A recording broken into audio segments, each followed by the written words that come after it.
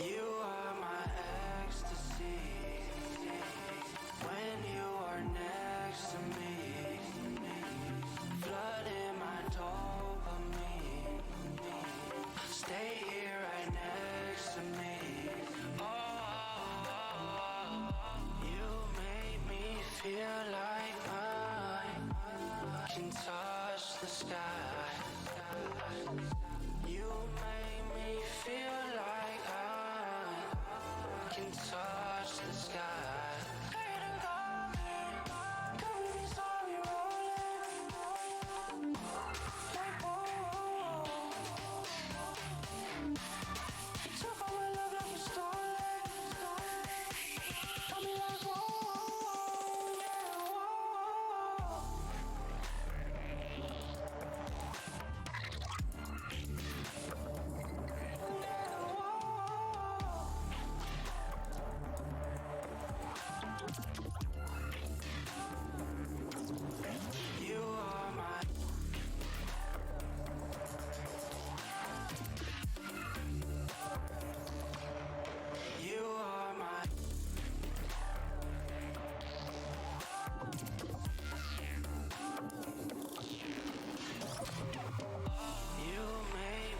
Feel like I can touch the sky.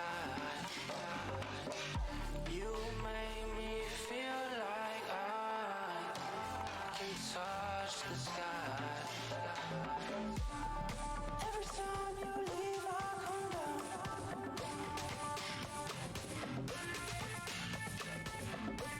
So good to know that I need you around.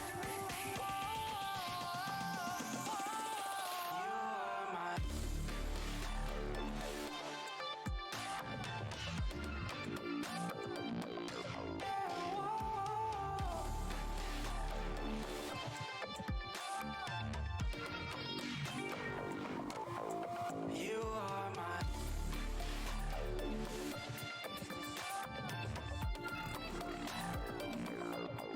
You are my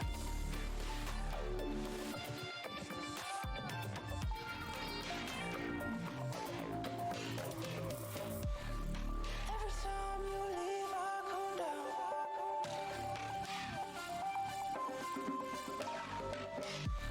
So girl, you know that I need you around.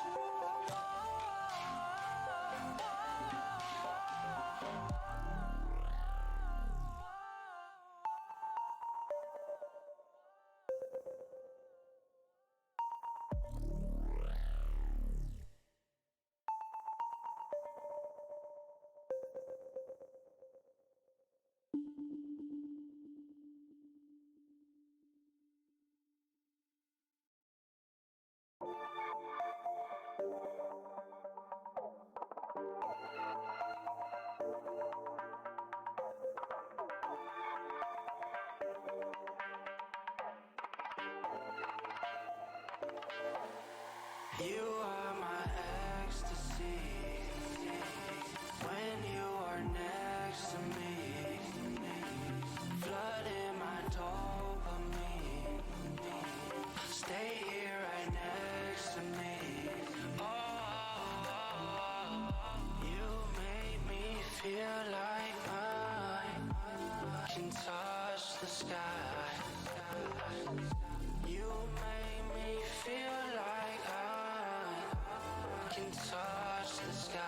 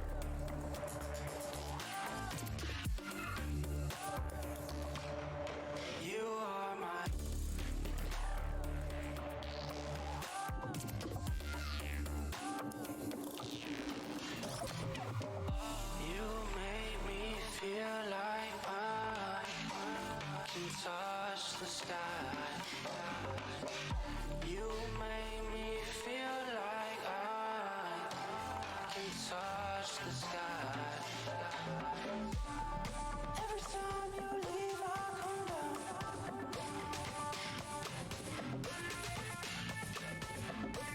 So girl, you know that I need you around. You are my.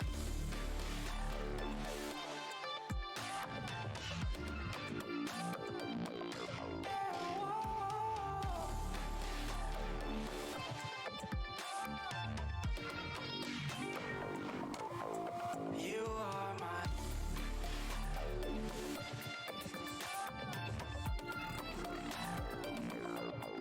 You are my.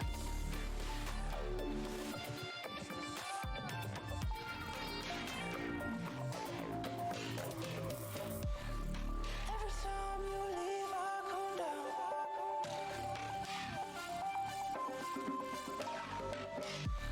So girl, you know that I need you around.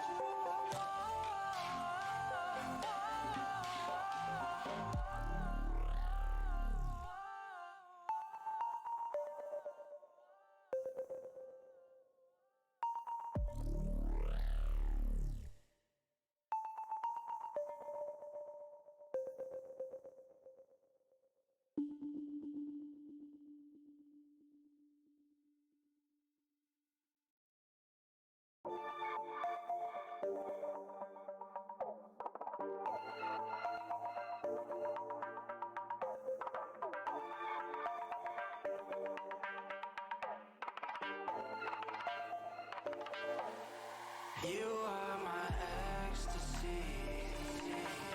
When you are next to me, flooding my dopamine. Stay here right next to me. Oh, you make me feel like I can touch the sky. You make me feel like I can touch the sky.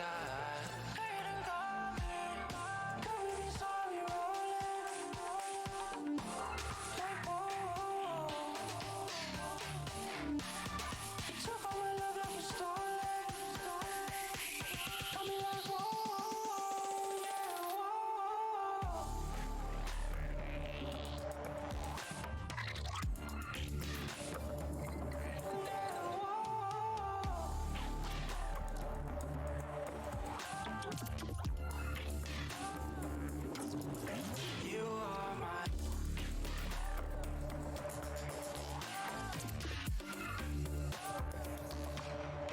You are my.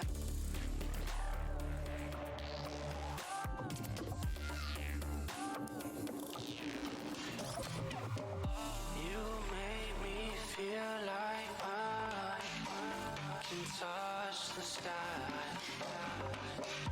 You make me feel like I can touch the sky. Every time you leave, I come down.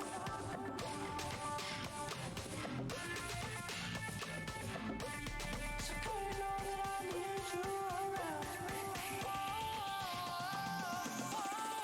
You are my.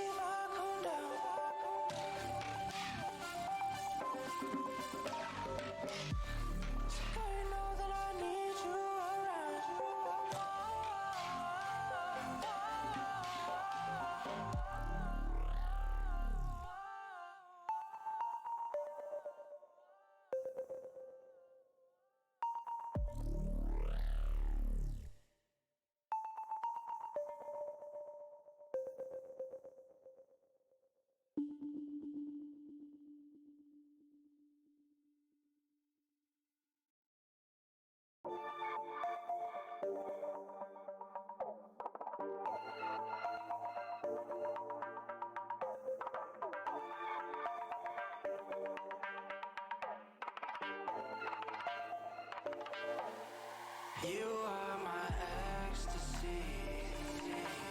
When you are next to me, flooding my dopamine. Stay here right next to me. Oh, you make me feel like I can touch the sky. You make me feel like I can touch the sky.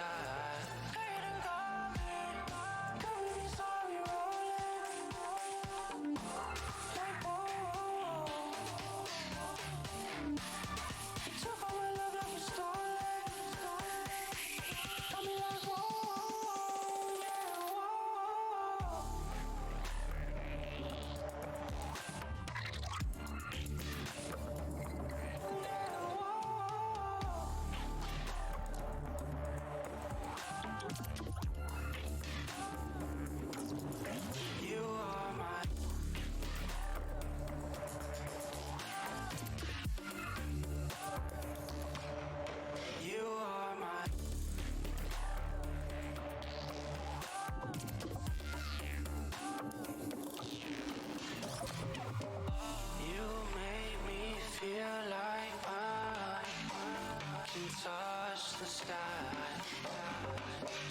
You make me feel like I can touch the sky. Every time you leave, I come down.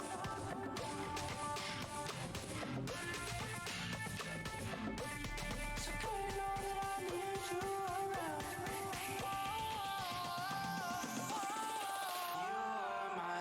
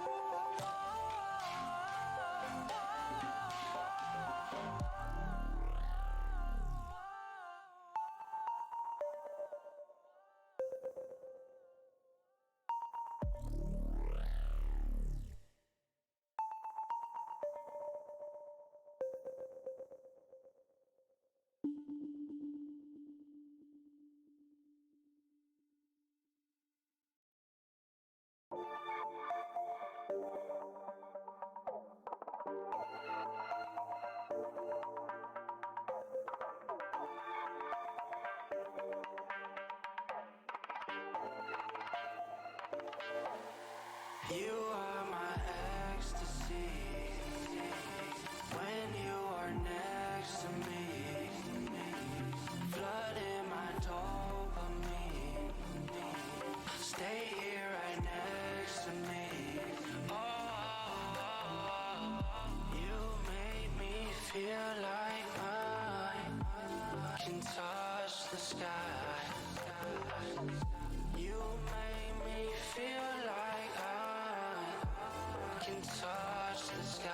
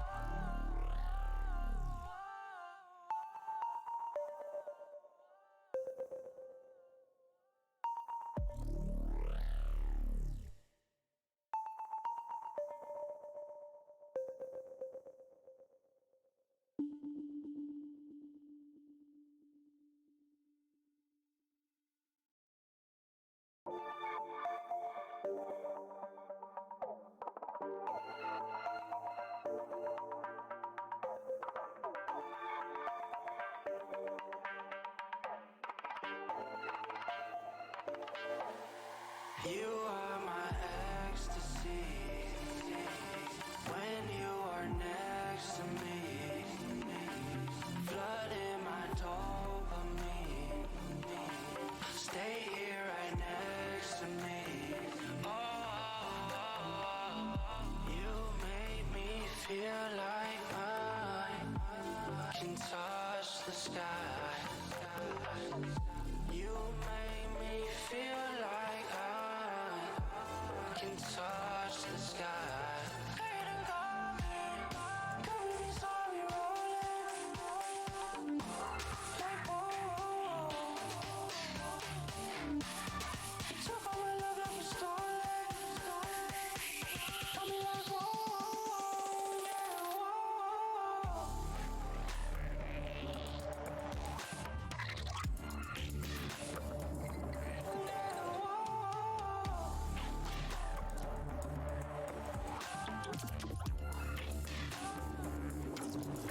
You are my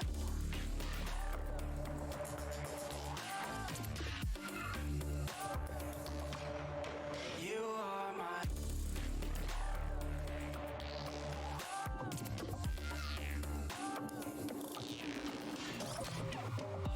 You make me feel like I can touch the sky. You make me feel like I can touch the sky. Every time you leave, I come down.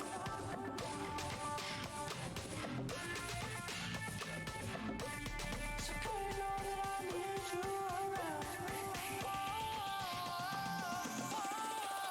are my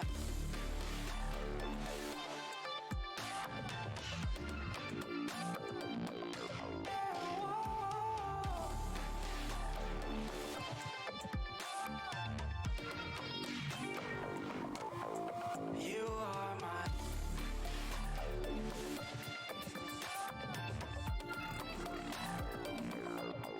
You are my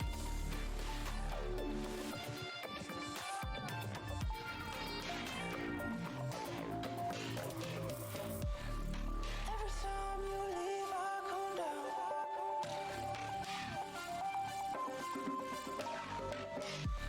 So girl, you know that I need you around.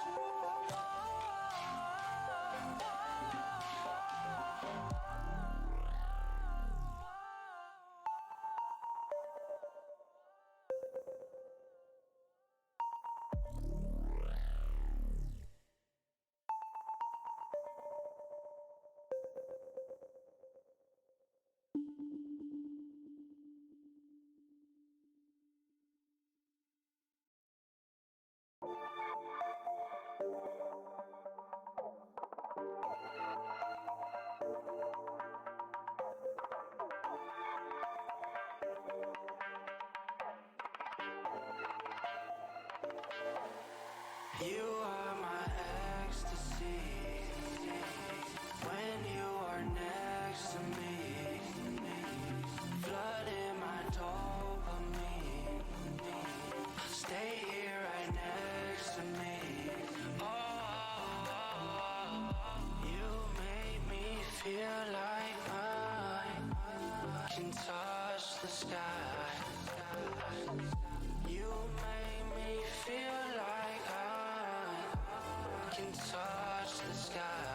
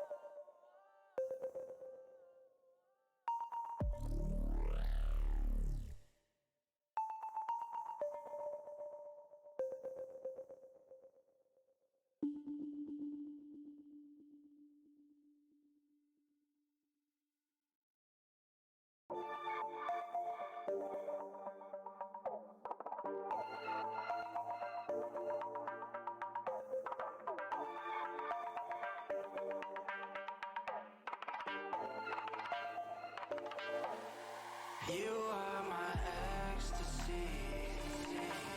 When you are next to me, flooding my dopamine. Stay here right next to me. Oh, you make me feel like I can touch the sky. You make me feel like I can touch the sky.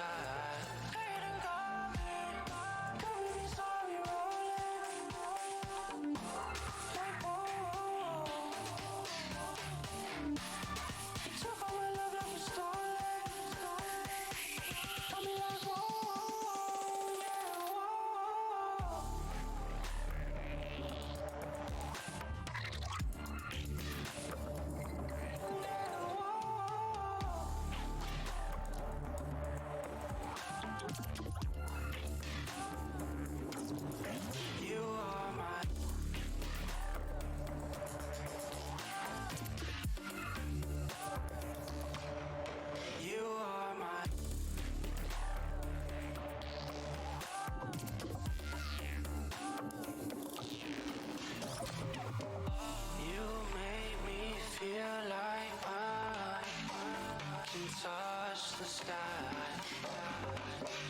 You make me feel like I can touch the sky. Every time you leave, I come down.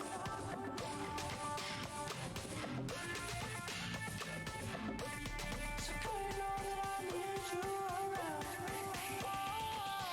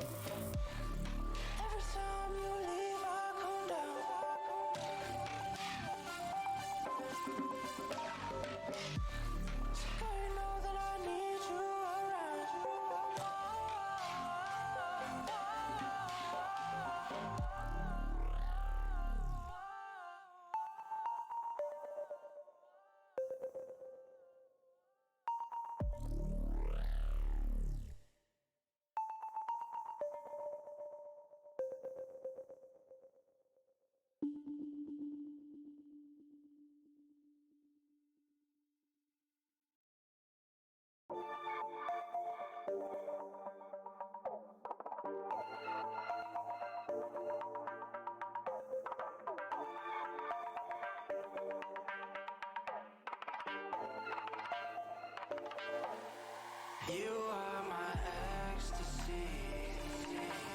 When you are next to me, flooding my dopamine. Stay here right next to me. Oh, you make me feel like I can touch the sky. You make me feel like I can touch the sky.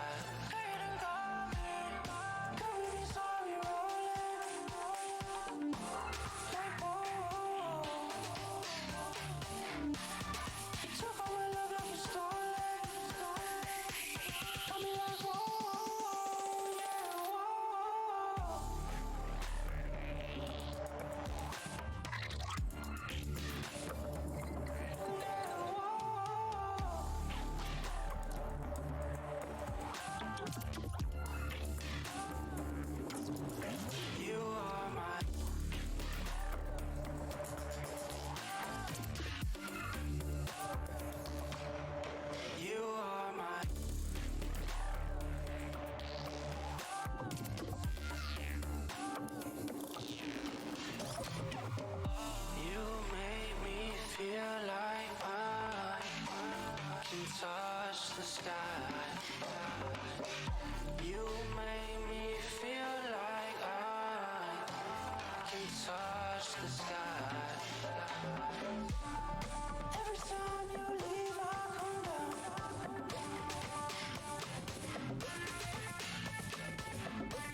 So girl, you know that I need you around. You are my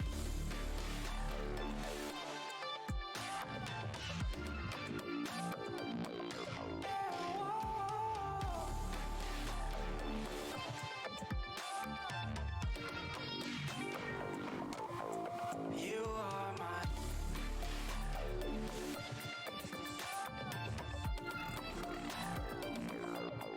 you are my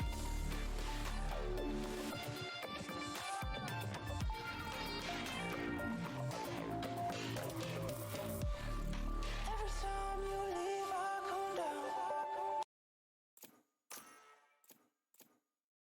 And welcome everyone back again to IG League TV. I am going to be your solo caster for today's first game here. My name, of course, is EduCast, but we are joined by two exquisite teams today. We have, of course, Evergreen Griffin versus UCR. For Evergreen Griffin, we are going to be calling them the Eggheads today. They are going to be showing off how smart they are on the map of Haven today. And of course, this is going to be a best of one. But before we get into that game, while we load in, we got to thank today's sponsors. Of course, our next upcoming tournament on August 27th through 28th, IG League is going to be hosting a $1,000 tournament. So make sure you guys can join that. Check out the website at IG League TV. Of course, join the Discord. Link should be in the chat below.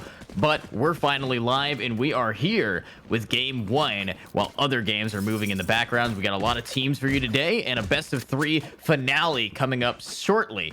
But right now, we're going right into the pistol round here. So I'm excited to say that I'm honestly excited to see again Terra Esports players back in the limelight. We got, of course, Andrew over on UCR. They've been moving back and forth, and Terra Esports always had a good heart in how they were able to perform here at the IGL. But now that it is finally live again, we are going to have some fun today and see what goes on. So opening it up, we have a pistol round, and it is going to be a C hit coming in from UCR.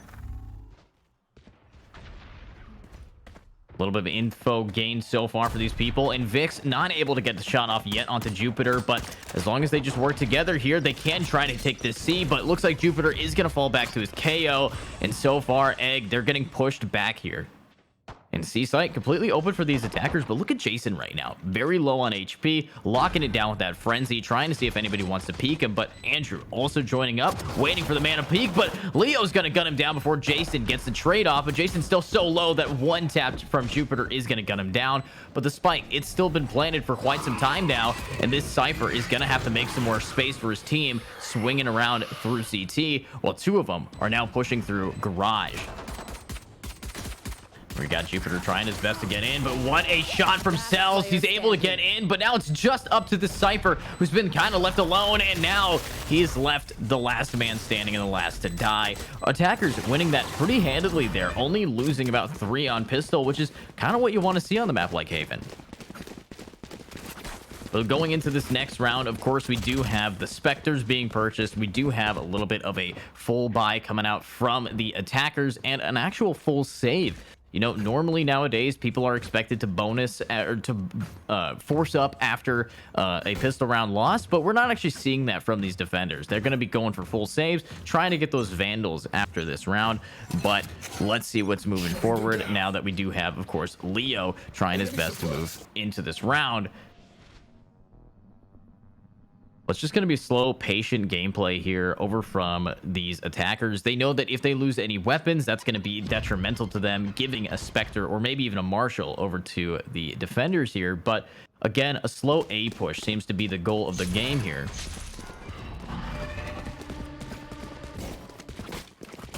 I like what we're seeing from the Rays. We are seeing Cells, the defensive Rays, push up into sewer, but he has a lot going on here for him to try to get in what he can. But that's going to be a pick, but it's the only one he gets as the Kaboom bot shuts him down. But look at Andrew here, his positioning, getting him all the way on top of site while his teammates are absolutely mowing down these players. And now it's just how are they going to be able to get this done? Spike planted.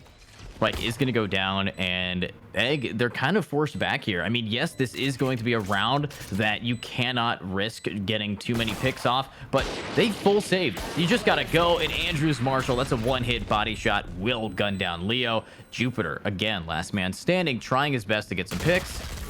And wow, what a beautiful pick coming out from Jason onto these players. Attackers winning it so far single-handedly right here. But this is the buy round. This is where you're going to see the rifles coming out. Of course, we do have full rifles with the Phantom in the hands of Egg, but the fact is, Jupiter, he can't afford full armor, so he's still going to be maybe a little bit of an easy pick off if these attackers want to do a full bonus, and I think we're actually going to see that here. Not a single one of them upgrading their Spectre. They're going to go, hey, this SMG is going to carry me all the way into B site or C site. So I'm excited to see what is going to happen next round.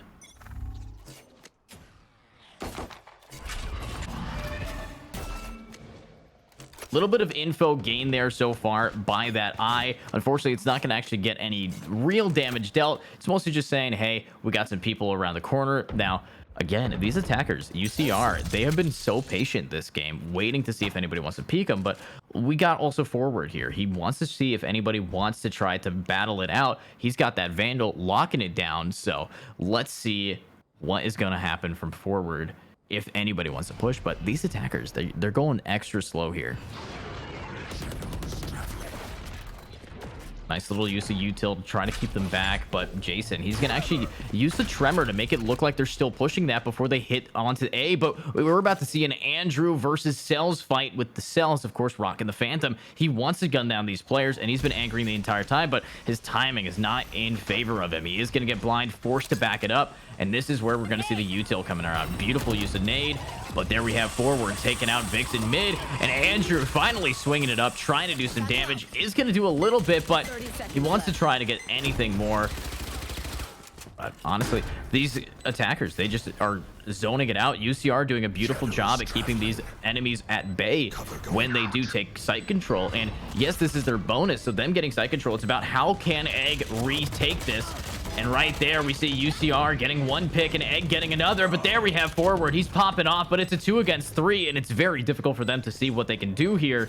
But now Soup trying his best to anchor it. And he's the last alive, but he only can get 3 in total. He would have to ace that to win the round. But the fact is, they got rid of so many weapons as these defenders, their economy is not looking too hot.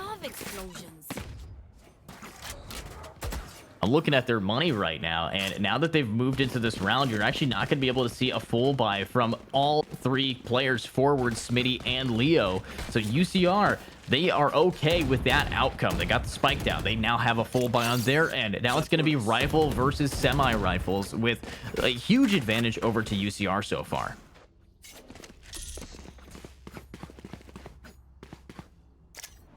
I do like what we're seeing from these defenders right now. They're stacking over on that C site. They're trying to make sure that they aren't going to get pushed in. But what we got is the ultimate, the showstopper coming out from long, from Cells. He wants to see if he can get a pick off here. And with all of his satchel charges available, he is going to yeet it right into Andrew. And a clean pick off is going to happen.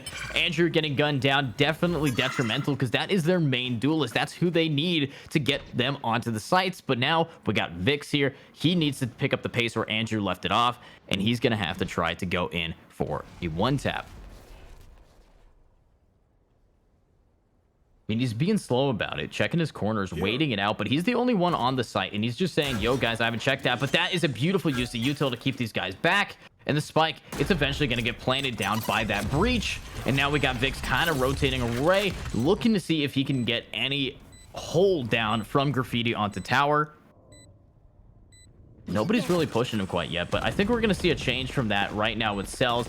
But look at that util. Jason doing a great job zoning these players back. A little bit of a stun coming through, and so much util dumpage. These guys can't compete And now we got forward on the site, getting gunned down by Jason. That's already a weapon down, but Eggs, he's getting in there. This team is working together, but that's going to be a beautiful ultimate, yeeting them right into Jason for a 3K. Attackers, they did use one ultimate to hold that back, but it's kind of what you have to do to make sure that these defenders, they have no economy, no chance at really staying in this game, especially since Eggs sells. He used his showstopper that last round, and that is a big investment to try to go for.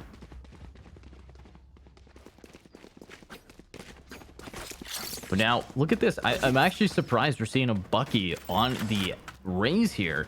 You know, a Bucky on a raise, it's like a judge. Is he gonna pull off the aggro comp where he's just dashing in, going for those bomb shots? But if he can't get the bump shot, then he is gonna get bump stocked away. But Andrew here, he does have, of course, the Vandal, and so does his entire team. They're waiting for someone to pick it up, and Jupiter is not going to be that guy, having to now back it up. We are seeing the ultimate from the enemy Omen here, the attacker, looking for some info. They say, hey, there's two here, let's rotate to a different site. Love that comp from these teams. But now we got Leo here looking to anchor it down with the classic. It's a weapon that you definitely want to have in close quarter combat, and that headshot opens the door for more damage. But when you're completely blind, you are going to get gunned down by Jason, and Jason's not going to get one, but he's also going to get two onto cells as well. But we got forward. He has a beautiful weapon here, so let's see what he can do with the Sheriff. It's a powerful gun, a one hit from medium range, so hopefully he can try to get another pick. But right now we got Vix anchoring down over at that C site, looking to see if anybody wants to try to compete against him, and that opens so much space for this A hit, which is getting guarded by both the Fade and the Omen. And the Omen is going to work his magic with the Sheriff, taking out Andrew. Beautifully played. So let's see what can happen right now with Smitty going in for some info. Gonna line up. It's not gonna actually connect to anybody, but just by using your ears you can tell where some players are. One behind sight, one over and back, but it doesn't matter if you know where they are. They know where you are, and they know how to click on ahead. Migraines, giving a migraine to the poor Omen there. Beautiful shot. He does it twice onto Smitty. Stop standing where your teammate died, because that man has got it lock and key, leaving only Jupiter, last man alive again. Some reason this Cypher, he likes being the last person standing. But right here we have a little bit of a util dumpage coming out. Jupiter stuck off, but the bombs is about to blow, and if they don't get this man down, it will do some damage here. But luckily they can all walk away in time, and a beautiful round from these attackers. Again, UCR, they're coming up strong here with how they are making waves so far. This is of course the first game of the day, so first game of the day, you definitely want to see some teams really show off and see who is the best, because again, the winner of today's tournament, you know, that is going to be $320 split amongst some teams here. So let's see who's going to be taking it all. And again, look at the ultimates we have going on. We got Migraines on the attack. He just popped off there, getting himself a two-piece with the headshots, but now he's got his Nightmare. And a Nightmare is a powerful weapon that they need to try to keep these players back. But with Jason here, it's about how you can actually get on the site, get some more picks. And I think we're seeing defenders, they're playing a lot more defensively. Last time we saw them in this situation, they were very aggressive, taking a lot more space than they really could afford, and that costs them the round. But with Leo, he's got himself a Vandal. Again, it's been a while since we saw this team be able to buy. And Migraines, he's actually going to walk around a B. B currently being solo defended by forward. And these attackers, they want to take this B hit. They want it against this man. But here comes a little bit of util dumpage, and they don't actually know where forward is. Andrew gonna jump out, but that's what happens when you don't have trigger discipline. You might get one, but you're not gonna get any more, and a one-for-one trade on defense is not what you want to do. Cells here, you're gonna have to try to make some space for your team. You're gonna have to re-entry this with a big hit, and especially from Smitty. I mean, he is stinking right behind this, but look at this. We got, of course, Vix able to get gunned down. Smitty opening up everything here for his team. A little bit of util to keep him back, but Scoop immediately getting a pick on a Leo. We have that ultimate, the Rolling Thunder rolling out, and Smitty now on the flank. He's getting a double kill, and he spots one more, but that's going to be Soup able to get the pick down, and now it's going to be a 2 against 2. The spike planted for them inside of middle, and unfortunately, these attackers, they don't have a controller to wall them off, and that's going to cause them to be easy pickings with Scoop getting another shot, but can he get the final blow? He can't, but Jason can. Beautiful play by these players today. I mean, you gotta hand it to these guys. They're absolutely crushing it on how they're moving forward, getting some pickoffs, and making sure that everything they do is within accordance of how you want the fundamentals of Valorant to be. You're seeing that from the attackers UCR, and if I were to say something, these defenders, I think, definitely need a timeout. They need something to reset their mental, because they have been force buying into a save, force buying into a buy round every single round here, back and forth, and their economy, it's in shambles. Here we got Vix trying to get some damage off, and he is going to go for it, just making as much space as humanly possible. But there we have the ultimate coming out, the face your fear. Everybody needs to face up and make sure you man up and get some picks here. Jupiter, of course, always the first man to leave a site. He's just always being a little bit more passive than you'd like on defense. You want to get at least two, but there we have Leo opening it up and getting a clean pick through Garage. And now Jason anchoring it back. Jupiter finally gets a pick with the Sheriff. What we love seeing from the Cypher. But look at the flank developing from the Fade. I don't think that they know what is about to happen, but the Showstopper's going to come out and get two. Andrew, that's what we love seeing from you. Beautiful pick. But now it's up to Smitty and Jupiter. They got to re-hit this, and Jupiter's getting so many headshots, and it's all up to Andrew. Even though Andrew got all those picks with his ultimate, it's not going to be enough. And a beautiful round from Jupiter. I think he heard me kind of talking down to him, and he said, bet, watch this, and the thrifty round is going to come out there. Beautifully played.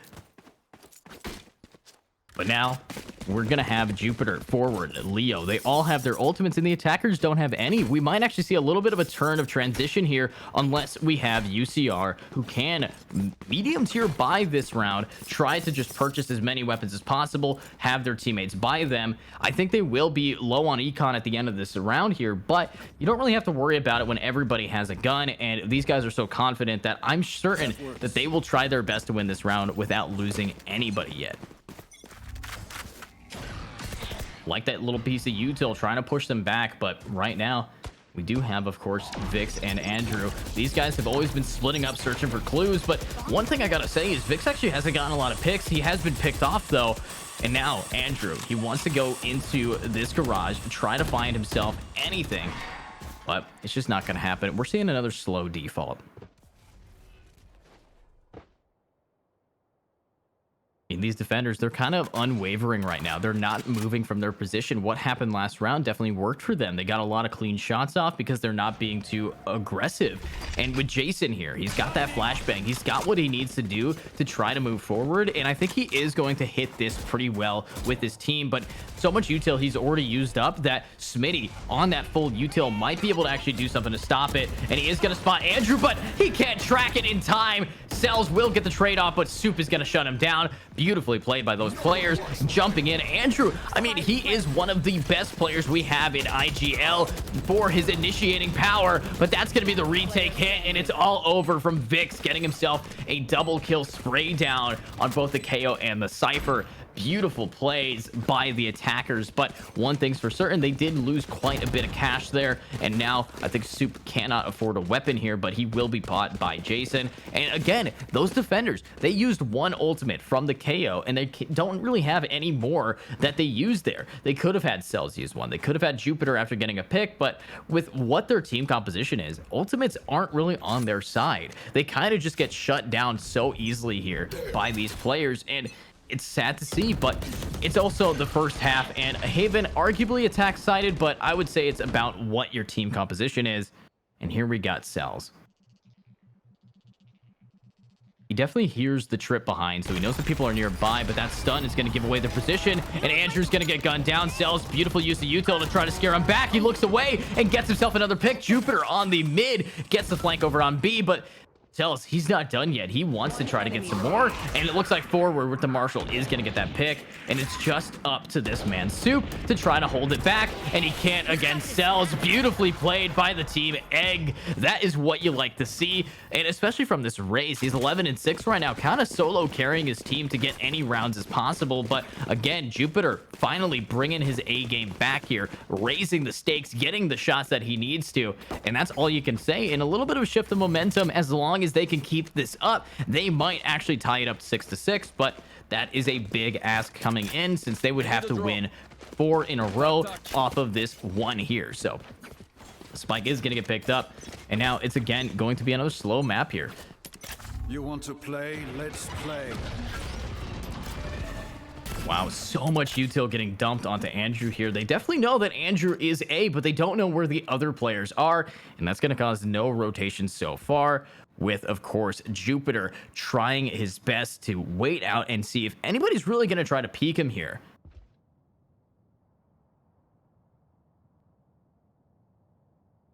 I mean, Egg, they're doing such a great job bringing it back and dodging that. Beautifully played by Jupiter, able to get that. But look at that util dumpage. He's taking so much damage, and he is not going to get away scot-free. That's going to be a death by Andrew. And now the spike will get planted by UCR. And, of course, Egg, they know how to retake these. They've done it so many times before, and especially with the ultimates they got, they might be able to do it. With right now, Leo getting gunned down by only a Sheriff. This is a thrifty round by these players. The tour de force coming up big, taking out some damage, and now it's just a 2 against 5. Forward needing to try his best to get all the one taps if possible, but here we go. Vix is gonna gun it, and it's up to Smitty. And Smitty, he only has 250 credits. A save would be the best option for him, but he just has to whittle his way away. And now he's stunned. He's getting rushed by so many players. They don't want to let him save it in a flawless round from attackers. A flawless round on an eco round. That is dirty, that is evil, and that is MVP worthy.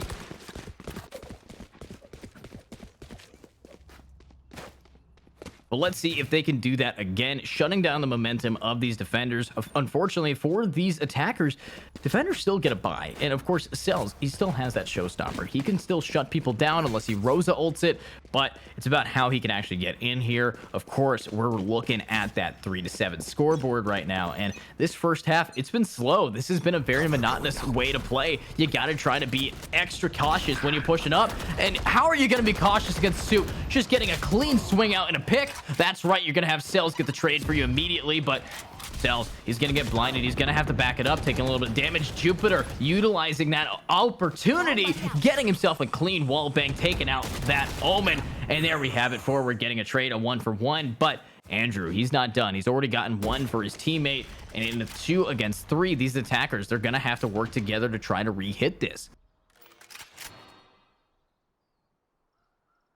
And I like how they're now finally grouped up together in that A lobby, looking to see if anybody wants to peek them. But these defenders, they're kind of leaving A alone. And I think that they might recognize that soon once they start hearing the bomb get planted by, of course, this breach. And Andrew, I mean, he has been doing such a great job on A's site. You can really say that A stands for Andrew with how he's been able to entry on this map here. But right now, we got Smitty. He wants to re-hit this. He knows that the spike will get planted. Now he's got 3 of his teammates for the retake, and with that showstopper available, this is looking very good for these players. But here we have Andrew countering it with another double kill down, and there we go. Cells gets 1. The showstopper comes out, but he doesn't know where Jason is. He could be anywhere, and unfortunately his bomb is going to go down. The rocket fuse wasted over on the edge. He now knows that Jason is going to be up top, takes a little bit of damage. He only has 1 satchel charge remaining, and Jason, he's just buying time for himself, making sure that this poor man cannot defuse the bomb. But are we going to see that happen again with Cells? I mean, he's trying. Look at Jason playing out time beautifully. That is how you want to see a post-plant 1v1. You got to play a little sneaky today. And now it's the last round before the swap. Are we going to see a 4-8, or is it going to be the 9-3 curse? So many different things could happen this round, but looking at the economy, these defenders, they put so much into last round that it is not looking good for them, because right now we got Migraines. He's got a very good offensive ultimate, the Nightmarish, to try to scare them away from the sites. So UCR on a great start so far, but can they keep it up with how they're going to be moving forward into getting some one-taps here?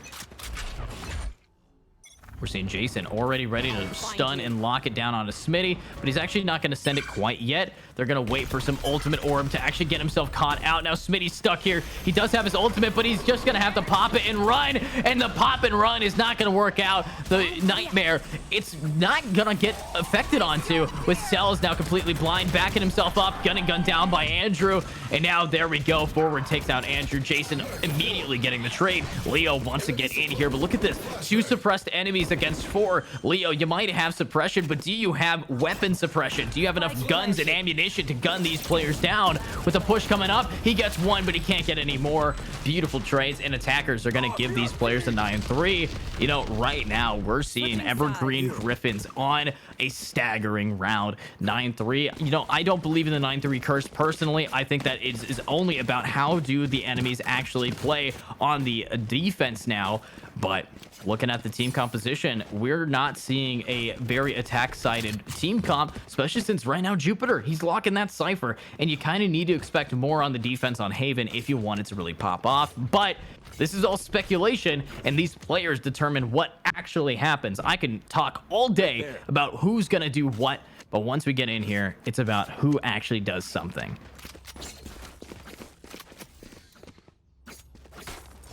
I mean, this pistol round opening up, we are seeing 2 armor purchases from both Leo and Forward, which tells me they're going for full util usage. And that's pretty important. If you're on the attack, you want to be able to have those paranoias. You want to have the blinds. The more that you have, the better. But right now, we got Vix. He's bought 4 of his headhunters. That's a very expensive purchase. And every shot, he's burning through 150. So let's see if he's going to be able to, you know, get his money's worth on the player cells here. Or is he just getting timinged as he walks back over to long?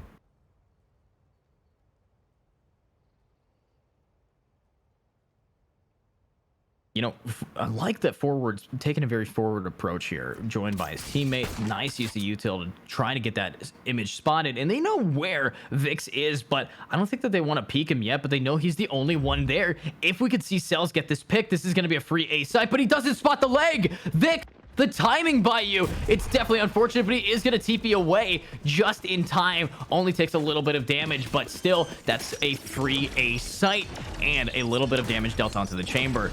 This is what we like seeing from the pistol rounds. We are seeing a little bit of stun. Leo completely locked down. The blinds are coming out, and this is a very aggressive retake with Jason gunning it down, but there's Cells and Smitty immediately getting the trades, but there's Soap. He's ready to go in, and Jupiter's gunning it down in the nade, securing a triple kill for the player Cells. I mean, attackers able to really prevent that highly aggressive retake. That's what we like to see, and I think that says that there is more to come like that, and if they can keep that going, we might actually see the 9-3 curse turn out to be true.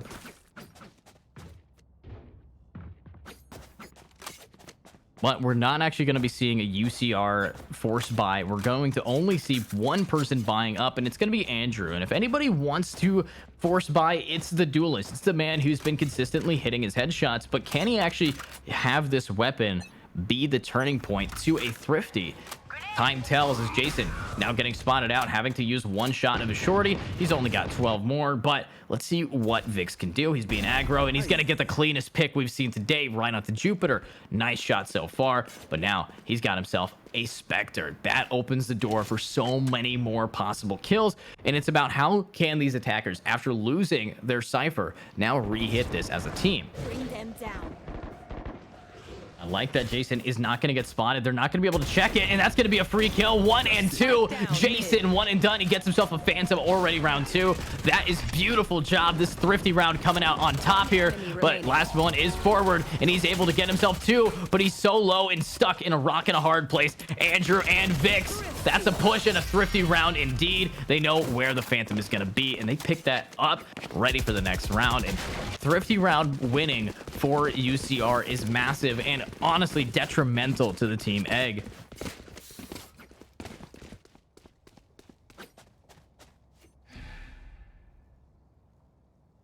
But how do they respond to now losing that thrifty? They know that if they were to force buy here, it's a guaranteed GG. They don't want to have the players go into that match point advantage yet, so they're actually going to go for a light buy eco. Are they going to be as useful with their thrifty rounds as we've seen before? I mean, Jupiter with the Sheriff has popped off, but he's not rocking a Sheriff. He's rocking, of course, that Frenzy. But with Leo going forward, he's looking for anything to try to get some space here. And he does have that classic. He's looking to see if he can get a pick, but he's going to have to do classic versus Spectre against Vix, who's been hitting his shots today.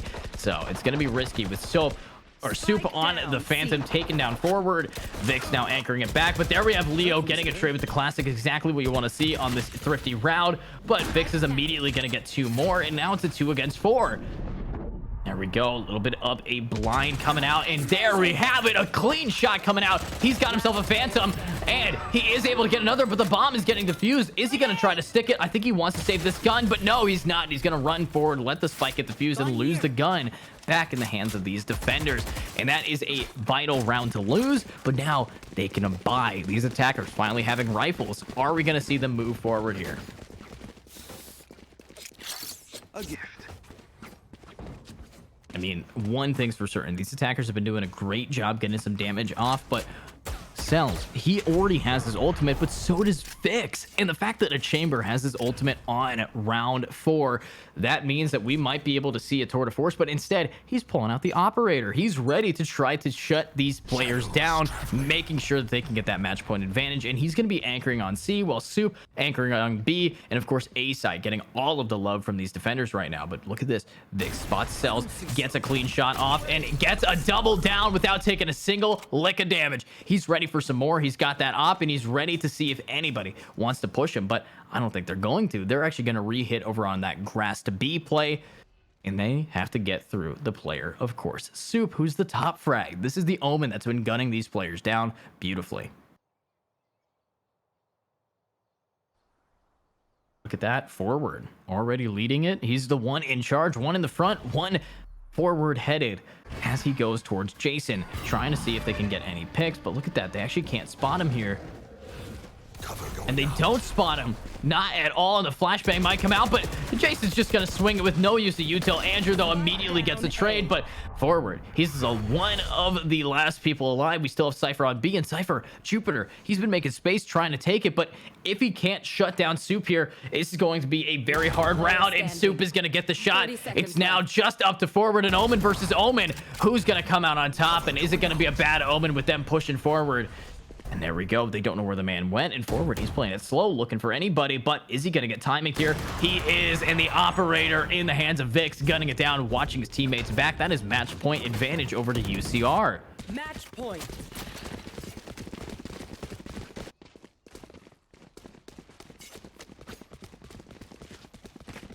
That's a good I mean, match point. When you're at match point here and you don't have a full buy, you have to rock some Bulldogs and some Spectres. And the fact that Egg, he's the only one able to buy himself a full rifle, but to buy him that, he has to have no armor. It's a risk that he needs to take here, but the problem about taking this risk is so many people are going to want to push in and make sure that he gets gunned down. And I don't know if these defenders are really going to have any room for these attackers to push, especially with Egg. I mean, he has to use his ultimate. It's going to be the death of him if he doesn't pop it this round. You're going to have to full send it, try to break the economy of these defenders, but it's hard to break an economy when they have a Chamber who has his ult up.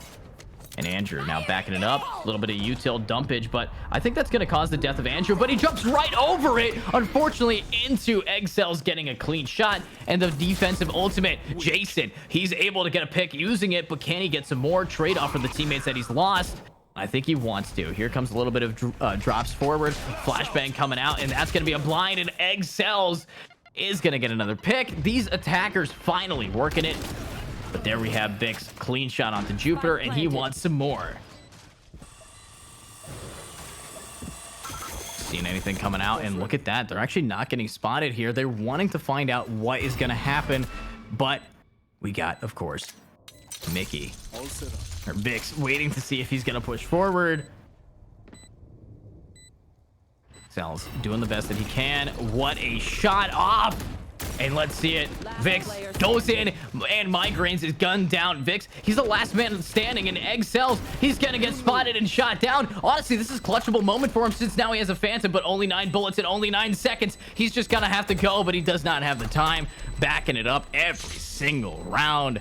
Let's see what is gonna move forward here with the round there. I mean, beautifully played by these members here. The thing is, attackers, they lost so much going in. Yes, they might not be able to full buy yet again, but these defenders, they have to only win 1, and just to tie it up to go to overtime, Egg needs 7 rounds. So Egg, you're gonna have to kick it into overdrive here, moving as fast as humanly possible. Make sure that you get some mileage on these guns before you get dropped, or else you will lose this game. And in a best of 1, kicked out of that prize pool, kicked out of the IG League, it's risky and it's scary.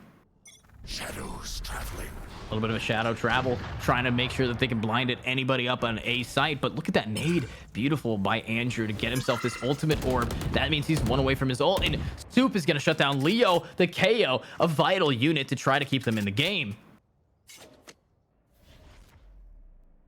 Now we got Cells here, trying to find anybody.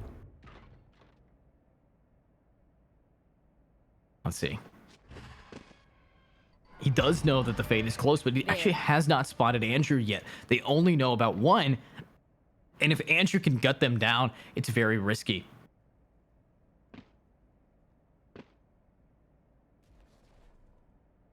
And that timing, looking to his left, he's going to get gunned down by Andrew. Beautifully played. But here we have, of course, Vix, and he's ready to get some more picks. That operator, it's been working wonders. And these attackers, a 3 against 5 on the last round of the game. Can they actually clutch it up to make sure that I am being wrong in what is the last round or not? We, of course, have Migraines trying to get some knife peeks out. That makes it so you move a little bit faster, trying to swing out if anybody's going to be able to get spotted. But look at Smitty here. He wants to try to get a gun down.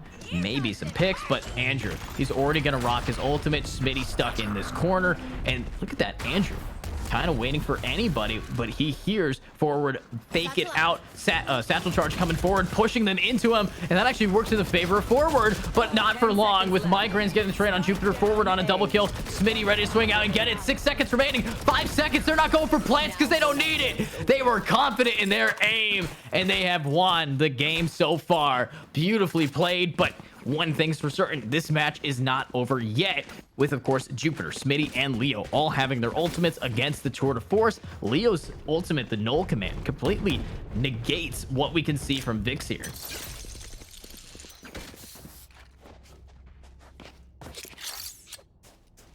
Let's see what we can do now that they are pushing forward, looking for anything that they can really get. We, of course, have Vix. He's got himself that Tour de Force, and he wants to find somebody. And a beautiful blind coming in, but unfortunately for him, that blind's not going to get acted on. Smitty, you know, using up that util early for that info. Definitely info, important part of the game, but you need to start getting some picks with it because these players are always good for 2. So you need to start taking out some picks if possible. But there we have Vix getting a pick onto Leo, and that's a big pick because that means no longer can this Tour de Force get shut down at all unless he starts missing some shots. Andrew takes out Smitty. This is a bad round for Egg, but UCR, they're loving this. They love how much these players are peeking them, and the aggression from these defenders is unseen from what we have expected from them so far, and they're bringing it up at this round to really say, I want to end this game. It's over right here, right now. Spike is going to go down, and here comes the retake from these defenders. Are they going to be able to get it, or are we going into 7-12? Do they have what it takes to bring this game all the way back? Let's see it, a 5 against 3. Util coming out. So much util dump to go in. We're trying to find some info, and it is going to spot the man behind side, but he's blinded, wall banged. That's why you don't want to sit still, because there's going to be Vix around on top of that hill getting himself those picks. Now Cells, he's ready for it. He's going to gun it down, but he doesn't know that there's a man right to his right. Jason's going to get it, but Cells, he's the last man alive. He's got to keep himself in the game, and it's all over. The bomb's halfway, and this team only came halfway. UCR, beautiful job, but that's going to be game 1 so far. We'll see you guys in the next game here with 2 new teams, and we're going straight to break. So thank you guys for seeing me here, and we'll see you soon.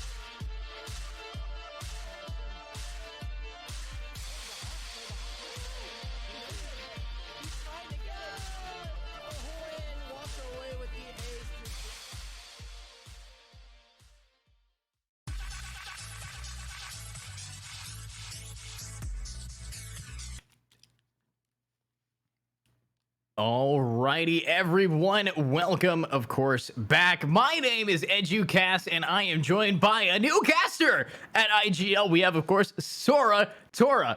And, you know, it's exciting to have another guy here. If you were watching our last game of UCR versus the players on Egg, you saw Egg get a little bit rolled, a little bit hard boiled before they got thrown out of the lobby. But now we're seeing a whole new set of teams. And of course, these teams are ready to rock it. This is going to be Rolled, who are insanely high tier in the IG League. They're a series regular against Clash Babes, who I personally have yet to see actually perform so well. So let's see what Clash Babes can do. If you guys are a Clash Babe fans, type it in the chat. Sora, it's nice to have you here. How are you feeling about being an impromptu caster and honestly a good person for the job? Honestly, I'm really excited. It always feels good to hop up on the desk with you, man. We always have some fun times. We just get to watch some insane Valorant, and that's like the main point of everything, you know? Yeah, an insane Valorant indeed. I think that we're going to get right into this game. We're actually going to be launching it into Ascent, which is a rather slow map, to be honest with everybody here. But one thing's for certain, once we're in the map of Ascent, it's all about who is better at defaulting. And I think that it's important that we get in here for this team. Unfortunately, one person had been kicked, so we'll get one people back in, but a little bit of a tech thing going on, but that's okay because we can still just sit here and talk for a little bit as we get everybody back in the lobby because, you know, Riot, it's an indie game. It's made by indie developers. They didn't spend a few $100 million on an animation series just for them to not have the game launched properly. A great series. Arcane was a good series, but I prefer a series of best of 3 here when we get into the grand finals at IG League TV. So let's see if we can get everybody back in, make sure that we have these players in. I think they do have to reset their games before we hop into this, but of course, we're going to be ready in a minute. We're just going to get one more person in and we'll be good to go. So let's find out if Valorant is going to be a friend to us and have us launch the game yet again. Always have to have a little bit of tech issues moving forward, but it wouldn't be a Valorant tournament without at least one tech pause. So let's get right into the game. Take number 2, and hopefully Riot decided that they wanted to put some money into this game instead of take it from their members using the Reaver bundle. And why is there a Champions It's a really correct? nice bundle, man. What do you mean? It's a nice bundle. It's just a little bit pricey, you know. But we're now in the map of Ascent. We're getting in here and we're gonna find out what these teams are picking. So let's have some fun. That's a big glass of water. That is a big glass of water, but now we're back in and we're looking at the teams here. Of course, we have obviously the Sova picks coming out on the defender side. I'm expecting to see some Odins coming out here. You know, Ascent, it's a very slow-paced map and the walls are paper thin, so you're gonna want a LMG that can shred through everybody. But it's also about how we got Turnip, Mikey, Udan, and Crispy. These guys, they want to rock it in, and kind of what we kind of want to see from these players. Of course, on the enemy team is going to be Rolled. You got Twizzy, Inertia, Quantumness, Jaesung, Slurt. These guys are fan favorites. They've been coming in here doing so much damage with these agents every single time. And, you know, Sora, let me ask you, it's been a while since we have seen a map on Ascent. Who do you think is your favorite character on this map? I'm very biased. It has to be Jet. She's just like the ability to go over walls and like pinpoint accurately slide down people with the knives is insane. But one thing that's even more insane is we have complete parallel teams right now. Choose your agent. Like, look at that. Yeah, I mean, we're seeing a mirrored team composition, and mirrored team composition always comes down to who's got the fundamentals better. Who's been at AIM Labs absolutely just completely demolishing those spheres? Who's been training in the practice range the most, and who is the better gamer? But it's also about team coordination. How can you pair your abilities together? How are you going to meld as a unit to be considered a team worthy of $300-ish coming out from IG League to move forward? Because we all know that first place, it's a $320 tournament. We of course have the 1K tournament coming out on the August of 27th and 28th. You guys got to be there if you are a player. Try to get yourself in because anybody can join, but you also have to be certain that you're able to win it. So be in with confidence. But now it's going to be the pistol round here. And Sora, looking at these two mirrored team compositions, the one thing that kind of shocks me is not a mirror of what these players are buying for each other. Everybody has a unique buy at the start of the round. Yeah, actually, you're completely right. It's very interesting to see like Sova with a ghost as opposed to the two people that would be considered duelists in this situation. And I wonder if that's going to be the make or break play here. You know, a make or break play indeed, but look at that. It is a big A push. We got so many people trying to now go in with Crispy. He's anchoring it down, trying his best to hold these players back and doing what they can. But of course, we're going to be following our beautiful observer Hydra. And let's see if we can do that together with a little bit of util. We got Mikey gunning down Inertia right off the bat. And look at that. The retake from RF. They're ready to absolutely mess these players up. Jae-Sung cannot do a whole lot. And that is a fast retake. What happened to this being a slow map, Ed? Jesus, that was instant. Well, I didn't expect K-Jax there to That just mow them happens down. where you have such a beautiful push into site. Yeah, I mean, they gunned it down getting onto site. They got the bomb planted, I think. No, they didn't get the bomb planted. They just straight up exploded. They just died. I mean, that's a disappointing thing to have happen. But, you know, the one thing about pistol round is it's where you're going to see the least amount of fundamentals come into play because you don't have your abilities up. You don't have the regular rifles. You don't have, you know, the timing, the spike needing to get planted, all of that jazz for it to work. But Yudan, he's got it, and I think Yudan can get the shots off on a Slurt if he can anchor this down. Of course, we got Slurt. He wants to counter that with a single flashbang. Is actually the purchase that he did. These attackers, their economy not looking too good right now, but it's not over till it's over, and they want to get a push onto now a little bit of a rotate coming forward.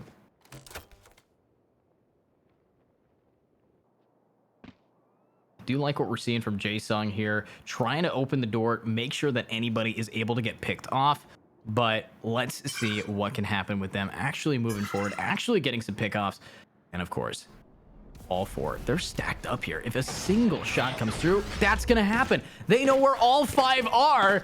You guys are kind of lost now, and I mean, you're gonna have to rotate through mid, but with 45 seconds, this is what makes Ascent such a slow map. It's just, hey, let's hit B. Oh wait, let's hit A. Oh no, let's hit B. Oh wait, let's hit mid, and then everyone's dead. And that's just the way that Ascent works. But with Jae-Sung here, he's gotta anchor this down. He wants to get these one taps on Yudan, and he's not going to be able to connect it, and that's going to be all the classics coming out, getting the picks. But there we have Turnip absolutely turning up, getting himself a spray down, mowing these players. And there we got Crispy with the trade for the 2K, and K-Jax last alive. It's the last he could do, but that's going to be, of course, the median tier round, and it's risky to have those players move forward. But Sora, what did you think about the rotates and the fact that they actually were able to get some picks there with such small weapons? Well, I mean, the rotate was their only option once all five of them got spotted with the KO knife.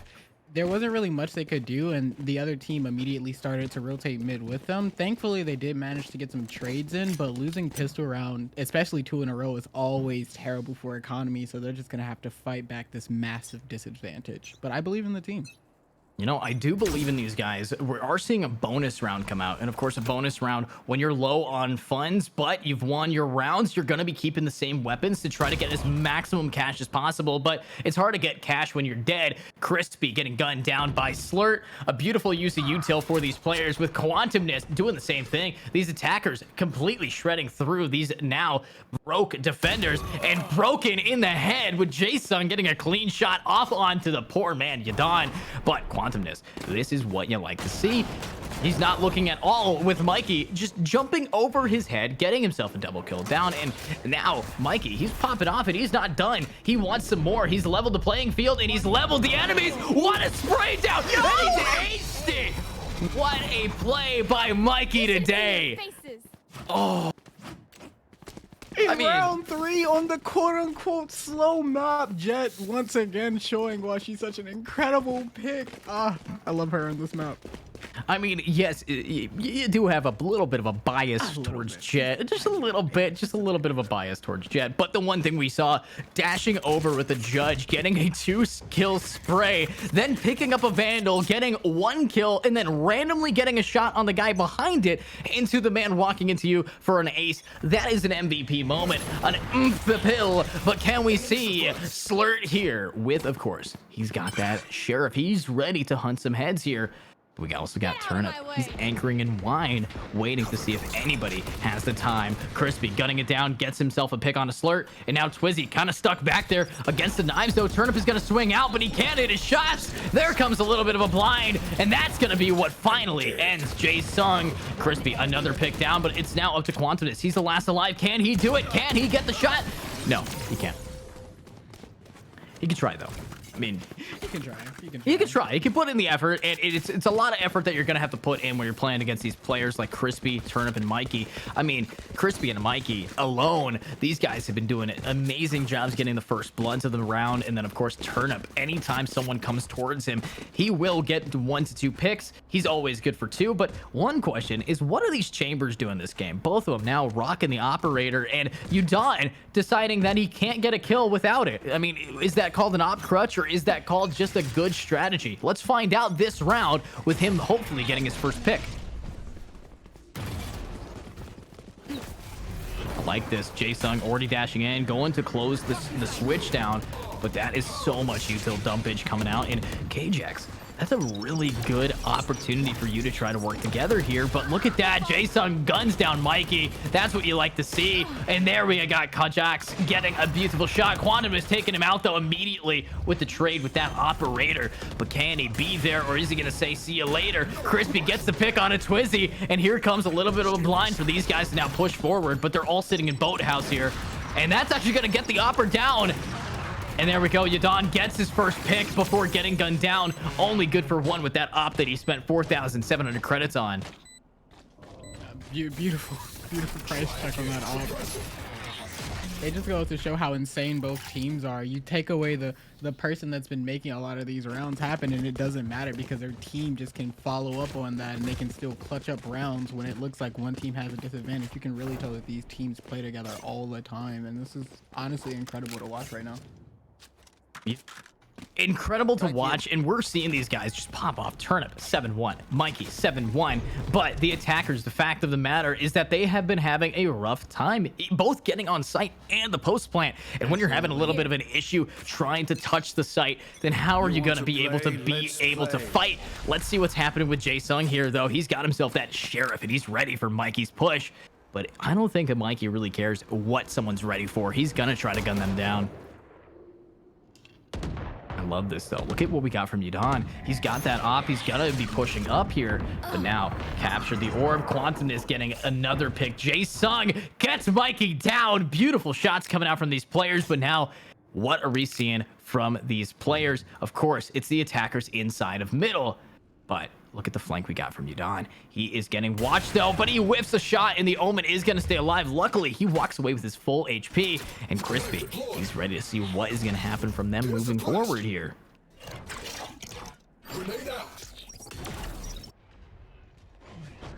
I like what we're seeing so far from these guys, but Yudon, I mean, what are you gonna do against these players? You have to get the op shot down, and unfortunately, you have no idea where that Omen has just TP'd to. And you are gonna get gunned down. 4,700 credits down the drain yet again with a clean shot from Crispy, though, to avenge your teammate, but you're the last alive in a 1 against 3, and you gotta get some more for me. Can't we see you get the pick? You got the flashbang out. You're gonna try to go for it. A double flash comes up, but you can't get it against Inertia, who is moving forward and getting those picks. Again, once again, just seeing how incredible these teams are fighting with a credit disadvantage, still manages to come up top and pick up an op for the Jet. This might be the turnaround we're expecting for this game. Oh, never mind. Seems she gave it a... Oh, I'm excited. You know, she's given up the operator so she can say see you later with her ultimate coming up here. That's kind of what you want to see. You gotta have all the abilities that you need. The Blade Storm flying out and shooting kunais wherever you don't want it to be. But we got Jae-Sung here. He's moving for it right now. He's got himself the util. He's got all of the aim that he's needed. And Mikey, whiffing that initial shot, is not going to be happy.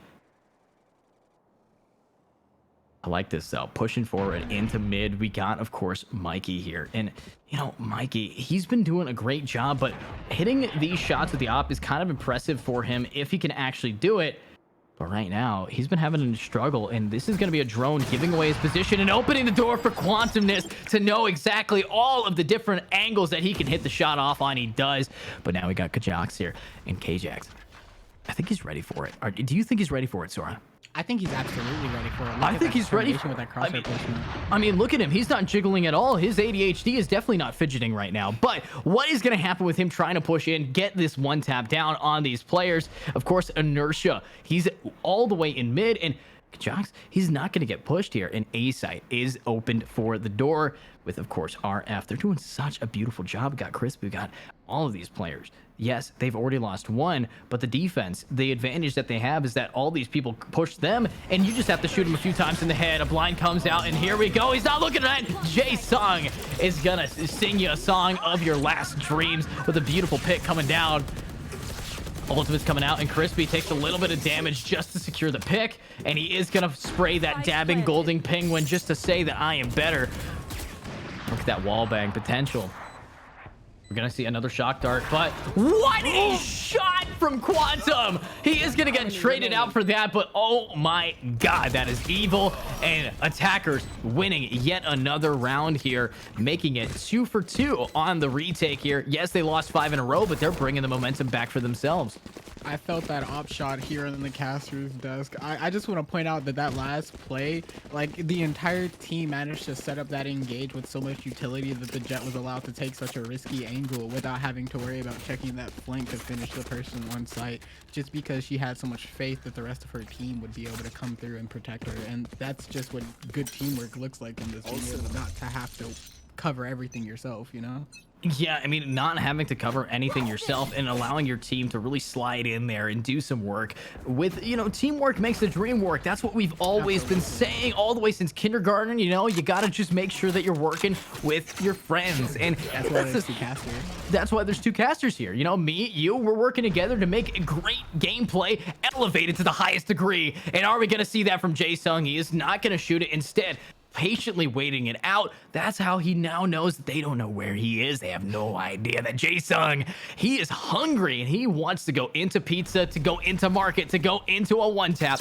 Can we see that happen though? And it looks like the Omen's going to completely give away his position there. And now Jae-sung gets killed from that. And unfortunately, his body is going to join the many pizza boxes. And hopefully a new box will be a coffin for these players. Inertia gunning them both down.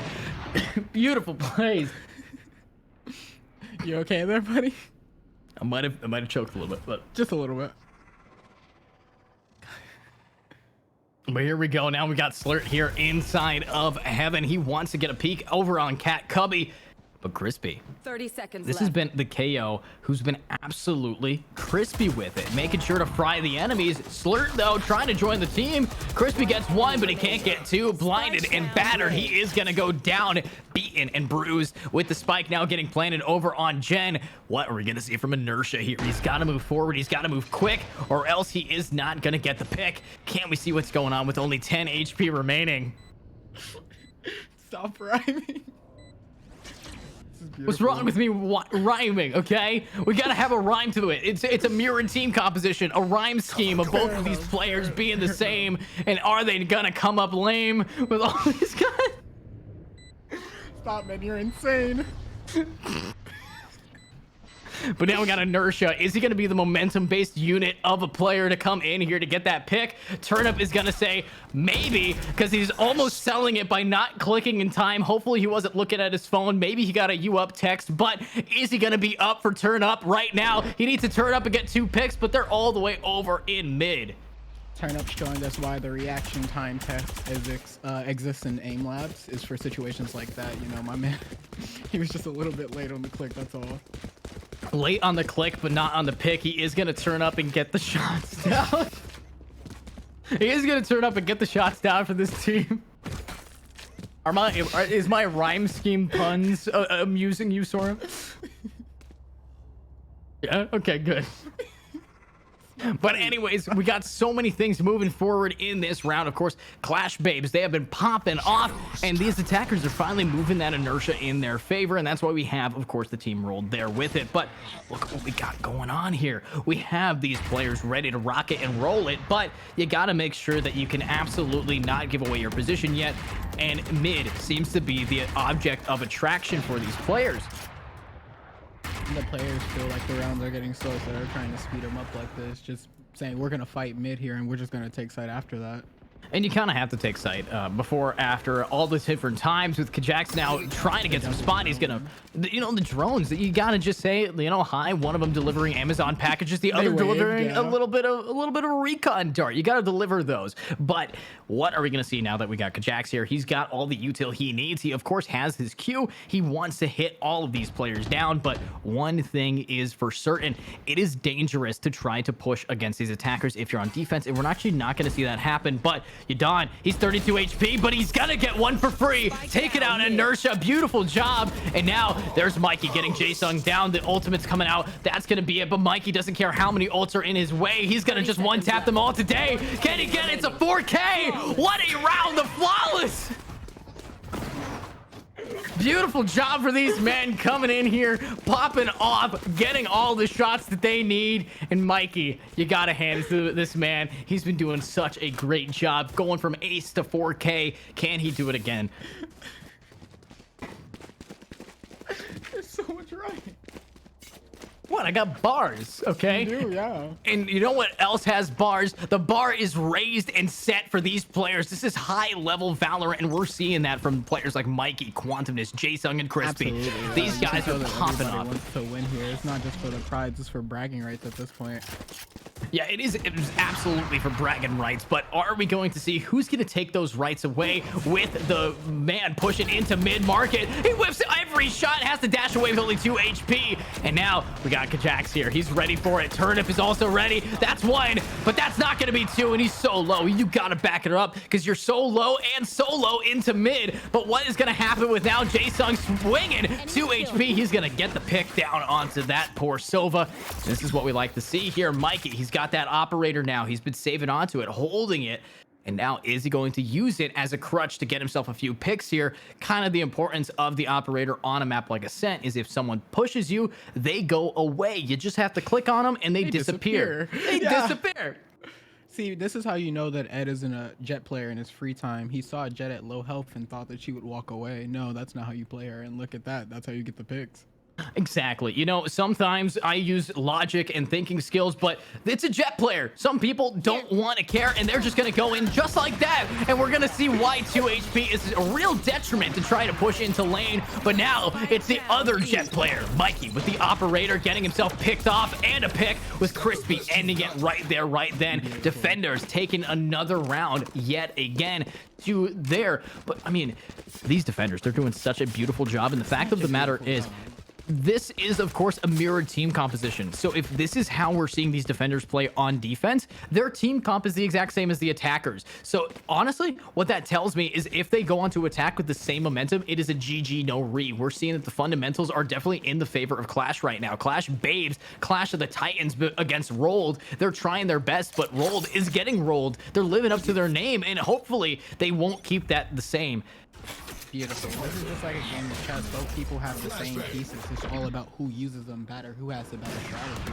And, well, I think we know who it is as of right now. As of right now, the defense definitely looking very excited right now. They are already 4 rounds up with a 2-round back-to-back winning spree. Jaesung is in mid, but Quantumness, he's gonna get gunned down by Mikey. Spotted out, can't shoot it, and there we have Kajax getting a clean shot onto Twizzy. And Jaesung, you need to try to get some more picks here. You gotta go forward with the headshots if possible. Inertia, you are there for your team, and you're ready for this. Can you get the pick on a Yadon? He's gonna want to swing out, but look at this. They've already lost 2 of their biggest players, and Turnip is on such a huge flank that they have no idea what is about to go down. Inertia will get that 1 pick, but there goes Slurt getting absolutely gunned down, and so does Jaesung. Turnip, he is popping up and popping down onto Inertia. Beautiful plays by these defenders yet again.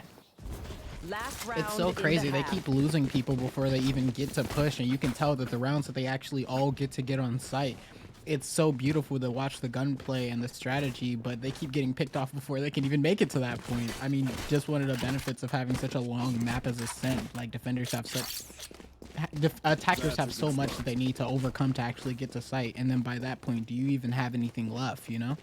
You know, that's why in a high level scene, you're definitely going to experience on the map of Ascent, people need to start playing as a team, start burning out util. Like right now, these defenders are throwing so much util down, but these attackers are just going to peek that and get absolutely rolled by these players. With Jaesung, he is able to get that pick down, but Quantum is getting shut down because of Yudon. That's impressive. And now we're seeing the attackers, they're playing a little bit more passively. They know that these defenders like to be aggressive. They want to see what is going on, with of course Jaesung gunning them down every single time.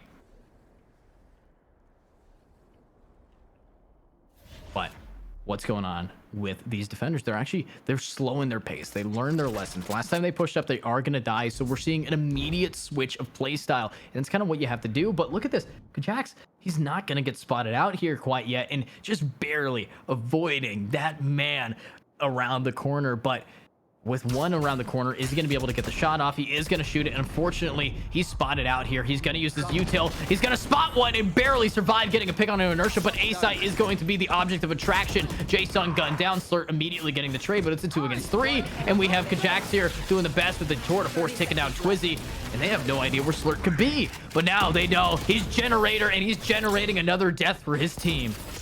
Credit to attackers. That's one of the best signs. I mean, that's one of the greatest signs of a good player, is the ability to switch your strategy on the fly like that. And they did really well. They baited out utility. They started to play a little bit slow, but another sign of a great player is being able to react to something like that. So again, defenders said, oh, we'll go in the offensive, and as you can see, it worked out for them just as well. But they did manage to get on site. Maybe this is the turning point, you know?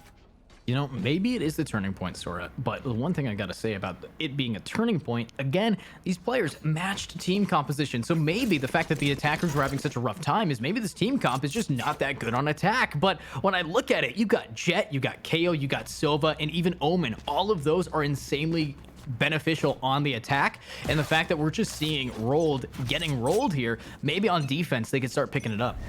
Yeah, absolutely. I think it's all about just how much of a advantage you can create on defense for this team. Maybe if they can like get to 10 and win a couple rounds, then you know it doesn't really matter.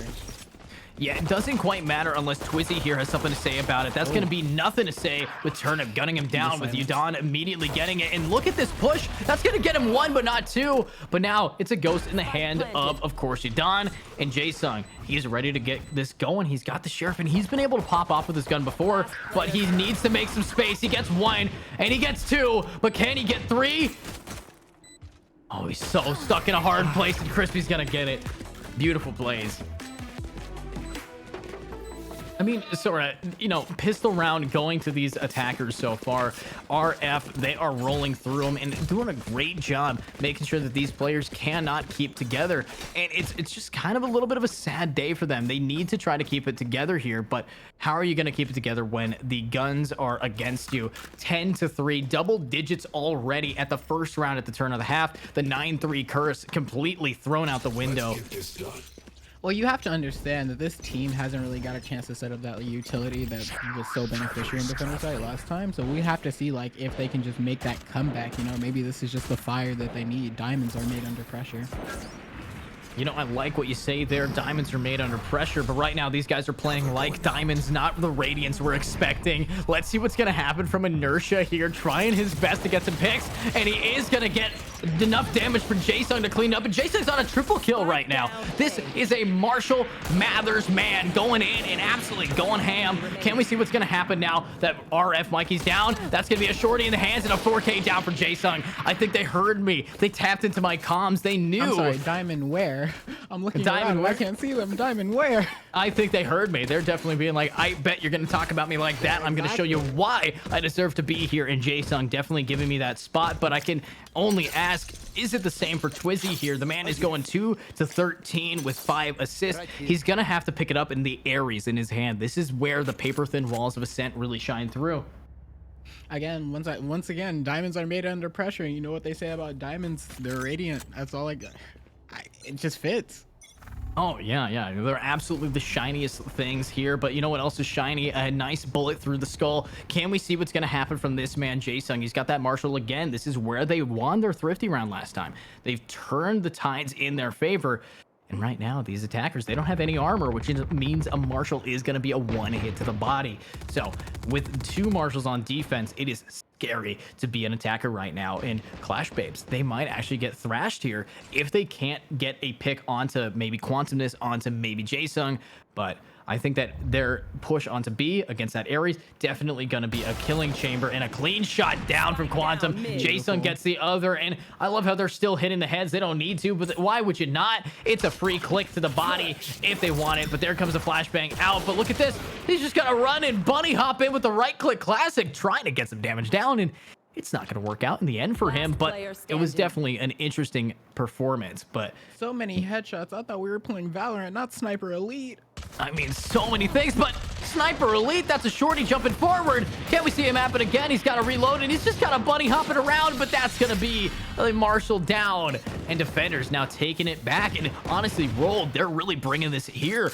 Maybe there was a little bit of an ichor of truth for these players being able to say, hey, we might just not have been good on attack, but defense, that is our map. Ascent here is a slow-paced map, and if you know how to not burn through util, you will win it on the defense. So Exactly. I think that now we are seeing, though, a buy round into a bonus. This is where the attackers get a full purchase. This is where we're seeing the Bulldogs, the Vandals, the Phantoms. But with Vandals and Phantoms on your team, you're going to want to try to keep everybody alive, because losing those is going to hurt your economy. Again, another slow start from the attackers. Another little bit of a slow start moving forward for these guys, but you know, slow to start, but not slow to get picks. The second they see somebody, it's just instant. Someone is going down. But right now we got Turnip here, and he needs to turn this up. He's got himself the spike, but last time we saw him push mid, he got absolutely domed by Quantumness Marshall, and I don't think that's going to happen again, hopefully for him, but it just might. Clash Babes ready to hit this site. We have Inertia setting up his smoke. He is going to re-smoke it, has his paranoia. Look at this timing here. He's waiting to see if anybody's going to go in. A blind immediately shuts down Mikey, and Mikey has to just sit inside of his smoke here, and he's going to get one pick before getting picked himself, but Slurts on a double kill, evening the playing field. A 3 against 3 has already been set up before the bomb even gets planted, and Crispy tries to get himself out of that position against Quantumness' Marshall. But right now, these attackers, they're actually in a very good spot. They have weapon advantage, and they have the spike down that they get to play around with Turnip. He's got himself a big gun, and he's right behind him. The spray, but oh my god, a 90-degree flick is gonna open it, but Crispy, he's gonna get the pick. What a play. Once again, you got to remember that this is a game where fear kills, okay? You have to understand that just because something happened last time doesn't mean that doing that exact same strategy again is going to be punished the same way. You can't be afraid when you have such an aggressive pushing team with the Jet, with the smokes from the Omen, and all of this aggressive utility. You can't start to play safe towards the middle, otherwise you're just going to fall behind and have this beautiful team comp you pick in champ select just like not worked out, you know? Yeah, and it's definitely not working out for these guys on the defense. And this is the first time we've actually seen Rolled get rolled. They are one of the strongest teams in the IG League. They've been here multiple series. So the fact that we're seeing them have such a negative turnout is kind of disappointing to see. But look at Twizzy with that Odin. Again, paper thin walls, big all-father gun. Can he get some more picks here? The shock dart coming out, and he hears the man picking up the ore, but he's actually not going to get any picks. But look at his knives. What we can see from Mikey is a jump up and maybe a headshot down, but he's going to whiff a few shots there and not do anything to Twizzy. Now only 3 kunai remaining. Now only 2, and now nothing to use. Beautiful pick coming out from Quantumness there. I mean, RF Mikey, he's the guy who's been fragging out like that, and he's just not delivering today. Honestly, regardless of what happens, both teams are going to be able to look back at this match, and I feel like it's going to be the fuel that decides that next time they come here, they're going to be able to do even better than before. Even though one team is winning right now, both teams were making mistakes, small, large, regardless. And, oh my. Small, large, regardless. Maybe taking a headshot is a little bit of a mistake, or maybe it's just a little error. It's hard to try to fight against this, especially since right now we got Turnip. He's got himself a Vandal. Turnip, he's been turning up, trying to get some more picks, and I've said that like 8 times, but the thing about it is it's true. Let's see if he can get a knife pick, but oh, he's not going to get blinded. He's going to walk over and body block it for his teammate, but then that's going to open it for Slurt and Crispy to get in. RF, he's the last alive, but he almost clutches it with the Guardian. One after another, head after head, click after click, but the Odin is not gonna care, and it gets the pick with Twizzy absolutely crushing it today. Good shit. Yeah, I mean, it's just, that's what you got to say. It's just, yeah, it's how we do it. It's great gameplay on a fundamental level, and when you have a mirrored team composition, it's just a little bit of a big diff, and Clash Babes is rocking it up there, you know.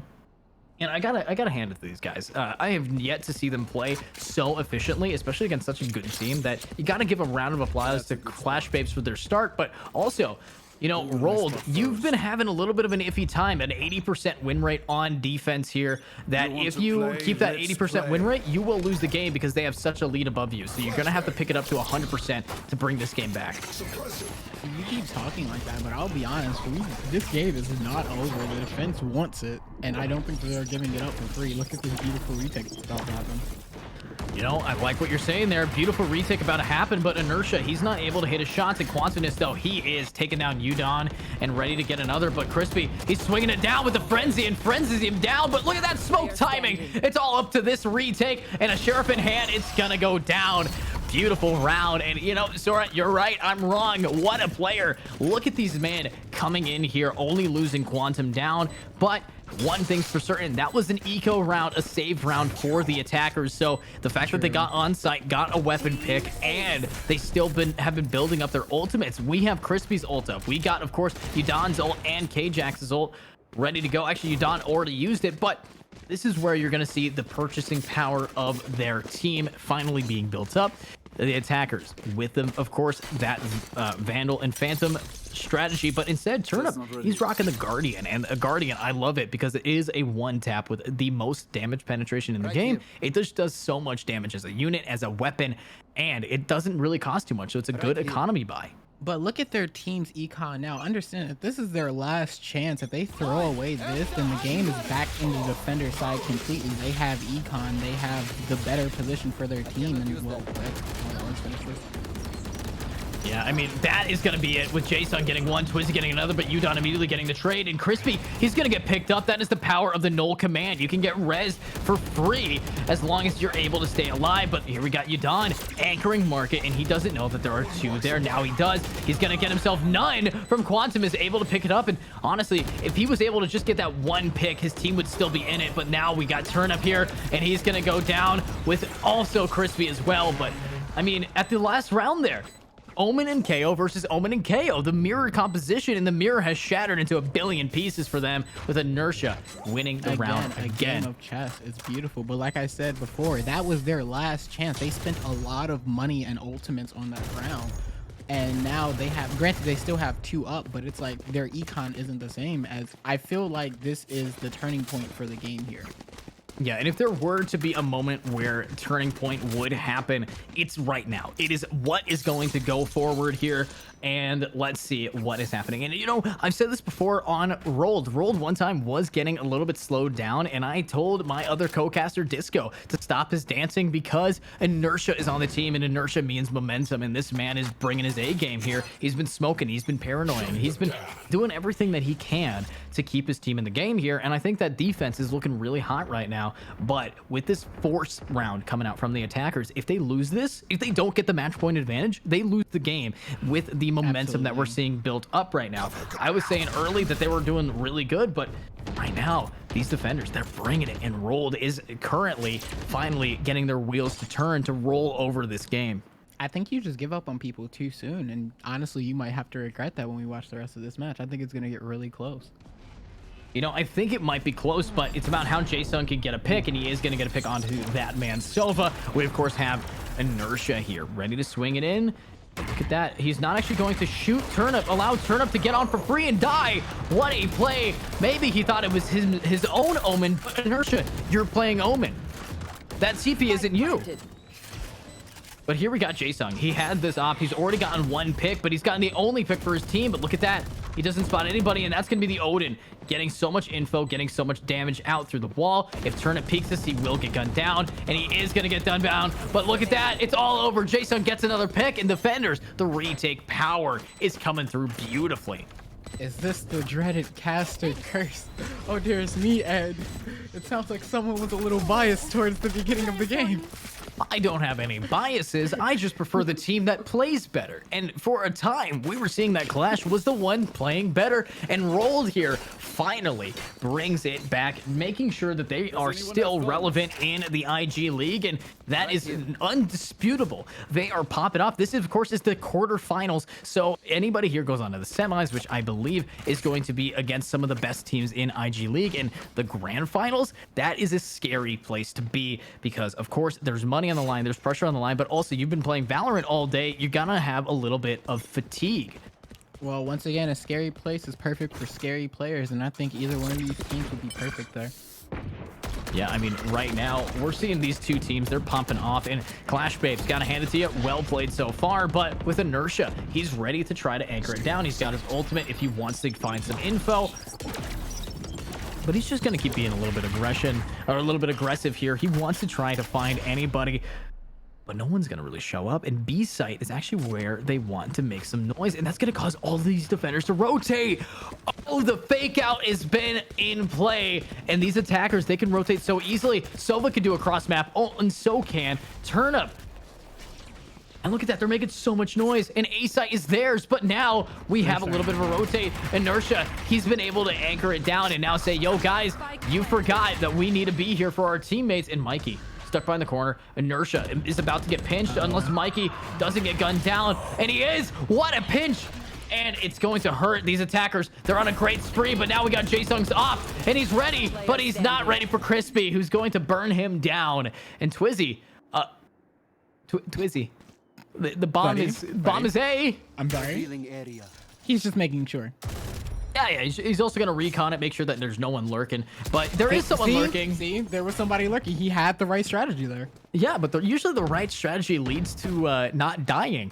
But we saw a beautiful try from Twizzy there, working it out, getting himself some picks. And you know, the thing is, it might not have worked out, but if his Odin was on that retake, it is one of the most powerful weapons in the game. It is the fastest time to kill out of any SMG or LMG. It mows through any wall. It has the most penetration. It will gun you down. And how he's been doing it on the retake has been the reason his team has been winning. And the fact of the matter is, now that that has slowly just drizzled away, it's risky because match point is in the advantage of the attackers, and their economy is also built up again where Quantum is. He can't buy.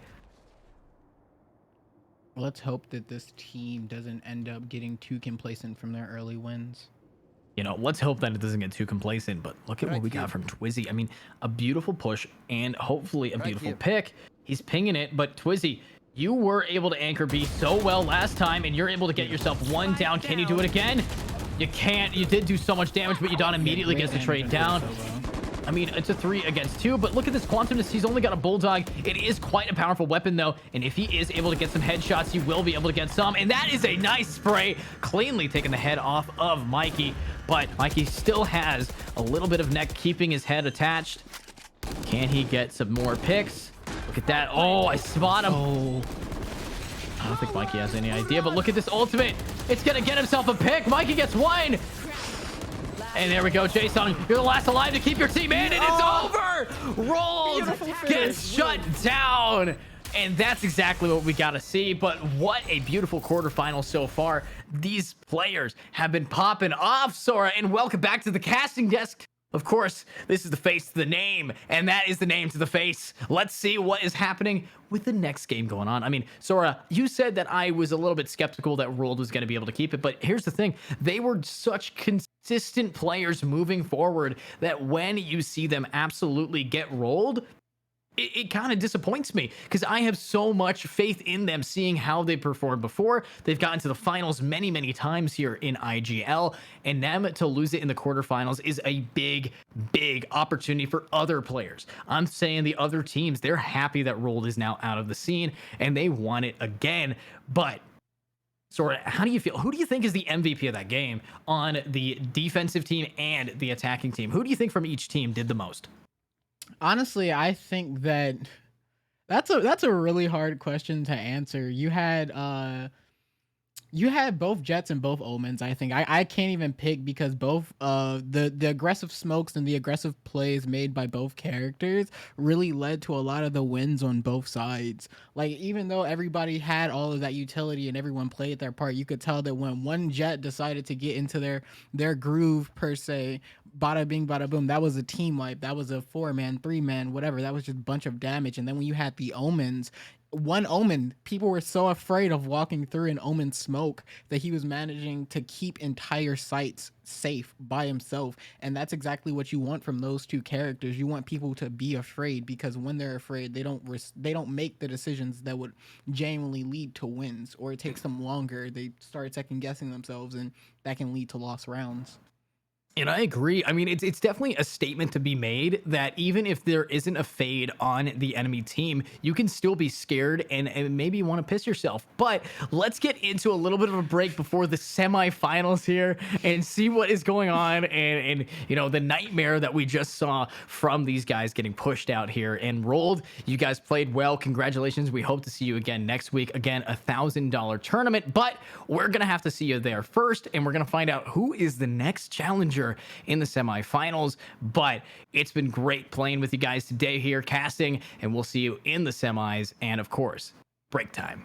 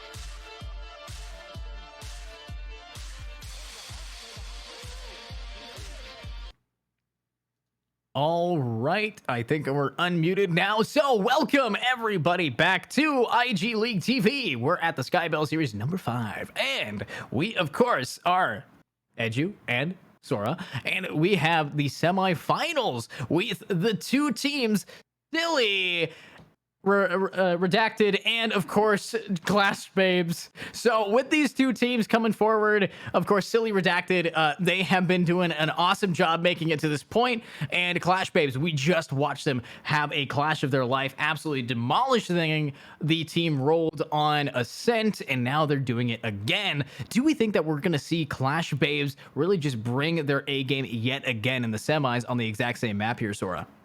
Honestly, I feel like it would be silly to think anything otherwise, you know? Yeah, and it would be silly to, not mention, of course, the team Silly Wieners, who have been absolutely popping off so far and making sure that even though their name is incredibly hilarious, their gameplay is nothing to joke about. It is so clean, crisp, calm, and collected. We of course, have Twisted on there, May on there, Elo Demon, Vincent, and Kazatu. Those guys have been absolutely crucial in gaming. I've seen them play before, but not under this name. So maybe under this new management, this new umbrella of being the silliness of the Redacted, they can be able to get this bread together. But we're first going to find out what is going on. And again, let me just mention, of course, our sponsors of the day. You guys might have seen it in between the break, but if you didn't see the sponsors, of course, we're sponsored by a bunch of people: Skybell, neonblack, IG League itself is being hosted here. And if you want to talk about IG League hosting, you guys can always check out their website. They have, of course, a new private matchmaking system similar to Face It, if you guys know about that, and a $1,000 tournament that is going to be made, of course, next week on the 27th and 28th. But I'm going to be your host, EduCast, and we're going to get into the map of Ascent here. Hopefully we see exactly who is going to be ready to go, but let's see what is going on. I'm hoping that we're going to be playing on the map of Texas here, because or Georgia, but not the map, but the server here, to make sure everyone has the right ping. I'm a little sad that I didn't get to do the sponsor segment, actually. Oh, sure. Yeah, Sorry. Now. Oh, you know what? Sora, take it away. Who sponsors IG? It's over. No. Tell me who sponsors IG League? I mean, listen, I'm on the website, so I could actually do that. I opened it before. Go ahead then. Go ahead. I mean, but look. No, go ahead. You said it. You said Sky. I insist, Sora. You said all three already. I just said them again, so it just hurts, Hey, Sora, who are we sponsored by today? I just said it. Yeah, I just ruined it. Let's get in here for these people. We're gonna have some amazing gameplay going on. Hopefully, I didn't activate my little robot that tells me what time it is, but let's have some fun. And of course, we're going for the dub. And I think we might be waiting a little bit for these defenders to get ready, but let's see when these players get back. And, Sora, how have you enjoyed casting for IG League so far today? I know this is your debut casting at this, of course, very prestigious and high tier level of tournament organizers. Well, honestly, it was kind of, I low-key freaked out a little bit when you called me 8 minutes before everything happened. But no, it was super fun. I had a lot of fun. Chat super nice and active, and then the management is just, again, super nice. I mean, and then honestly, every time you and I managed to do anything, stream, casting, just whatever, it always was fun. So it's great to be able to talk with you again, man. Yeah, it's amazing to have you here. Me and you, we both stream all the time together, so it's nice to have our environment. We've casted a few other things, but now hopefully once these players get back from the bathroom, they're going to start being able to absolutely rail these players and get in on the map of Ascent. And we could talk about Ascent all the time. It's a slow map, but Clash Babes, they were so just vigilant in getting in there and mowing down the team rolled. And the fact that they had that advantage, especially from the players like, K-Jax, Udan, Turnip, Crispy, Mikey, these guys are insane to see. But if you guys don't know what the roster is and who is currently playing, get ready to hype up your favorite players. We got Vincix, we got Kuzatu, and Kuzatu, we have May, we got Elo Demon, and we got Twisted. And don't get my words twisted when I say I want you guys to do me a favor and really hype up who do you think is going to be winning today. But let's see, of course, everybody ready to rock, roll, and get into this game here. We're seeing a lot of insanely high level players here, but one thing can be certain, I am very excited. So let's hopefully get into this game soon. And Sora, while we're here talking about getting into the game, what is your favorite map of Valorant, and why is it, of course, Icebox? Icebox is terrible. It's so bad. Oh my god. I'll be honest, my favorite map, like not from playing on it, but my favorite map might be Ascent. I just like the weird floating aesthetic of it. Either that or it's the oh my god, what is the map called? Split? I think it's Split. That was removed from competitive play recently. No. Yeah, there's no more Split. Why? There was a split decision as to whether or not it gets kept in the map. Well, I have split opinions on that, honestly. Honestly, yeah. But now we're in the game. Welcome, everybody, to the map of Ascent. And I am your host, EduCast, joined by Soratora. You can always check us out casting here at IG League if you follow the channel. So make sure to hit the follow button because they do something weekly. They also have the Weekday Warrior series occasionally if you guys want to see some more of those. And if you guys ever want to play, join the Discord. They're doing it again. They're doing it again. No, is it the exact same team composition? They're doing mirrored? it again. The exact same team composition mirrored. Deaf people hear me, blind people see me. They're doing it again. Okay. Love that. Love it.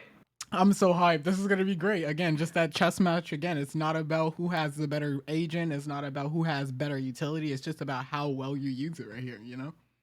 Yeah, and we're seeing a lot of time for these players to really hone these agents. Jet, he's been out the entire time. The newest agent here is Chamber, and Chamber's been out for forever. So these are not any new agents like Fade. You don't have to worry about anything unique playstyle. Select Honestly, your Viper agent. on this map is awful, so we're not really seeing it. This is just the time here? ideal coming up here, and I think we are ready to go. Of course, now it's the last few seconds. We're gonna lock this character in and get straight into the game. Of course, with defenders being Clash Babes and attackers being a very aggressive, silly Redacted. That's a very silly name. It's a silly name, and the W stands for what they do. They win their games. It doesn't stand for anything else. Nothing What else could it even TOS. stand for, you know? I think maybe whales. Maybe they're silly whales. Ooh. Yeah, Yeah, save the or whales. you save the whales. Stop Japan from being evil. But a lot of things happening there. Well, all right. That's a beautiful start to the game. Beautiful start to the game. Whales, no more. But you know what whales do? That's right. When they die, they float up to the surface and then bloat and explode. Are we going to see that happen today on the map of Ascent? A map that floats and everything explodes and the spike detonates. Not sure how I made that work, but we're here. You know now there's a well with the initials SW, right? Kind of fits for the team, that's all. That's a whale with the wait. Wow. I mean, also I know there's a very famous one of those whales that I think his name started with Moby. But anyways, we're in the pistol round now. This is an obscure way to start the round, but of course we're ready to get this bread going. We got everybody here. We got you, Dan, ready to be the man to get the pick. But what we saw from Clash Babes last time, lots of effort coming in. Here. And let's see what's going to happen now that everybody is going in here. Yeah, May. I like what we're seeing from May. Very aggro, but Dan, he's actually not going to get spotted out. TP's away, but only half HP. This is what we kind of like to see with everybody now moving forward into that B site and A site. But Mikey, ready to hit a shot today, and the man reloads right in front of him. Honestly, speedrunning your death, that's what we love to see. But now we got Mikey again. He's at 22 HP. He needs to try to find someone to get another pick off to make it kind of even for the amount that he's been taken. But Dan. He's going to swing out, and he is going to get one tapped, and that is the power of the classic in pistol round. And are we going to see it happen again? We are. Another calm, collected shot. Xatu able to get another pick down onto Mikey, and in only about 3 seconds, we saw a huge shift in advantage coming over from these attackers, and that's kind of what we love seeing here. So I'm hoping that that continues to happen, but 30 seconds how is left. it going to happen against these players? They're moving fast, they're ready to kick some butt, and we are seeing Kazatu getting another pick all the way down, and there goes Elo Demon getting all of the picks. You brought up speed running earlier, and it seems like this team is going for the wipe the enemy team any % run. I mean, we had one mistake with the Jet dying there, but all in all, I would say it's world record pace. Yeah, I mean, the Jet dying, a little bit of a mistake, but with pistol round, you're going to have a little bit of not so perfect gameplay. These guys, they are willing to put it all on their line. They're willing for us to grill them, for them to try to play their best hearts out. And everybody here, this is the semifinals. They have made it to this point because they are better than significantly more teams than most. But let's see what Twisted can do now. He's got himself that headhunter. He's pushing forward, but the aggression coming out from the attackers over towards A, very slow paced, and they don't want to lose a single stinger or specter on their way over to the site. And here we have the Alpha drone looking for some info here. Are we going to see it actually connect? But there we have Jax getting the pick. I thought they Beautiful nerfed job. that. No, it never gets nerfed. The classic is a classic because it's a free gun that does more damage than most. Honestly, I don't think, yeah, fair like, enough. in a IRL situation, I'd rather have a classic than a not. I'm just saying. You know what? I'm sorry, the up looks cooler. That was Yeah. Yeah, that is true. That is true. It does look pretty nice. But now, Mikey, what just happened to my throat? That's going to be a shorty, not connecting its shots. And there we have the attackers gunning these players down. Elo Demon gunning it. And that's going to be so many picks. But it's a 1 against 1. And Kazatsu's only 6 HP. And it's a shorty versus... No, 4 HP versus 2 HP. A little bit of a blind coming out. But look at that smoke. He might just stick it, but he can't stick it through that smoke. And it's over. Defense winning the round. Barely. It's just so little HP. A thrifty round for Mikey. Beautifully played. Talk about a clash of titans. They're really not giving the casters time to rest here. My heart rate. Jesus, such a beautiful second round. A beautiful second round from these players. I mean, it's what we kind of have to expect from them, especially since they are being so consistent and just absolutely rolling these players. I mean, Clash, they just demolished the team rolled there. And I think we're ready to see it happen again. But let's find out if it's going to happen yet again. We got May here with a shorty. And last time we saw a Jet with the shorty, it did do quite a bit of damage, but the shock dart, it's not going to connect to anything. The lineup, Larry is not going to find himself a pick. May, completely blind, deciding to use even more util on his way out, trying to juke all the shots, but you can't dodge Crispy. That's what his name is for. You get thrown into that fryer and hot oil is going to cover you up. But can we see what's going to happen from these players? Mikey, he's in mid, he's got his phantom, he's being so aggro, and it's going to pay off. A nice double dink, taking down that player. But now, we're going to see it happen again. What a shot, and he zooms in. He wants to get a close-up view of him getting that shot off, leaving only one remaining, and it's going to be the Chamber getting gunned down by Twisted. Flawless round 3. You brought up the word demolish, and honestly, I don't feel like that's a good word for what happens. I call it evisceration because there's nothing left behind at this point. This is absolutely insane. A round 3, flawless. These teams came to play for the semifinals. They did come to play, and they are absolutely playing to their heart's content. They're clicking all they can. They're absolutely typing a storm, but are they going to be able to keep that up as they move forward here? The one thing that I have to mention is right now, we're seeing the full buy come out from the attackers on round 4, which means if anything is going to give them a round, it's going to be this edge here, where they now have full armor, full rifles, of and edge.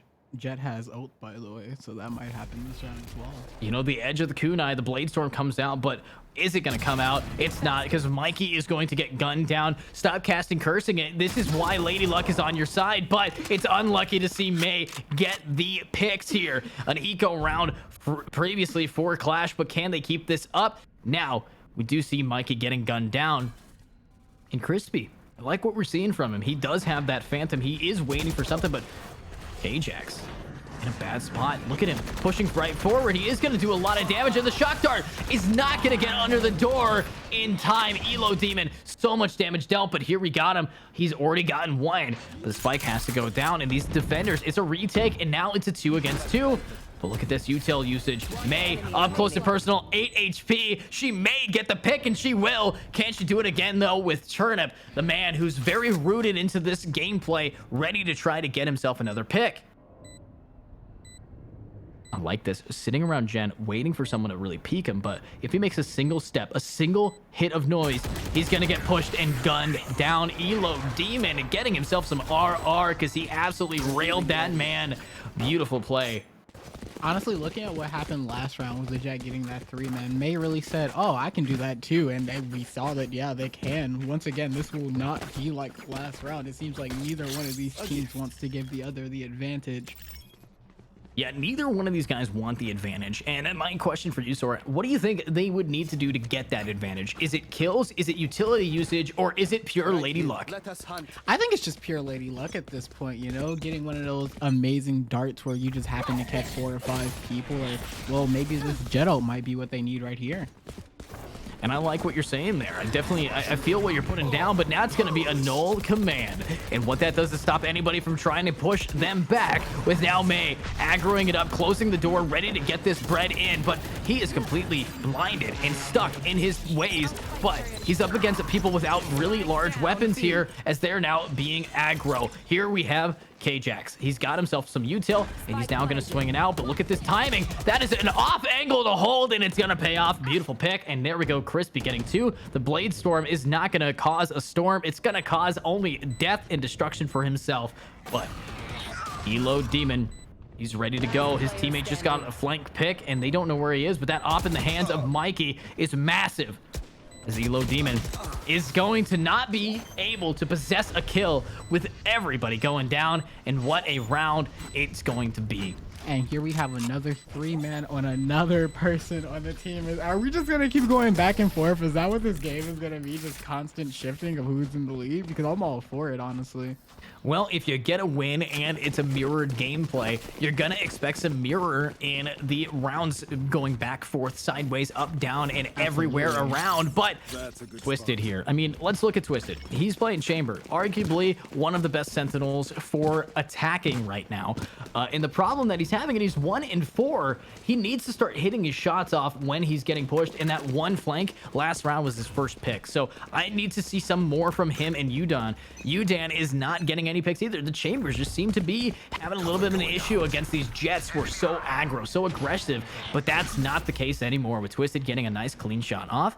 But let's see what's going to happen now that they're pushing forward. Oh, the operator gunning down that man, and Mei is gonna get the trade. A frenzy is better than an op, and it comes to rock, paper, scissors. Rock, op, or scissors. Can we see what's going on here with now the frenzy going into Mei's hand, and now the aggro. Look at this. This is an operator, and he is holding the W key, trying to get this push in, and he wants it. He needs it. He will try to get it. That's just what happens when your aim is that good. You really say an op is just a shotgun at close range. Oh, absolutely. Anytime you're close range, everybody, trust me in this. Always don't aim, just left click. Pray, Lady Luck will win it for you. And, you know, even though it is a 0.2% chance that you actually hit that shot, you know, more than 0. Honestly, you bet on worse. I have bet on so many worse things. I have lost a lot of money, and they don't allow me. I'm a very poor man. I'm a very poor man. But here we go. Mei finally pushing forward, ready to get some bread going on, and he's going to get the pick. The frenzy is such a powerful gun, but you know what's more powerful than that? A Phantom who's going to turn you into a Phantom of the Opera, because you're singing that there's people in mid right now. And what a pick. We're getting some Hunter Fury coming forward. The shock dart moving out. It's not going to unfortunately connect to anybody, but that Silva takes so much damage. So much util usage. Honestly, Clash Babes, they're clashing these Titans down, and it's gonna work it around. We were just talking about Lady Luck, and you could see her at work there with so much spray and pray. We had 3 different utility uses that landed completely by luck and skill from the player. But Luck, again, put your faith in her, and she will deliver. Shout outs to Lady Luck.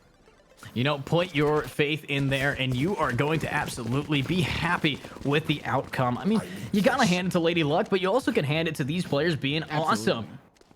You know, one thing I will mention though is right now the economy on both teams relatively even. You're seeing the ultimates on both teams very close. We got Udans soon. We got Turnips built up, but the ults that we really like to see is that Tour de Force on Twisted. Elo Demon has that Hunter Fury. Those are damage dealing ults. Those are things that can absolutely shut people down with confidence and skill. So is that going to be what pays the bill with Twisted now being aggro onto A? Not a slow push at all can play. All right. Oh, wow. May doing an amazing job hitting nothing as Vintix is going to get that pick. And here we go. A little bit of damage dealt. And now it's about how can we plant the bomb here and maybe try to get this down. We do see that Kazatsu is going to take down Mikey, but K-Jax, he's ready to swing it and get that pick down. May is going to get gunned. And here we have attackers in a beautiful position. But these defenders, they've retaken it so many times, you might call it what you want to call it, but difficult retake is definitely coming forward as unfortunately K-Jax is gonna miss his recon dart. It's really interesting that with the two ults they have on the table, showing yourself as death here, they had to play so safe, and even still they couldn't get anything for their efforts. Just they had two zone controlling ults there that it didn't make sense to give away a position and try to push site. Yeah, I mean, if you're going to give up a position, you're going to want to do it. And as I've said in many different forms before, one thing about this game is that kills don't really matter. What matters is getting space. You have to have space on the map because here's the thing. You can get all the kills in the world, but if you're on attack and the spike is planted and you control how they can re-hit, they're going to save more times and they're going to go for the push. So kills, not exactly important compared to util usage. But right now... you mean a duelist? You're speaking way too logically. I'm a big brain player, but not a big brain player is whatever we just saw from that. That cost him 850 credits here with May now getting dropped down. He's ready to go, and that is an expensive round for Udan, but what a Bucky! The Bucky getting lucky, getting the pick onto the man in main, but can he do it again with the push coming from these players? Oh, look at that. The ult coming through kills Crispy in the spine. Beautiful, trying to hit K-Jax. Beautiful Hunter's Fury, but let's see what can happen with May. Ready to be an amazing gamer going out of A main. Can he hit? He can hit the shot onto Mikey, and now it's going to be a Jet versus Jet, a dash away. And here we have a 3 against 2, but Turnip, he's about to turn up with the Sheriff in hand, and he misses the shot on the head with Makes Twisted. Twist him down into the depths of hell. Let's see what can happen from K-Jax on the rotate here, though. I just, once again, oh my god, everything's just happening so fast. We had the Jet 1v1 I've been wanting since the game started, and it was over so quick. And then Jet just does it again. Jet with the headshots. May really said, I am the main character. But how can an entire team have main character energy is my question. Both teams are just deciding to do insane things and pulling it off. The Bucky shot at the beginning of that push onto B. I mean, that Bucky shot, beautiful play by the... It was, but unfortunately it wasn't enough because May is just an amazing Jet going in there, clicking on some heads and making sure that you shut them down. This is how we like to have people get played. But right now, Kazatu, he wants to go for it. He needs to get this bread, and there comes a little bit of util coming down, and now we have Crispy trying to do the same thing, and he's not going to connect to anybody, so they're actually not going to break that for any info. We got Mikey. He's ready to go. He's got all the util if possible. And here we go. This is one of the only games watching mirror matches is super fun. In a fighting game, this would be boring, but here, it's insane. Oh, the judgment is gonna strike you down. Mikey hitting it down, and now it's up to Vintix, who is a fan favorite, ready to try to push in, but he's gonna say, never mind, that's scary. I don't want to do that. And he's gonna rotate all the way around to a different spot as these players now push into mid instead of A main. May I make a pun about that judge play? Yeah? That was the pun. It's a thinker, you know, smart people. Is it because May was the person who got judged? I hate. Turnip gets one pick, Mikey gets the other. Now Turnip's ready to get more, but is he worthy of more? Absolutely not. He can't lift Mjolnir anymore. He's going to get gunned down. And now this is a beautiful round for these players. No worth, no worthiness, and Twisted ain't getting this Twisted. He's getting no shots, but there comes the spray, the transfer to get Udan down. And get Mikey. Mikey, what you watching? Oh my, this is so shifted in the favor of the attackers just by this single player, Twisted.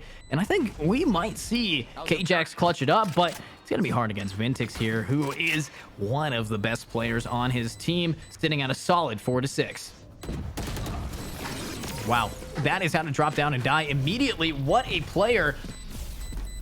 That was 2 pinches that game right there. 2 people died from pincers right there. Just like the team was not playing aggressive there. They saw that they had the entire line covered front to back, and they were just like, we'll wait it out. You have to come to us. And a lot of people get way too aggressive when they have a winning position in this game.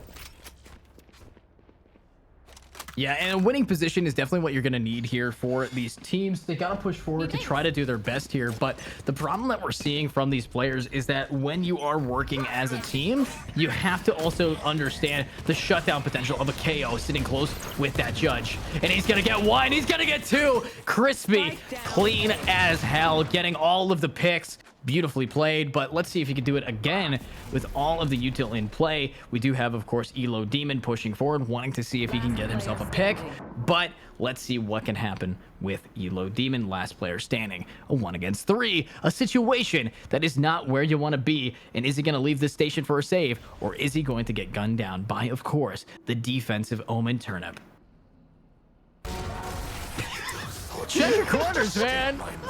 He just sat there and looked at him for a second. He was like, are you sure you don't want to turn around? I mean, I guess that's why they call him turn him. This team is taking Mirror Match to the next level. Already 5-5. Really said, you know what? They just want to go to overtime. That's all. They just want to go to overtime and see who wins it there, you know? When everything is completely equal. Yeah, when everything is equal, you only can say one thing about it. You're getting diffed. Oh. Here.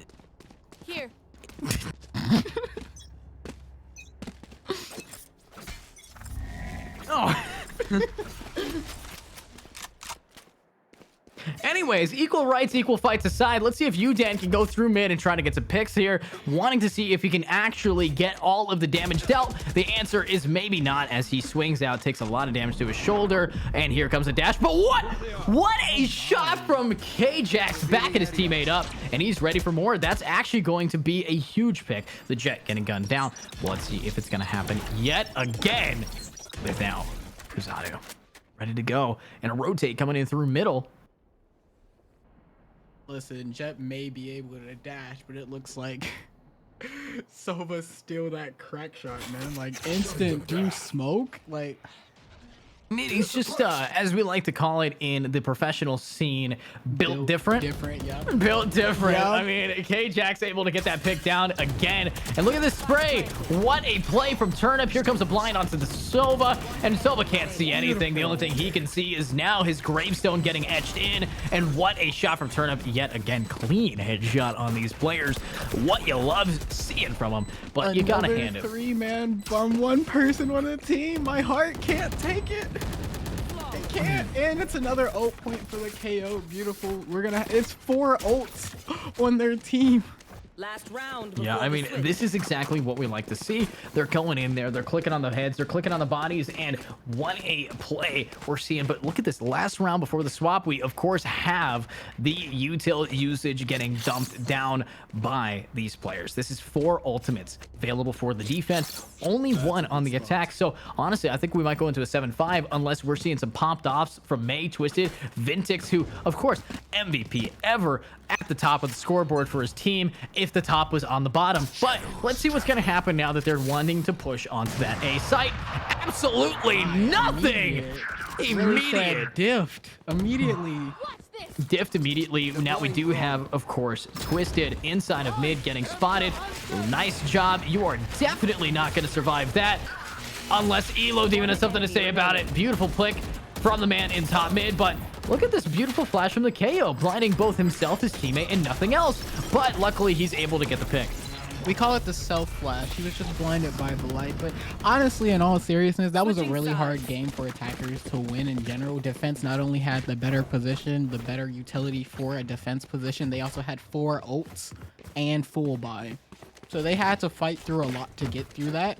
So now, honestly, it's all about just maybe winning these 2 pistol rounds and then putting eco back in their favor, like to start off the next half. Or all in all, we could just go back to shot for shot, and then once again, we end up in overtime, which I think would be an incredible way to end this semifinal match. Yeah, a shot for shot indeed, leveling the playing field for these players, and a mirrored match. We saw it last time, but this is a best of 1, a semi-final. And you know what a semi-truck does? It runs people over with a lot of damage. So in this semi, it's going to be running out 5 players on a team on both sides, and then a grand final shows up. But look at this util. Look at it. It's going to land perfectly in a spot where May can shoot it. Now, let's see if May wants to do it again. He's got his knife, and he's got nothing else with Vintix and Kazadu getting the picks, but Turnip's there. Crispy's there. The double jet dash into each other, but they can't keep up with the gameplay of their teammates.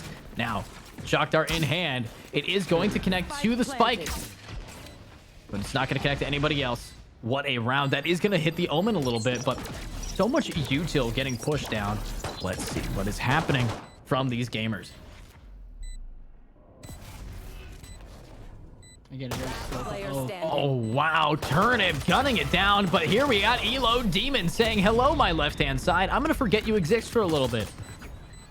I mean, right-hand dominance is a thing, but in all seriousness, at least they did manage to get 1 trade back there, so econ won't be completely ruined for their team.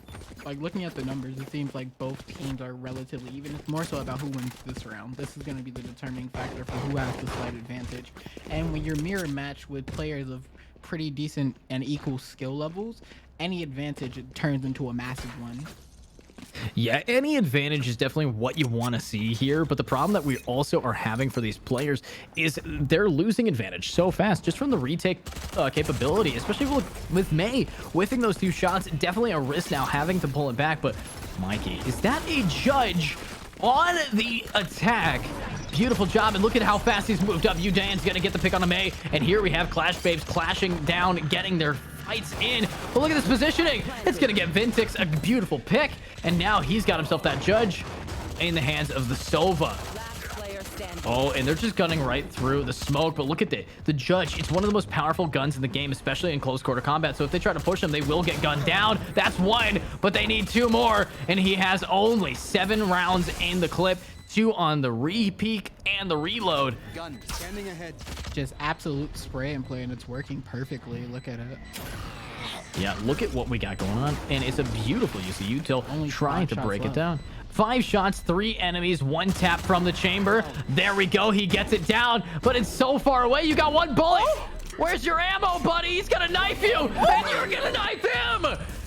Elo Demon, what a play. This game is just so entertaining right here. How do both teams have main character energy? 5 shots left in the shot. He switches to the classic and sees his man running at him with the knife and says, you know what? No, hand to hand. That's what we're doing now. So you winning approached the me. round didn't matter. It was sending a message, and that's a player I can respect. You know, a player we can definitely respect, but I mean, just a message got sent there. If you want to try to take a guy down with the disrespect the knife, you're going to have to understand he's going to shank you, and he'll stab you out, and you're going to bleed out, and it's going to be embarrassing. Imagine bleeding out. Kind of lame. But Yeah, it's let's kinda see what's silly. going to happen from May here. And May, again, amazing gamer coming in, but right now, Clash. Amazing. Are you thinking Overwatch lines right I now? hated that line so much. Wow. I'm sorry. I'll do better, I swear. But now we got, of course, Mickey coming in with his teammate Crispy. Oh, look at this. A little bit of a blind coming forward. A little bit of a TP, but nice TP Turnip. It's not going to be enough with Elo Demon on the flank there. Vintix gets down Crispy, but there we got Kazadu getting everybody. What is this motion? He just moved and diffed him so hard. What a bazillion level IQ play. I mean, this is just how you like to see it. And wow, a flawless round. But I wish we had replay sometime because I want to see the Omen kind of just wiggle back and forth I do. to get the pick honestly, off. That was beautiful. I wish I could watch it a second time. Well, you can if you guys ever want to clip something. Wait, oh, you twitch. You gotta finish it now. I made the gas face. You gotta. Oh, We'll try again. Okay, wait, ready? no. Well, now it looks stupid. Thank you. Yeah, you do. But here we go now. These players are playing absolutely beautiful. They're ready to get this bread in and out. And the damage, it needs to be dealt today with May trying again for some picks here. Let's see what can happen here. They're at the start of the pack. I mean, I guess they're Mickey Mouse with all the fights and everything. Mickey Mouse with how quiet they're moving, but the one thing about Mickey Mouse is that he owns everybody. And here comes Mickey now pushing in, ready to go, but his name's Mikey, and he is about to absolutely roll it down. Udan gets a nice good pick. The spike is gonna get planted. Spike planted. And here we go. A little bit of a usage from Kazadu. That was a clean round last time, but can he do it again this time? Flashbang out. He's gonna blind everybody, but he's also gonna get flanked and mowed down by Turnip. Here we got Vintix getting 2 picks down, and he's ready for more, but that's a beautiful flank from both. And attackers now getting into the double digits here, Sora. Is there such thing as a 10-6 curse? Is that a thing? It's like it's a multiple of 3. A 10-6 curse. That works. Might as well Multiple just... of 3? Honestly, I think the 6-6 curse is a thing, because every time there's a 6-6 on the scoreboard, somebody from... If you get 6-6, you're either going to win or lose. Isn't that insane? I mean, yeah, you know, did you know that every game will end in a win or a loss? I did not. I thought you could draw. No. You That's a can't? myth. That's a myth? I mean, you can't draw in a tournament. Imagine if they just voted to surrender right now. Yeah, That'd be- exactly. I was like, we need some draws here. Oh, finally! A knife kill! A knife kill? I've been A wanting a blade knife this kill. entire, Like- yeah, I wanted one this entire tournament. I mean, Mickey here, he's got a beautiful use of util operator, and of course, El Lo Demon is gonna say goodbye. Beautiful pick coming out, and here we go. Now it's just about pushing forward. May gets 1, Udan gets the trade, and it's all up to Kazadu, who's gunned down. And yes, honestly, I thought this game was a lot closer than it actually has been, but it always comes down to those 1v1s and 2v2s at the end. So the game, yes, feels incredibly close, but the scoreboard does not care how close it feels. Right now, Clash Babes, they're bringing their A game, and they are 11-6. Again, it really, like, we all wanted to see that mirror match type of thing. It seems the players got a little bit tired of it towards the end, so who knows, maybe it might be another mirror match in the sense of one team all of a sudden just starting to steamroll the other one. Maybe they might get to match point and then the other team wins 6 rounds in a row and we get that overtime. But either way, both teams are playing incredibly well, and I'm excited to see either one in the final. Yeah, either one going to the finals could do so much. Kazadu taking a little bit of damage from his own grenade. Really a big brain play coming out from Silly Wiener's main KO there. But Shield, by the way. no shield, optional. Don't need it. And the reason you don't need it is because if you kill someone, how are they supposed to shoot at you? Absolutely. That's one of the main ways of avoiding damage, is to disappear the people. Yeah, I mean, honestly, this is so stressful going forward. And now look at what we got going on. We got Vintix here trying to get himself a pick. And I don't know if that's going to actually happen here with so much util. Flashbang coming out, and what a pick from both of Elo, Demon, and May. That's a huge amount of damage done. And now Vintix, he's ready to rock and roll it. And now, let's see with Vintix trying his best. Mikey on the flank, he gets 1, he gets 2, he gets 3, but he's out of ammo. Switches and it's all over. What a play. And now it's up to Kazadu, the last man standing and the last man to go down. Beautiful play. Can we just take note of the fact that it takes a certain type of person with really big cojones, really silly cojones, to just walk up and see people holding an angle and just decide, I'm Rambo today, bitch. Like, just Neo. Like, that was Neo energy right there. You gotta give respect to it, you know? Oh, absolutely. And we're doing so much here for these players. I mean, looking at how they're moving as a team, they're dodging bullets, matrix stuff, because you're getting everything in there to win the game. But one thing I have to hand it to is the player Mikey and Turnip. These guys are rocking it and rolling it. And Twisted, he's got it twisted. He's got to go all the way to Boathouse. And is he going to be in Boathouse while the boat sinks for his team? Let's see what is going to happen here with everybody going on. And that's Elo Demon getting a clean headshot down. Now it's going to be, of course, these men one tap coming forward. Another one tap from Twisted. But these attackers, they're not done yet. The defenders are wanting this so heavily. Let's see what's going to happen for us with Udan getting the pick on a Vintix. And there we go, a 4K down. What a play. Again, is this what it is? Is this really what we're gonna do? Just keep making my heart rate go up? Are we gonna have the 12-12 overtime? I need it. Honestly, it's been really fun casting with you, man, just in case, you know? Like, I don't think I'm leaving anytime soon, though. I'm excited for this team to come back and show you what for. Exactly. We're seeing such great gameplay coming out from these players, but one thing I gotta hand it to, I mean, Elo Demon, 4 kills down. I think that, yes, even though match point advantage has been given over to the defenders, Let's play. Or over to the attackers, maybe these defenders want it so heavily that they can actually take this back. Let's see which one is going to now move forward into the semis, into the pros, into the finals. Come on, defenders, keep me here just a little bit longer. You got it. You got to keep Sora in, guys. You got to keep playing. We need to have Sora's beautiful commentary, but let's find out what is going to happen for Mikey. He is ready to now swing around. Beautiful avoid of the flash. A headshot down on the Kazadu. This is what we like seeing from these attackers, and now that that man is down, I think that Silly Wieners is going to live up to their name and just put on some clown makeup and walk away. 12-7 is the current score here, and let's see what can happen right here, right now. With the push coming in, Twisted looking to see if he can get another pick, but Crispy is going to gun down Elo Demon. Mikey's been anchoring inside a pizza, kind of like a Teenage Mutant Ninja Turtle. He's going to get that pick, and now it's going to be a big push going. And Vince, what a shot from Vinci X. Now here comes all of the ultimate. That's going to gun him down, and a beautiful pick from there. It's up to 1, and it's over. GG, Silly W.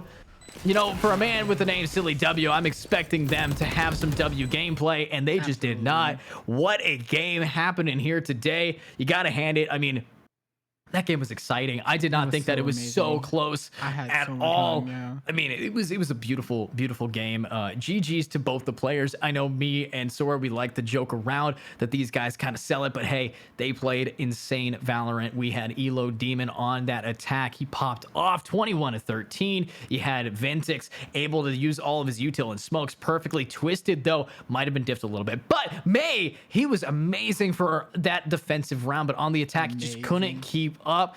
And honestly, I love this team comp so far. I'm hopefully going to see them again soon. Silly W, you guys might have not taken the W today, but you will be seeing us soon again. But that means that we're going to have Clash Babes. They have clashed already with 2 giants here, and they are ready for the grand finals. And the grand finals is, of course, going to be against. Let's find out if the other people are ready. Of course, it is against either UCR Blue or Mouse Esports. Both of those teams we have seen earlier today. I casted UCR Blue at the start, and they really popped off. But Mouse Esports, they're also one of the top ones. So, you know, Sora, you have been casting here for the semis up until it. We're going to get Sir Mickey on as the final caster for this. But, Sora, how do you feel? Plug your stuff. Tell us why you are amazing. I mean, I'm probably just okay at best, but what I will say is it was really fun to be able to like cast with you, and obviously like one of the best parts of casting is just being able to watch amazing Valorant at a high level. So thank you for allowing me to like be on and everything like that.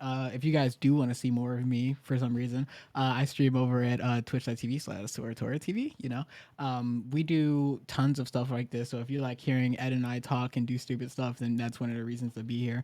But shout outs to you, Ed, and shout outs to these players. One thing I will say before I go is like a loss is one of the most incredible things as a player, because it just strives to make you be better, you know?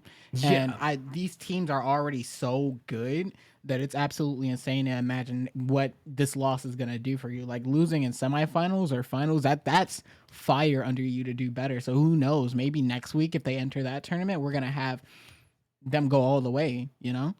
Yeah, and you gotta go all the way here, but when it's next week's tournament, that's gonna be for $1,000. So make sure if you guys want to compete, if you want to be there to redeem yourself, Silly Wieners, you're gonna have to redeem yourself in that tournament, and there's gonna be some heavy hitters there. So if you couldn't beat, of course, Clash Babes, you're going to have some issue coming in here. So I want you to train, get ready, do some push-ups, get your upper body strength up, make sure to make your trigger finger a little bit faster. Aim Labs is free, and we'll see you next week. But let's cut to a little bit of a break. Again, if you guys want to check out Soratora TV, you can always do that by checking them out on Twitch. But we'll go into a quick break before the grand finals, where I'll be joined by Mickey to have some insane casting today. Thank you so much for having me.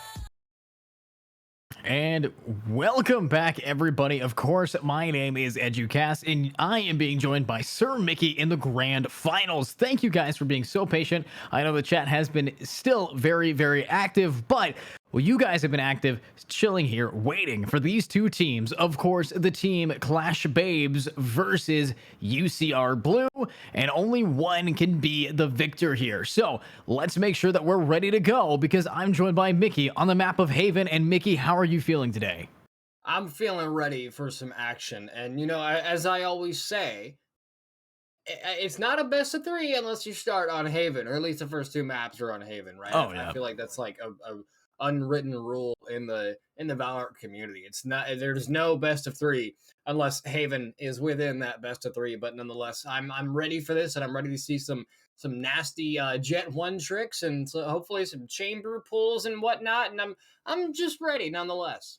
Yeah, and you know, I'm also ready to talk about today's sponsors and the tournament we're doing next weekend. Of course, I'll be casting that, joined by Disco over on August 27th and 28th. IG League is hosting a $1,000 prize pool tournament, which you guys can always try to see if you want to get into. If you want more information, use the about links in the about section below in our Twitch stream right now, or you guys can always join the Discord for more info.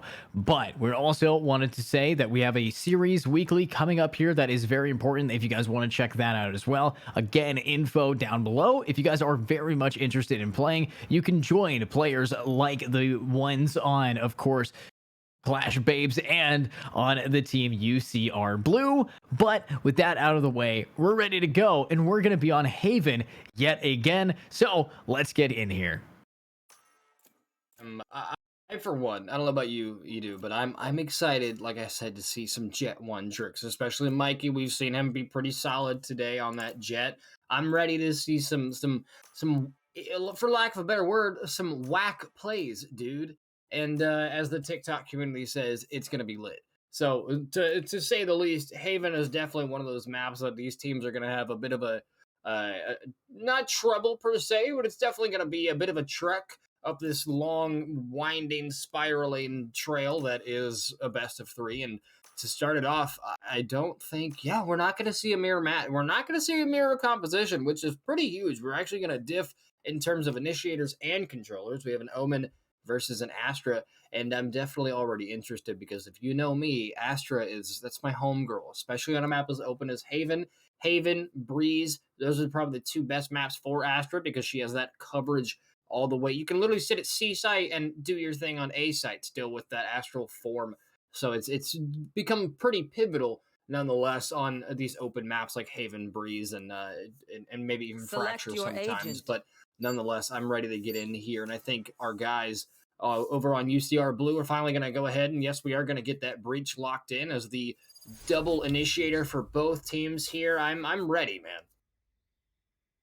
You know, one thing I will point out is I actually rarely see breach on this map, and the fact that we're seeing it on both teams, very vital. Usually the initiator you see on Haven are things like Fade, or things like Sova. Sova on Haven, very, very consistent. Sky, especially on a map like this where you want info, Sky is one of the best on this map. But let's see what's going to happen now that we are going to have those breaches. We are going to have that Astra, as you were talking about, and of course we do have both of these players rocking similar team compositions, especially with Chamber. But outside of the Chamber, it's not really a whole lot of the same. With really, these players are going to have to show up what their individual team compositions really bring to the table against the other. And I gotta hand it to right now Clash Babes, having that Astra, having that Breach, and having that Sova. That is some of the most unique composition here, and their duelist being the Jet. Usually you see a Neon, usually you see a Raze, but a Jet, that's kind of unique. So yeah, I am interested to see the how the duelists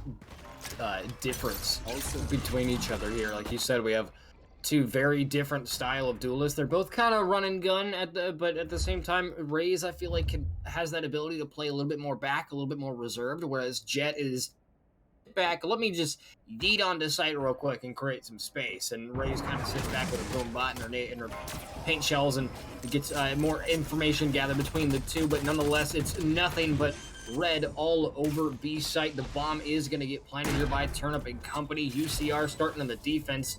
not to the best start. They're kind of scattered all around the map. We have 2 towards mid, and everyone else is kind of everywhere else. And it looks like a very easy take here for Clash Babes. And Mike Reigns finds himself between a rock and a hard place. And now Vix and company on the retake. This could be a very easy retake here. I mean, here's the thing. These defenders, they had to go onto a site with nobody there. I'm not sure why these attackers went so aggro into that A-Link.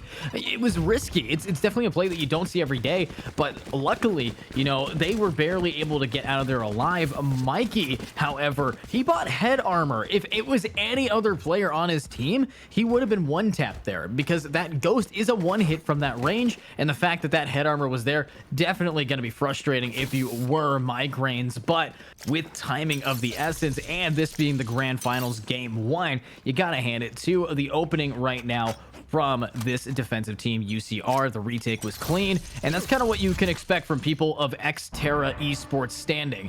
But right now, we got Vix, and he's ready to get some picks here over on that sewer line, looking for anybody pushing him at a long. Headhunter, no less. And we were talking about that the other day. You and I casted, we were talking about how detrimental, how strong that Headhunter really can be. It does so much damage. Same map, too, actually. He's going to get tagged in the shoulder, going to be forced off that position. K-Jax with 22 HP and a dream towards mid. It looks like Bomb is going to go for a quick rotate back to A site. And again, comes in the openness of a map like Haven. Even Breeze or Fracture can play into these too, but a map like Haven, it's so open. There's not a whole bunch of cover, especially towards mid or A long or even C long. There's a lot of different hidey holes here and there, but in terms of just straight up cover, it's definitely a challenge. And Andrew, the timing of that scope is not going to find anyone on that first shot. Satchel up. Let's get some air quality. The overview. Mikey is getting very antsy. Is going to find one. Andrew is 8 shells. Take out Crispy. 30 seconds left. 3 versus 4 now. Bomb still hanging out towards A long, or C long, excuse me, looking for an opportune moment to plant here. It's on the back of Turnip. Just 20 seconds. Turnip and company, I mean, UCR are going to have to, or excuse me, Clash Babes are going to have to push here relatively soon if they want to get bombed down. But I honestly, I don't think there's time for that.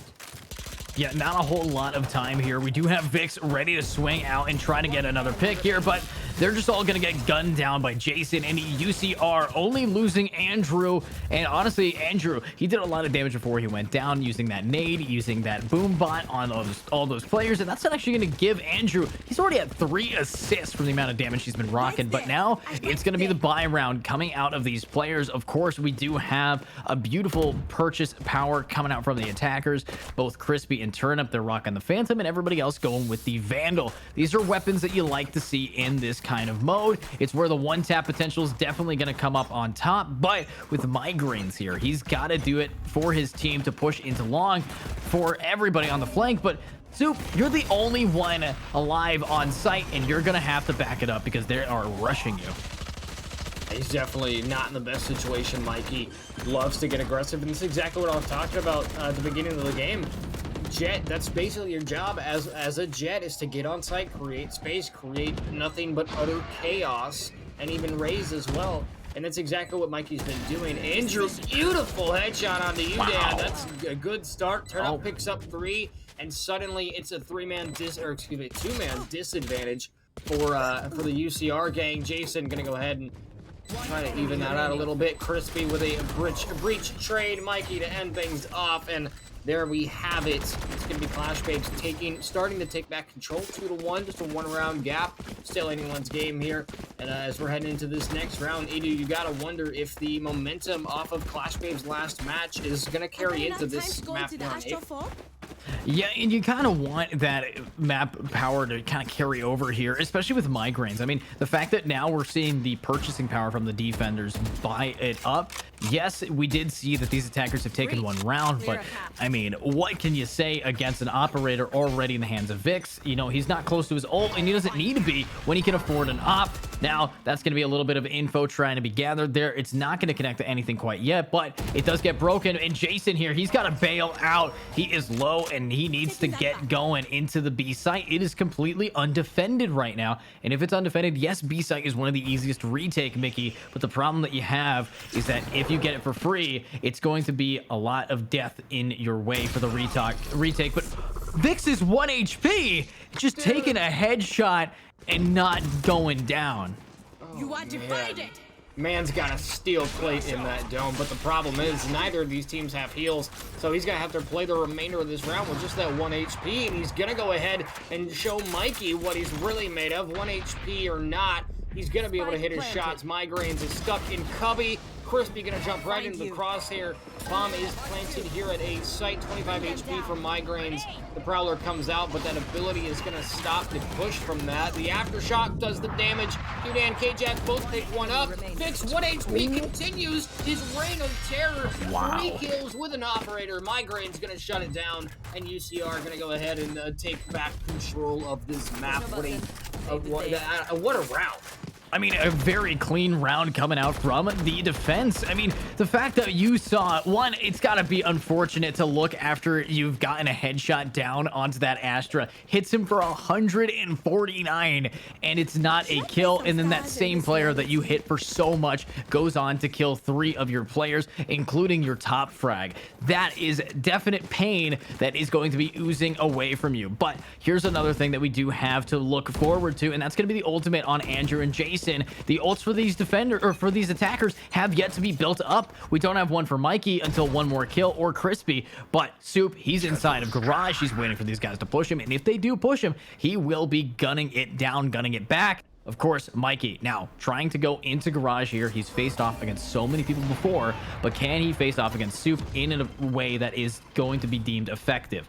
Andrew already right off the bat gets a beautiful nade kill onto K-Jax, and here we have Andrew now re-swinging out, trying to get the pick. Soup also dropping down, and the timing, he gets it down. Mikey just found himself in one of the worst possible positions. Meanwhile, Migraine anchoring A site. Might find himself in a 1-on-3 here. Udan gonna check his corners, but the reaction time is not there. Crispy with a quick breach dip, sitting in a corner like the rat breach is. Gonna pick up Jason. Turnip does the same to Migraines. 2 versus 3. Bomb is still in the hands of Turnip, and I think the plan is gonna come through. Showstopper is gonna pause it momentarily. Now Crispy is stuck in a no bueno position. That shorty could have been the absolute difference maker, but Crispy picks up 2 and 3, and now it's Andrew in a 1-on-2. Crispy and company gonna go for a full sprint all the way back to C site. I'm pretty sure Crispy and Turnip have like a solid 43 combined HP at this point, which isn't the situation you want to be in against a full health Andrew, especially if he gets one more kill. He's gonna have that paint shells back, but nonetheless, it's a 1-on-2 retake, and it's very, very doable for Andrew. You know, Andrew, is one of the highest ranked players who plays in the IGLeague Series. Of course, he was on Terra Esports prior, and that team was a reigning champion. They did not have anything to lose, but if he doesn't check his corners, he is going to get gunned down, but Crispy's going to whiff one shot. He's going to have to repick this, but he can't. Andrew, you have been graced with life, but can you grace some death onto the enemies? You have to try to hold this against Turnip, and that's going to be a Rolling Thunder, pushing you all the way back into the visibility, and the bomb, it's going down soon enough. You spot one, and you can't get the shot. It's almost over for you, but you get the one tap, and you are going to get gunned down. Attackers winning a thrifty by the skin of their teeth, but so many ultimates had to be used there. Combined 37 HP between Crispy and Turnip, and they somehow get bombed down and have a successful post plant. Crispy went down, or Turnip went down, excuse me, but fortunately the paint shell came in a little too late, and that honestly the fault line and the Rolling Thunder from Crispy. Call it an ult in a util waste, but I call it aggressive negotiations, and it was flawless from Crispy. The Rolling Thunder prevented the defuse, forced him out in the open site, and unfortunately for Andrew, he just didn't have enough time to break that down into a winning position for him. But Vix nonetheless going to start things off with a quick kill down mid here with that headhunter. We talk about how so damaging the headhunter can really be, in Soup with a shorty and a dream sitting down long. Ian's gonna find Turnip. Can he find K-Jax? No, the reaction time gets the best of him, and a second for K-Jax, and that's gonna be an easy C site take. I mean, that is a massive push coming out from K-Jax here, able to get the picks off easily with the trades, but the problem is they did, you know, get a little bit of a trade there. The nade and the showstopper is going to come out here, and that is a sick shot from Andrew, and is he going to get it? He's going to get another, but that's going to be K-Jax, the man who's going to gun it down, but he has to ace this if he wants to win this round. He does have the Hunter's Fury for post-plant, but he doesn't even have the spike, so he's just going to use so much info, but kind of a waste of a drone for bait. But look at that, it's not going to make any noise, which means they know exactly how to play this. Sitting behind these boxes, it's about who swings first, if it's going to be K-Jax or is it going to be Jason. And Jason's gonna get it. Back-to-back thrifties for both teams. Unfortunately, Andrew there just absolutely melting that poor aggressive team with all of the shots. Yeah, that beautiful double share of taps that arguably won the round for UCR in that situation. That was absolutely gorgeous. It's exactly what a duelist needs to do. Get in there, especially on defense. There's not much feel. I will say, as a duelist on attack, it's a lot easier to do damage than it is as a duelist on defense, and that's Exhibit A right there, right? He was able to do what he could, slow down that push, slow down that psych take, allow your team time to go for the rotate, and Vix is setting them nice and early with an operator, is going to rip Crispy in half off of that haunt. The haunt actually gave no information, so Vix just kind of did it all on his own, but that is going to force a rotate, or at least a slow down, a drawback, a withdrawal, if you will, from Turnip and Company. And now with a initiator down, that's blinds off the board for our guys on Clash Babes. How are they going to react to the rest of this round without those flashes? And the answer, Jason is going to say not too well. Turnip goes down.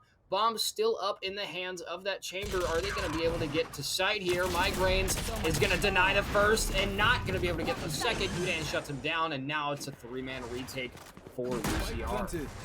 You know, three-man retake, but B again, easiest site to retake on the map of Haven. And they also still have weapon advantage. They're looking for anybody to try to swing them out, to try to swing and hit, but it's going to be so difficult unless Andrew is going to be the guy to get in here and hit these one taps. He's been consistent this game, and that's what we like seeing, but here comes a little bit of Util dumping himself right in. Beautifully played, and the last one is going down. You, Dan, are not the man. Getting gunned down by Vix, who gets the picks, but let's see what's going to happen into the next round now that there is a 3-round lead for the team at UCR. Your rhymes, man, that was just fluid, flowing, heavy, spitting hot fire. That was gorgeous. But like you said, 5-2 is the score line, and I gotta take a look at the economy real quick. I mean, Clash Babes not doing too hot. If they lose this round, I believe they're gonna have a bonus or a loss bonus, correct? Or I could be wrong on that, but either way, they're not gonna be in a good situation. And meanwhile, our boys on UCR Blue are basically swimming in it. Even if they do end up losing Vix's op here, they are going to be able to recover at least with a sub-buy next round, or a couple of them are going to be able to do a full rifle situation. But it looks like a full push here for Clash Babes, a full push down, a good split coming out here. Owl Drone does get shut down eventually. Mikey gets that early pick on to Jason again. Initiator out early. Not a good place to be. And Andrew, that's not a good place for you to be between a rock and a Mikey. Not a good spot. Bomb gonna get planted by Udan on a site. Now it's a 3-man retake with a 5-man post-plant defense. This is doable for either team. You know, very doable for this team here, but Soup, he's in top of heaven. He wants to see if anybody is going to peek him, and I don't think that we're actually going to see K-Jax peek. He's just using some util, but I mean, the shock dart, it is going to miss, and one miss is only one. Can't we see Vix here? He wants to push forward, but look at what we got. It's going to be the man in graffiti anchoring it back, and there we go. Soup is going to get one, but here comes the trades. 1 for 1. It's an ace from Mikey if he can get it, and he's going to ace it. Mikey, MVP of his team, going in hard and hot and bothered. Look at this man absolutely sweating on these people. Going absolutely huge for Clash Babes, Mikey. Oh my goodness, that was gorgeous. That was genuinely gorgeous. But I do want to give credit where credit is due. Crispy with the fault line and the blind sitting underneath or underneath heaven on a site was able to push off the defensive, or the retake maneuvers, I should say, from UCR. Pushed it back just enough buy Mikey that time he needs to get in those positions and just mow him down. And it worked pretty gorgeously. The haunt comes out down C long. No one home. A lot of action, or a lot of bodies, I should say. Mid is it's a hot spot right now. It seemed to be the majority of this game. A lot of action has happened mid, and I hope to see more of it. But it looks like, once again, a quick, if not easy, a very quick B-site take from Mikey and the gang, and now bomb is planted just like that. All 10 still on the board. A showstopper for Andrew. Is he going to utilize that for the retake? And I think he's getting in position to do just that. No, I lied to you. It's fine. You know, a little bit of util goes a long way, and look at this flank coming out, taking down Turnip. His ultimate nothing. The showstopper, as you said, Mickey, is going to come out from Andrew, but now it's just up to you, Dan, and of course the breach, and Andrew run and guns him down. Crispy gets onto Soup, but the spike, it needs to get defused, and that's going to be a Rolling Thunder pushing all of them up. This is definitely winnable, but he needs to get the shot off onto Andrew, and he is out of bullets. Jason, though, like the mass murderer from the horror movies, is gonna go in there and get the picks with his little tiny knife. What a beautiful player coming in here. Jason, I know it's rare that we actually see Jason on a character like Breach, but it is performing. But real talk, what is going on with his knife?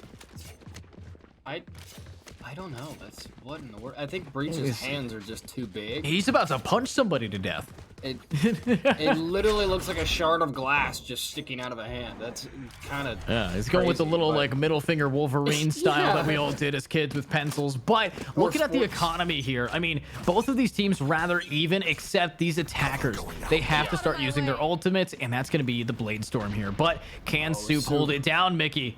Soup's got a great position to do just that. The Owl drone comes out for information. Mikey's not going to spot Soup until it's far too late. The headshot sits him down. Paranoia going to come out. Soup has got to take advantage of that. But Jason, meanwhile, that aftershock is going to come out. It's a breach versus breach down long. Soup is still holding his angle marvelously. Jason is going to get just aggressive enough to put Crispy down. And I have to say, both these breaches have been playing phenomenally. The utility from both have just been so on point. But unfortunately for Crispy, Jason's just a little bit more there on the gunplay, and that's what it all really comes down to, is that cohesion in the gunplay, making sure everyone's where they need to be. The health, I will say, for Udan is not the best situation. Clash Babes in general, down 2 men, down 2 whole bodies. That's not a good spot to be in. 40 seconds on the clock. They're gonna have to make their way towards a site at some point. They're closest there. It only makes sense. And the problem for that is they have one coming on their flank. They have 3 sitting on site, and they have an anchor on B to deal with, all within the next 30 seconds. So Soup has still not given up this position, and it could be absolutely detrimental, and it is. He gets a 2-piece off that exact spot. Turnup is in trouble with Udan. He gets mowed down. Nothing but abilities out for both teams. Jason with a quick 3-piece once again. Breach cleaning house, and it's going to be 7-3. Yeah, I mean, exactly what we like seeing from these players. They're getting in here, doing all of the damage that they possibly could, but check out what we got from Jason. He's on so many 3-pieces. I mean, when he gets kills, it's multiple kills in a row, and that's kind of what we like to see. His consistency is, it's up and down. It's like Oobleck. Sometimes it's solid, sometimes it's liquid. He's a fluid player, but one thing about his consistency as well is anytime it is going to be solid, it's going to be rock hard with his all-encompassing 3-pieces every single time, and he's now in long looking for more damage to deal. Is Oobleck that slime stuff? Yeah, where you punch it, it gets hard. Yeah. Oh, that's cool. Yeah. A little science fact for you. Yeah, the kids these days are just like, I want to make my own slime. And then the parents are like, oh, the carpet's ruined. No, Vic's going to ruin that long carpet. It takes out Udan. Quick chamber div. Going to capitalize. K-Jax. Also, that carpet is just ruined. K-Jax more like Ajax. You're going to need some soap to get that stain out. And Vix once again with a 3-piece. The operator, one more bullet. Is he able to punish Turnup any more than he already has? I think the answer, not quite, but the headhunter going to come out to finish the job. Quick 4K from Vix, and it's a one-on-one. In this situation, at least down long, Vix is getting aggressive. I don't think Crispy's ready for him. He turns right in time. The Sheriff picks up 2, but Soup is going to close out the round 8-3. I mean, that ace is exactly what you wanted to see happen for Vix, but unfortunately, the only people allowed to get aces are duelists in this town. Sorry, Vix. Maybe next time you'll get the final pick, but timeout is going to be called by, of course, Clash Babes. They want to make sure that they do not burn out, and when you call a timeout, here's the things that you got to work on. You got to say, okay, is our positioning going wrong? In my opinion, yes. Is our aim duels going off? They are winning half their aim duels. They need to try to get it up, but really, is our utility getting utilized properly by the other teammates? We've seen so many different flashbangs, stuns, utils that don't get actually worked on. So I'm thinking right now, their positioning and their util usage is struggling. Their aim is good, but they just have to work on those fundamentals. What do you think, Mickey? I honestly agree, and it also comes down to your agent usage as well, like your ability usage, like you touched on.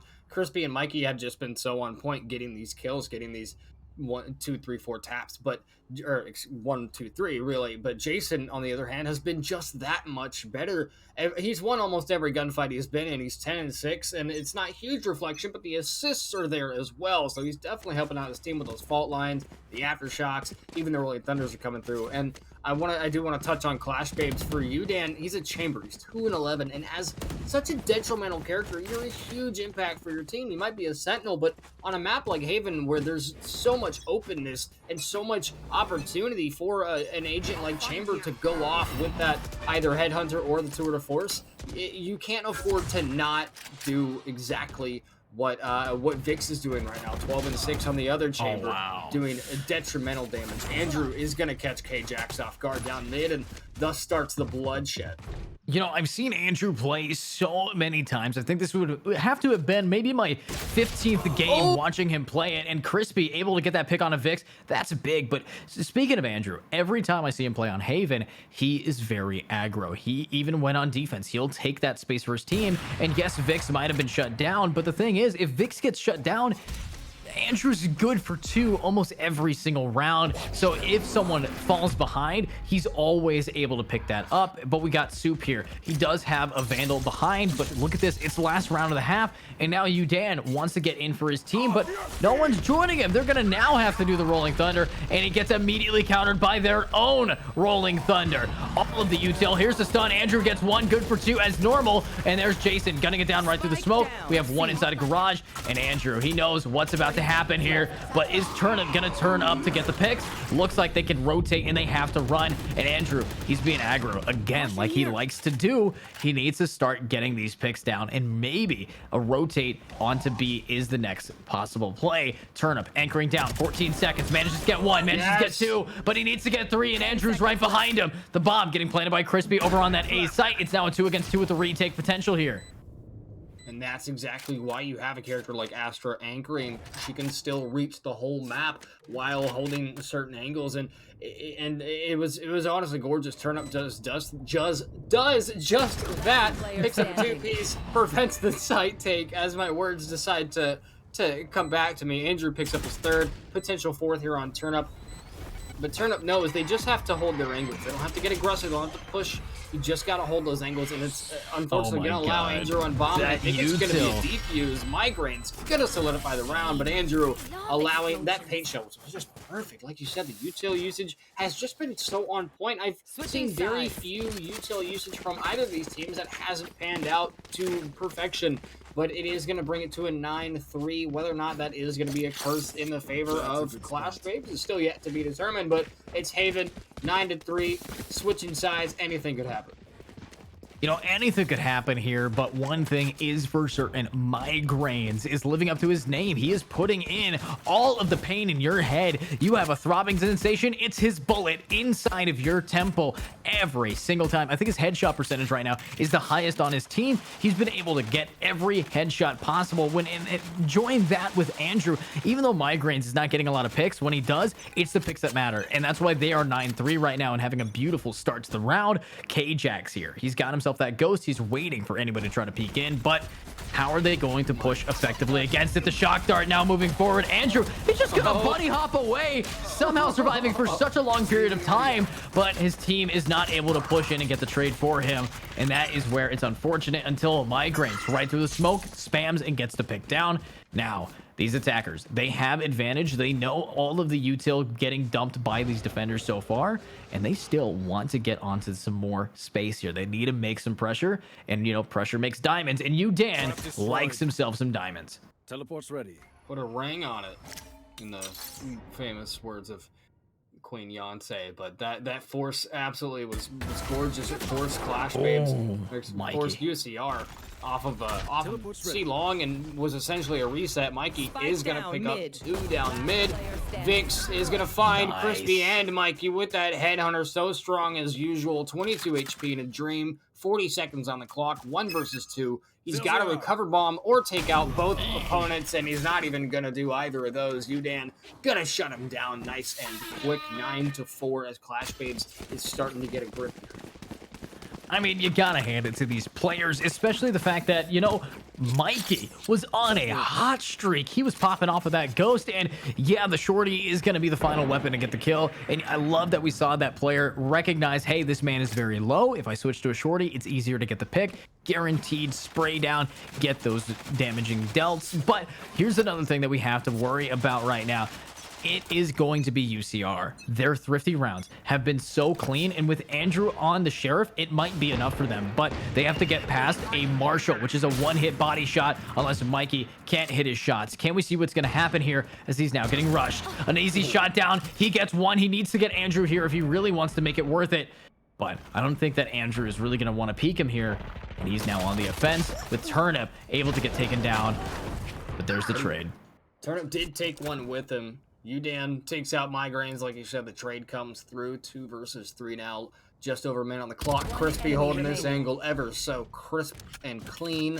Gorgeous Spectre spray onto Soup, and now it's just Andrew left to his own devices. He's got that, he got the boom bot, the death Roomba, as I like to call it, and the paint shells, a bomb, a Sheriff, Marshall on the back. 50 seconds. He's got to work some magic here. In a 1 versus 3, this is not a spot you want to be in, and he's got the equipment to do it, but it's all about timing here. Udan with a judge and a dream. Air chamber. Thank you for arriving at your destination safely, and I hope you had a safe flight. I hope you had a great flight. But it is 9-5, the infamous 9-5, just a 4-round difference here. Let's see if Clash Babes can make it happen. You know, Clash Babes, they've been bringing it back so far, but again, this is round 3 of the half, and every time round 3 of the half comes up, if they don't win their bonus, you're going to see a huge momentum shift. And if it's going to be a momentum shift in the arms of UCR, it's dangerous, it's risky, and it's honestly terrifying. But if they win the bonus, they will guarantee get to at least 9-7. So let's see if that's going to happen here right now, with Vix wanting to try to push in. But Udan, look at this. He's got that judge. We saw what it could do last time, but against a player like Andrew, you're going to want to TP away, and especially if they know exactly where you're going to be. Andrew, look at how he checks his corners. He's even checks the best off angles. Mikey got absolutely destroyed on that angle earlier by Soup, and now they're just being aware. They're checking that angle. They're like, hey, it worked last time. It could work again. So I just want to be safe. It's always safe. Check your corners, kids. Fundamentals of the game, basics right there. Careful. Valorant 101, FPS game 101, to be honest. Check your corners, and you're going to have a great game. But 50 on the clock. Vix and company circling mid quite a bit, but it does look like an A push here as the rendezvous is going to come through. This is where you start to get a little nervous. All 10 players are still on the board. A lot of people still have their abilities. Time is winding down. A site has to be chosen, and Soup is going to go ahead and choose a site for that plant. Look at Jason already setting up for the post-plant defense. He's ready and waiting for for Clash Babes to push that, and that's right there. There it comes out. It's going to slow down the take, and suddenly it's utter chaos. Half of the defensive side has already been ripped to shreds. 3-man retake now. Wow, I mean, every time they give any inch, they take another mile. What a round for these attackers. And, you know, here's the thing, though. Team Ace, that's great for them. However, they did lose 2 people, which means they lost 2 weapons, but that's okay with them. They are still able to buy. Vix 1 away from that Tour de Force. I'm expecting them to go to that C long, pick up the orb, grab the Tour de Force, and then start popping off. But the defense, you guys can now fully buy. We are seeing the only person without a real rifle on a Guardian being Turnip. But with only 8 seconds left to really determine what your game plan is going to be. We're looking at another default slow push, and I think they're going to get that Orb C long, and the Tour de Force will come out. Yeah, and don't shy on the Guardian. Don't shy on the Guardian. Turnip could do some serious damage, but Vix is going to attempt to do some serious damage of his own, pulling out that Tour de Force pretty early on. Whether or not that's going to make an impact is still yet to be seen, but Migraine's going to catch a bullet from a nail gun straight through that box down to 17 HP. And once again, we got to bring up the fact that neither of these teams have heals. No Sage in sight, no Sky in sight, and that you know, it doesn't give one team or the other an advantage or disadvantage per se, because neither of them have those heals. It just is it's gonna suck just a little bit when you're down into those single digits of health and there's no help to be found. And Mikey gonna catch right to the butt a Tour de Force shot. Udan does the same to Jason, and now three-man site take on A site. It looks like Andrew and company are going to be able to get bombed down, as Andrew is going to take up this very, very close angle. Bullet to the head of Udan. Beautiful flick. I mean, that's exactly what we like seeing from Andrew, but the fact is he took so much damage here, and in a 4v3 retake, HP is the currency. Can they actually get on there now that Soup is stuck behind? He drops down, and he is going to get that, but both of these players are popping off, but here comes Turnip with the Guardian. He's hitting all of his shots, and K-Jax is going to get the pick. But honestly, that is what we like to see. And the fact of the matter is that is the buy round for the defenders, and they're bringing this game back for them. But can they keep that up? Question, can they keep this momentum going? That's now their third round in the half. They've only been slowed down slightly, but you have to remember there's still a 4-round gap here. It's 6-10. This is still only 2 points away from match point for the UCR guys, and it's definitely going to be a lot of work that needs putting in here by Clash Babes if they're going to pull this off. Yeah, and a lot of work is necessary to make something happen. You can't build a house just by asking someone else to. You gotta get your hands dirty. You gotta make sure that you build the foundation first. And the foundation of Valorant is definitely how these players are working as a team. But this is where the defense here, they have the Tour de Force. They have advantage in both weapons and mind. But you got to be cautious because the attackers also have some pretty large guns here, large caliber, and these are some high caliber players. Now, Mikey, very aggro with his breach. They want to get it done, and they're spraying through, trying to bait out anything, but nobody's going to show up. And Andrew, he's just going to try to break right through that wall. The Origin Frenzy, such a great gun to use, but Turnip, he's over here with the Vandal, and he's ready for anybody to try to peek him, and it's very risky, especially since they need to get this pick. If they die and it's for naught, 1 for none defense round is going to be a GG. Yeah, getting that aggressive, especially on a character like Astra, where if you do need to activate your stars, you have to completely leave your body defenseless for a second, at least to place the stars down. But it is a huge risk, especially being that close up with the Vandal. The quick whiff from both chambers now. Mikey puts down Andrew. Jason's there with the trade. The breaches are going at it once more and once more. Crispy is going to put Jason down to 3-on-3. Soup with a beautiful spray onto Crispy now.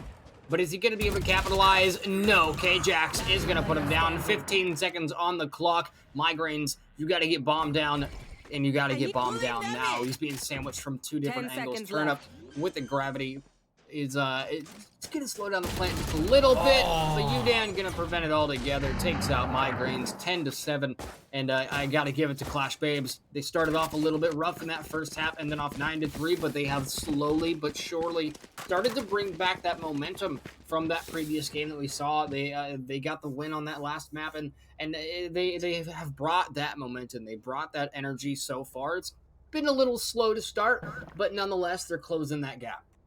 You know, they are closing a gap here, but the one thing that I have to point out is you can see a little bit of fear in the eyes of UCR. They're supposed to have a little bit more rounds here, but they've lost 4 this half and only have won 1, which means it's time for a timeout.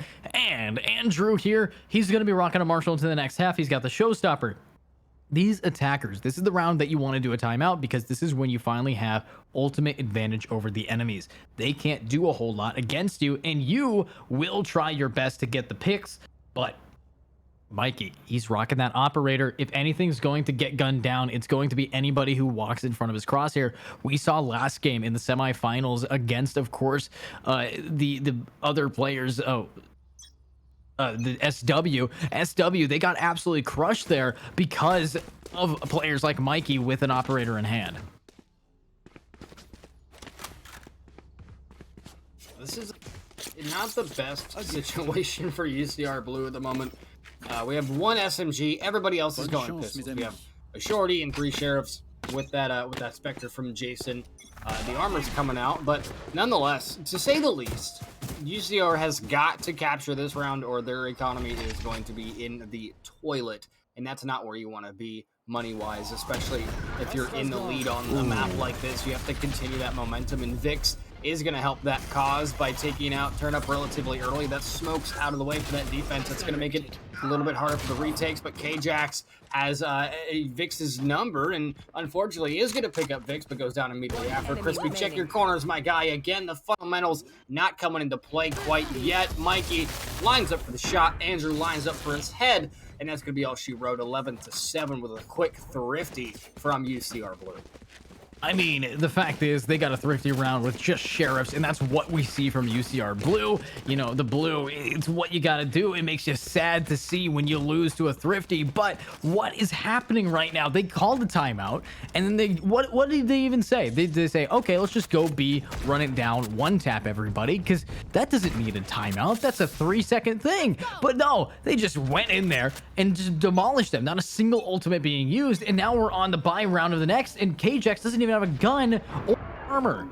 I have a feeling that timeout conversation went a little something like, let's do what we've been doing, just better. And Mikey says, here, let me help with that. Let me give you a little bit of a self-esteem boost there for Vix. Not that he needs it. 19-3, mainly with an operator and 2 to force. Turn Up has a beautiful angle, do some serious damage, but the whiffs are coming through off that sheriff. Jason with a quick turnaround. Minute on the clock as the bomb is going to get planted. Crispy is going to connect that right click onto Vix, but unfortunately he gets taken out. Udan does the same, and Soup going to shut it down with 2 kills of his own. And ladies and gentlemen, children of all ranks, we have reached match point 12-7 here on Haven. This has got to be a last-ditch effort from Clash Babes. You know, a last-ditch effort for these gamers. They were able to absolutely perform beautifully for their team. And, you know, one thing you got to say is Clash Babes, you got to try to pick up the pace. Yes, Turn Up, he was in a perfect position there, and he just was not able to connect the shots. And in the grand final game 1, if you're going to learn of a time to get better, you have roughly 3 minutes before game 2, and that's going to be scary for you. But that is, of course, if UCR Blue does take this game 1, and it does look like they're going to. But look at this retake already being developed. They need to prevent everybody, and they're sending all 5 over to A. If attackers were to retake or rotate, they can take it. But Nightmare coming out, not connecting to anybody quite yet. We do have the Rolling Thunder for the defense, pushing them all back, but it's not going to connect any kills. That is a lot of util usage for nothing. And here we have it, a little bit of damage taken by both the attacking Fade and Chamber. So it might be worth it if they want to re-hit A, or maybe just get these players down. See how quickly that withdrawal really happens. As soon as that Rolling Thunder comes through, they're like, okay, let's not deal with that right now. Let's back off, regroup, figure out what we're going to do. Migraines trying to hold that angle towards mid. We have a lot of action still heading towards a long. It might have been a full-on fake rotate here from Clash Babes, or excuse me, from the UCR Blue. Vix is going to open up the round once more, restarting the action, taking out Mikey. Turn Up goes down as well. 25 seconds on the clock. Quick reposition there from Soup, and now it's a 5-man post-plant defense. I think this round is just about it, and that's I think this is a huge, great way to start off the series. Whether or not they win on this round or the next round, UCR Blue has set the tone for the rest of this series. Vix, beautiful shot on the Crispy. Yeah, this best of 3 is definitely going places today, but it's about if Udan can get some more picks. The Sova K-Jax, he's been a high-tier fragger, but also they've been having issues with their checking corners. The fundamentals are not there, and hopefully we see it in game 2, and that's going to go already over to the, of course, team UCR Blue. But let's see what's going to happen in map 2, of course. In map 2, we have to see what these guys can do. You're going to have a little bit of a difference in both the map and hopefully the, util dumpage, because Kjax, he's the kind of guy that frags out. He went 9-16 there. Turnip, same exact case, 9-17. So you can tell that these people are getting fatigued from playing so long today, or they just have to warm up against playing against some of the best players in IG League. But Mickey, how do you feel about that game? I mean, all in all, that was a great, fantastical performance from both teams. Unfortunately for Clash Babes, they weren't able to bring all their energy, like you said. Whether or not they were fatigued, a little bit run down from playing so much today, or they just had to adjust to this new team. UCR Blue is definitely not someone to be toyed with. Andrew topping off 20-14, or Vic's really topping off 23-13. I mean, those are not numbers to shy at, no matter what. But the second map is going to be Icebox. I believe we're going to take a short break before we head in there. But I just want to say that was, honestly, it's going to be so weird heading into Icebox because these maps are so drastic. The play styles are different. The verticality is definitely more so in Icebox versus Haven. There's a lot more close quarter situations. So I feel like we're going to see a completely different composition and a completely different play style from both teams. And I think we're going to need to see that. Andrew, yes, he is the man that gets on point, gets all the picks, but one thing's for certain, Vix, he really came out on top here. But let's see what is going to be the next map. We're going to see you on Icebox, and we're going to see if are these teams ready to go, or are they going to be taking a little bit of a break? We're going to find out right here, right now. But of course, my name has been EduCast. I am joined by Mickey. We just did game 1 and game 2, and maybe game 3 is definitely a possibility to be shown up today. So again, Icebox here. We could talk about Icebox for a little bit, Mickey. Icebox, you see a map like that, and you have to say Chamber and Viper, and those are the two predictions I'm thinking. Do you think that that covers the Sentinel and the controller? But what initiator, in your humblest opinion, Mickey, works on Icebox the best? I gotta say, personally, as a KO and a Sova main, I switch back and forth on Icebox. I find both of them are absolutely astronomical. They're great on a map like this, but the meta recently has been, I've seen a lot of Breach and a lot of Fade, and especially on those close corners, Breach could be very, very detrimental. We saw a lot of that movement just now on Haven. The majority of that being Jason, I believe, sitting under Heaven on a site, preventing a lot of retakes coming out with that Aftershock or the Fault Line or both. And I feel like Icebox is going to be one of those maps where it shines just based on the angles of everything. And then, of course, on A site, well, really both sites, but mainly A site has a lot of verticality. So I'm going to be a little upset if I don't see a Jet or a Raze to help out with that upsy-downy stuff. I really want to see some up angles. I want to see somebody flying through the air. I don't know who. I don't care who. I just want to see it.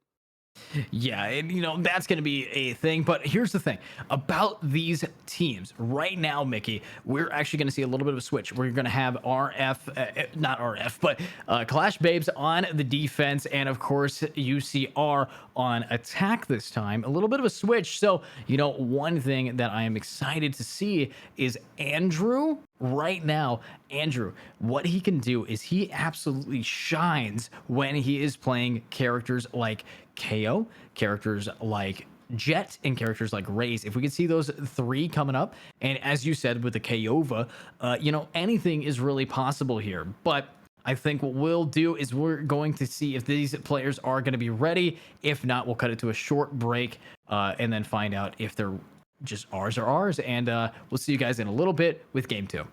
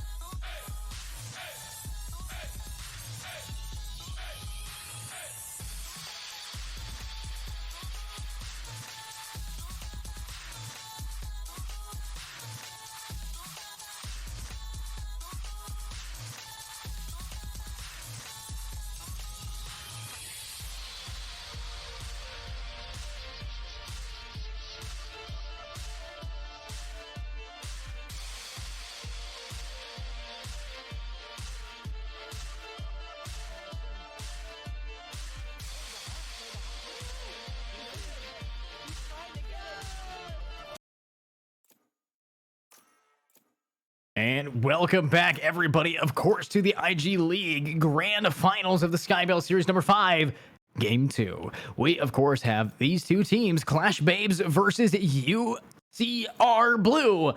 Now, UCR Blue, they just absolutely did a great job here on the Game 1 on Haven, but this is Icebox, and this is where you're going to see Vipers. You're going to see Chambers, you're going to see Sovas, and you're going to see players doing their best to absolutely pop off. Mickey, what do you think about this so far team composition?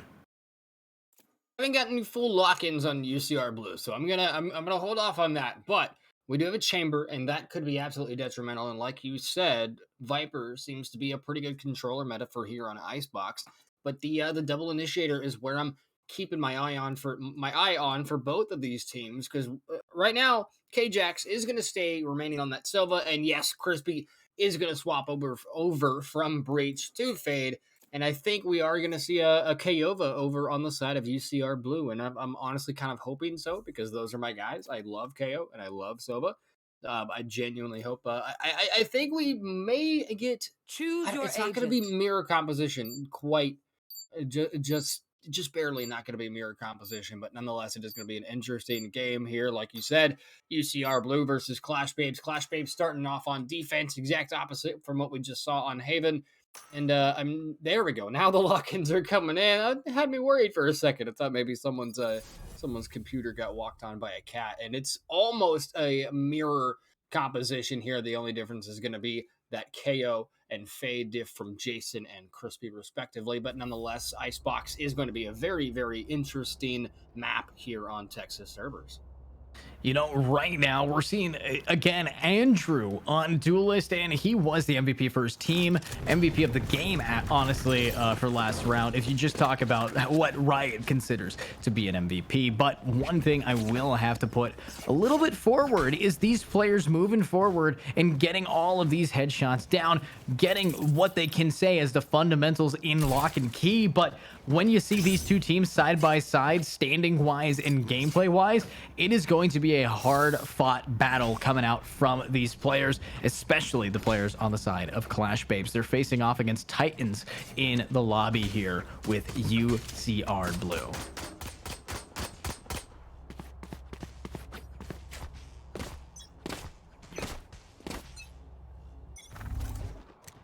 Mickey, I think you're muted.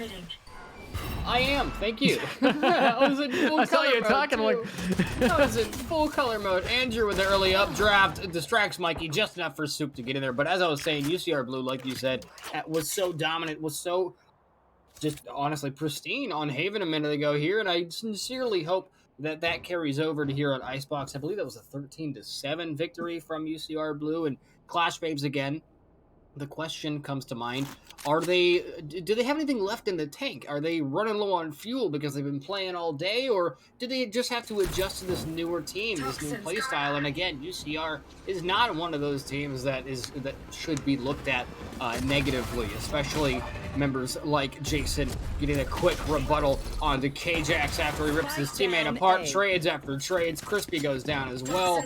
The Vipers are some very detrimental players coming into this. Vix, meanwhile, still anchoring all the way at B, waiting for his team to rotate to come in for that bomb plant. 35 on the clock. Vix is still holding kitchen, but the problem is his fellow Chambers wrapping all the way around. The Snowman, 25 on the clock. They got to get bombed down. Something. Vix takes up Turnip, and now it's a 1-on-3.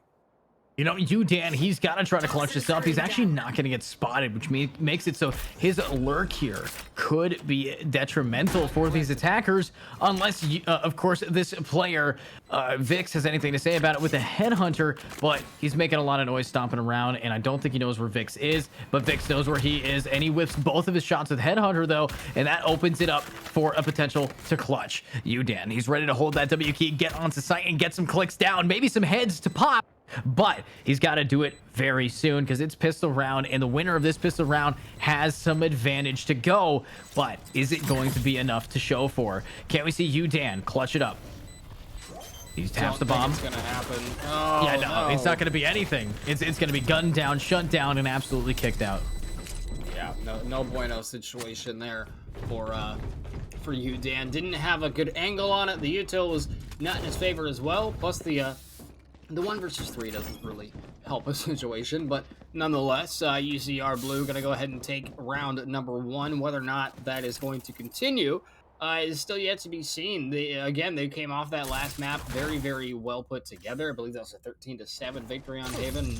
Now that we're here on Icebox, it's a bit of a momentum shift, especially the side switch. We're starting on different sides for both these teams. Mikey and, what is Mikey and Udan doing? Are they getting aggressive? No, they're going to go ahead and force off of long.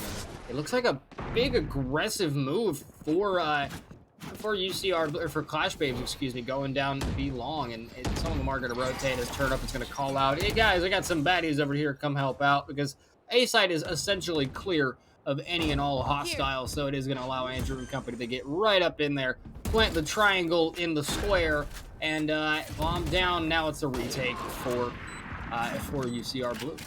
I mean, a retake for sure, but look at what we got going on with this, of course. Marshall in the hands of the player, Viper. I mean, this man, he's ready to get it, and he gets another. Soup is not done. He's getting 3, but he can't get 4. What a play, and that's going to be a gun down with the classic, and now a Marshall in the hands of Udan, or no, a Vandal in the hands of Udan. Only 5 bullets, though. He can't reload with Crispy getting a shot. Now it's a 1-against-1. It's a Vandal versus a Bulldog where the bomb is planted. He's looking for the players, and he's going to get gunned down and bring the Vandal back to, of course, this attacking side.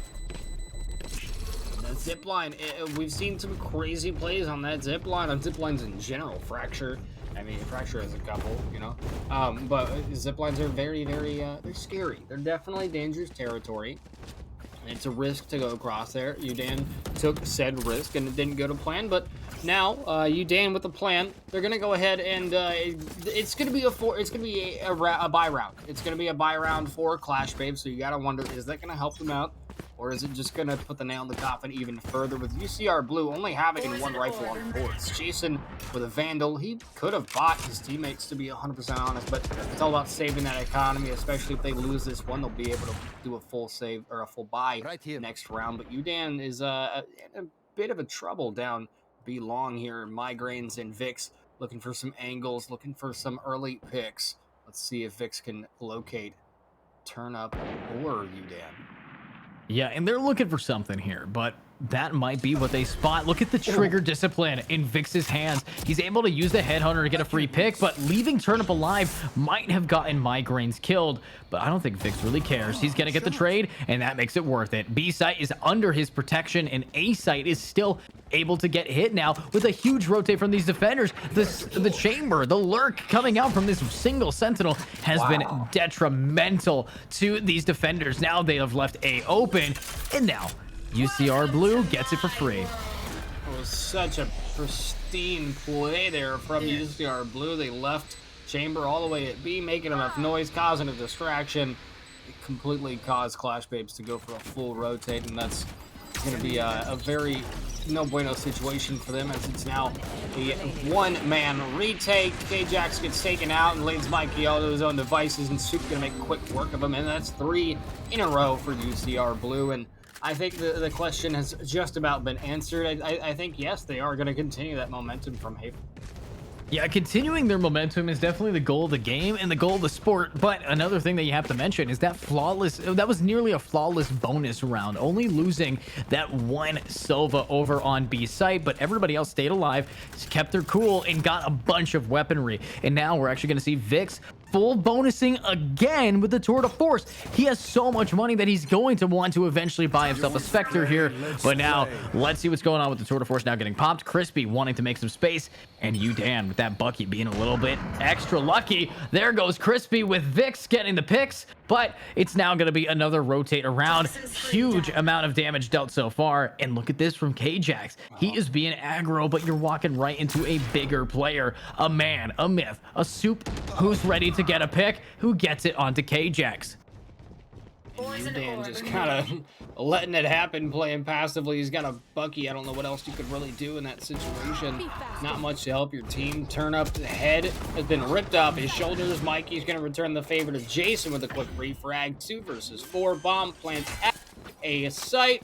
Sova Dart, I thought that stuck to Mikey for a second, but no dice on that. But now it's a Udan and a Mikey retake. Udan, quick couple headshots to Soup. Unfortunately, nothing else going to connect, and Migraines going to close the gate 4-0, and UCR Blue is definitely proving that they're here to cement themselves right here in IG Leagues as one of the best we've had.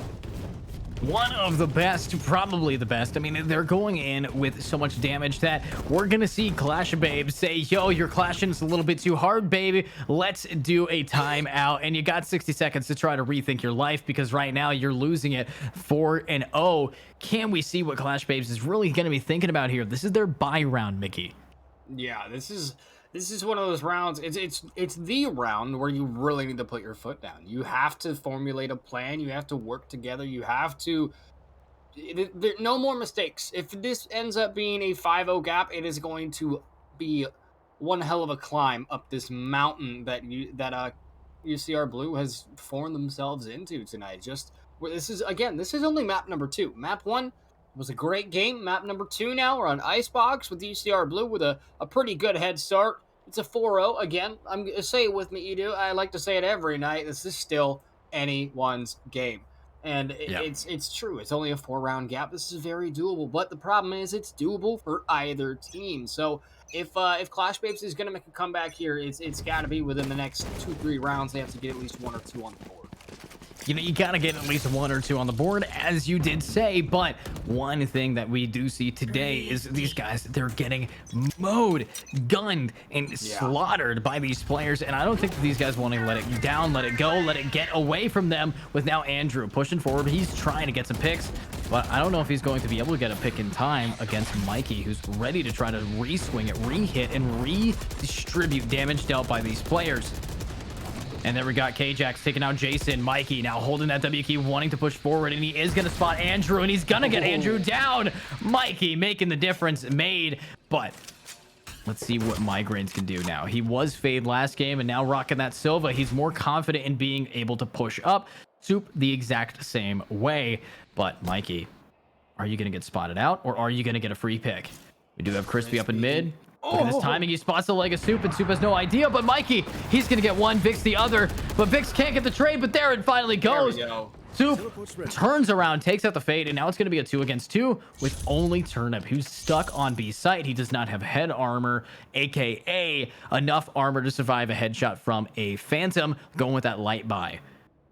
Yeah, this is a scary situation for Clash Babes, to say the least. They are completely split up. 30 seconds left. I mean, they can't get trades. To make an obvious point, they can't trade each other out. If Udan goes down, he goes down, and A site belongs to UCR Blue. So he has got to put up one hell of a fight here, and he does have a Vandal. He does have a Phantom, I should say, which it is doable, but the Shorty is going to be the weapon of choice. Takes out Vix. Soup with a very quick refrag, and force that just enough time for Soup to get bombed down.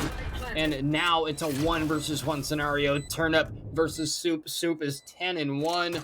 I mean, this is definitely going to be an interesting face-off, to say the least. And Turnip gonna go ahead and prove me right, just barely surviving every bullet Soup had to offer. 5 HP in a dream, as Turnip is gonna bring Clash Babes to their first point. You know, I'm really shocked that we saw that Viper be so aggressive. He still had all util that he could have used to push them off of the site. He still had his wall. He still even had his spit to push them off the bomb and play lineups. But the fact that he wanted to try to duke it out against a man who he thought had an operator, if he had hit the headshot, would have made it worth. But that is a little bit of a sell coming out from that man. Yes, he's 10-2 now, but I think that he could have played that slightly better. A little bit of a misplay, but you can't really complain about a team doing so well right now. And you do have to give it to UCR Blue. It's a Soup and Vix at least. They're both sitting at 10 kills, 1 assist, 1 death from Vix, 2 from Soup, and the second one was just in that round we saw. They both just got those deaths just now. I mean, they've been so detrimental as a Sentinel and a controller. Your job isn't really to be this phenomenal on attack, so you have to give it to Soup and Vix. They've been so on point, and Turnip is ready and waiting for anyone to cross this angle. But the problem is Vix is set up on the same angle from a different side, of different position, I should say. So this is really all about that timing of that poison cloud. But Vic's going to go ahead and withdraw. A minute on the clock. Bomb making his way towards A site, where it seems to be a lot of Clash Babes presence. Yeah, and Clash Babe, they have a huge presence on this map right now on the defense, especially since they're not really staggering themselves. But this is where it all falls apart. The suppression coming out. K-Jax now getting forced back. No more walls for the Viper, and everybody's ready to go. Andrew is going to try to push up and trade out his buddy Jason, who just took down K-Jax. But Udan, he's stuck anchoring down, and that's going to be an easy pick for this man Andrew, who's not done yet, and they want to try to get their teammate Jason back alive, but I think he is going to eventually just go down. And Andrew making the space, making the noise, making some picks. Can he spot another one? He's going to get one, he's going to get two, making it 3 in total. Can he find himself the final man, the Chamber, who's anchoring in kitchen? I think Andrew just might. Look at this. Oh, he spots it. And Turnip is going to get the pick down. Andrew gunned away. He's got the Vandal. He's got 3 in his way, but can he get it today? Let's see it happen with this gun. I like it. Tour de Force in the back pocket. I don't think he's going to go for the Tour de Force, but Vix is going to pull out his own operator and going to go ahead and re-cement his chamber diffability. I just made up that word. It's fine. 5-1 currently. Clash Babes was able to get that one on the point, but the problem, Edu, you have to keep that going. You can't just get one and walk away from it. You have to keep that streak going, and UCR Blue shutting them down, not allowing even a second point on the board. Look at how broke our guys on Clash Babes currently are. I mean, the only one that's able to buy is Mikey, and even then, he's only got $200 in the back pocket after that full purchase. No one else can full buy. We're going to see a Frenzy, 3 Classics, and that Phantom from Mikey. Meanwhile, UCR Blue is Scrooge McDuck filthy rich at this point with the operator in the back point. K-Jax goes down early. That could be detrimental for that defense. It might be the difference maker. Mikey gonna go ahead and get a refrag off of that. A minute 20 on the clock. Bomb has been dropped towards a site. This is still anyone's round.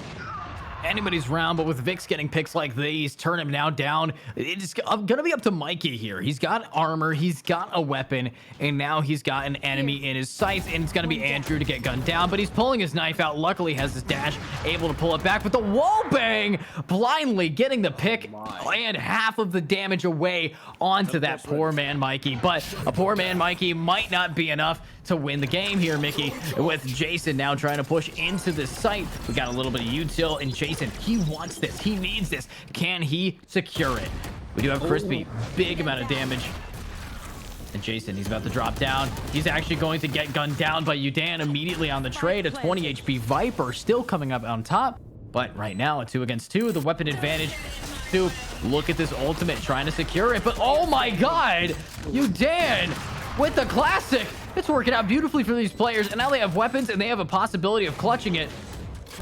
But that's going to be one headshot down. Last man 20 HP, but they have none the wiser. And Udan clutches the round. What a play. Udan going huge, picking up a 3-piece, 2 of those, mind you, being with a classic. Phenomenal work from Clash Babes. They are not down and out just yet. They're a little bit down, but they're definitely not out. They're starting to get a grip here, starting to show us why they were able to take those first maps of the day when we saw them earlier. They were very strong, and now it's like UCR Blue is starting to snuff out that beautifully smelling candle. It's mango. It's right next to me. It smells really good. But Clash Babes has got to keep that flame burning. You know, feed the fire a little bit. You can't just get one round and let it go. You got to keep up that momentum, and they're trying their absolute best to do just that. Yeah, it's hard to keep up momentum, especially since whenever they die, they do lose so many credits, especially with the kind of weapons they're purchasing. Turnip, he does not have anything close to an ultimate, but he's got enough creds and he's got an operator. So he's able to buy 2 ops in the price of 1 death. So Andrew, what are you going to do? You got yourself the knife. You got what you need to have to get in here and try to stab away at all of these players, yeeting that kunai out. But Andrew, what is the game plan here? Andrew and Mikey, you're both on that Blade Storm. I really want to see multiple kunai yeeted at each other. I want to see a jet versus jet straight up, but time is ticking, less than a minute on the clock.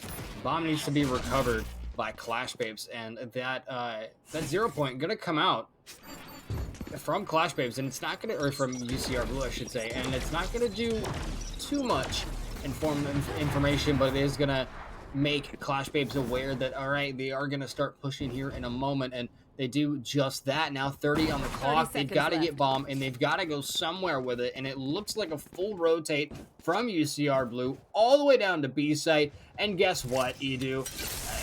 They're already waiting. Clash Babes is already there on site. They're waiting. They're holding their angles because that's all. That's what they know. They have to just do that. Just hold your angles, and they'll come right to you. And Kjax actually gets completely obliterated through the Viper wall. Bomb goes down. Mikey, is he going to get picked out of the air? No. Air jet coming towards you. Vix goes down. Crispy and Turnip as well. And now it's Mikey. It all comes down to him in a 1 versus 3. He's not going to get anything done. Beautiful taps from Migraines, I should say, and that's going to be all she wrote for that round 6-2, as UCR Blue is doing such a phenomenal job of shutting down Clash Babes.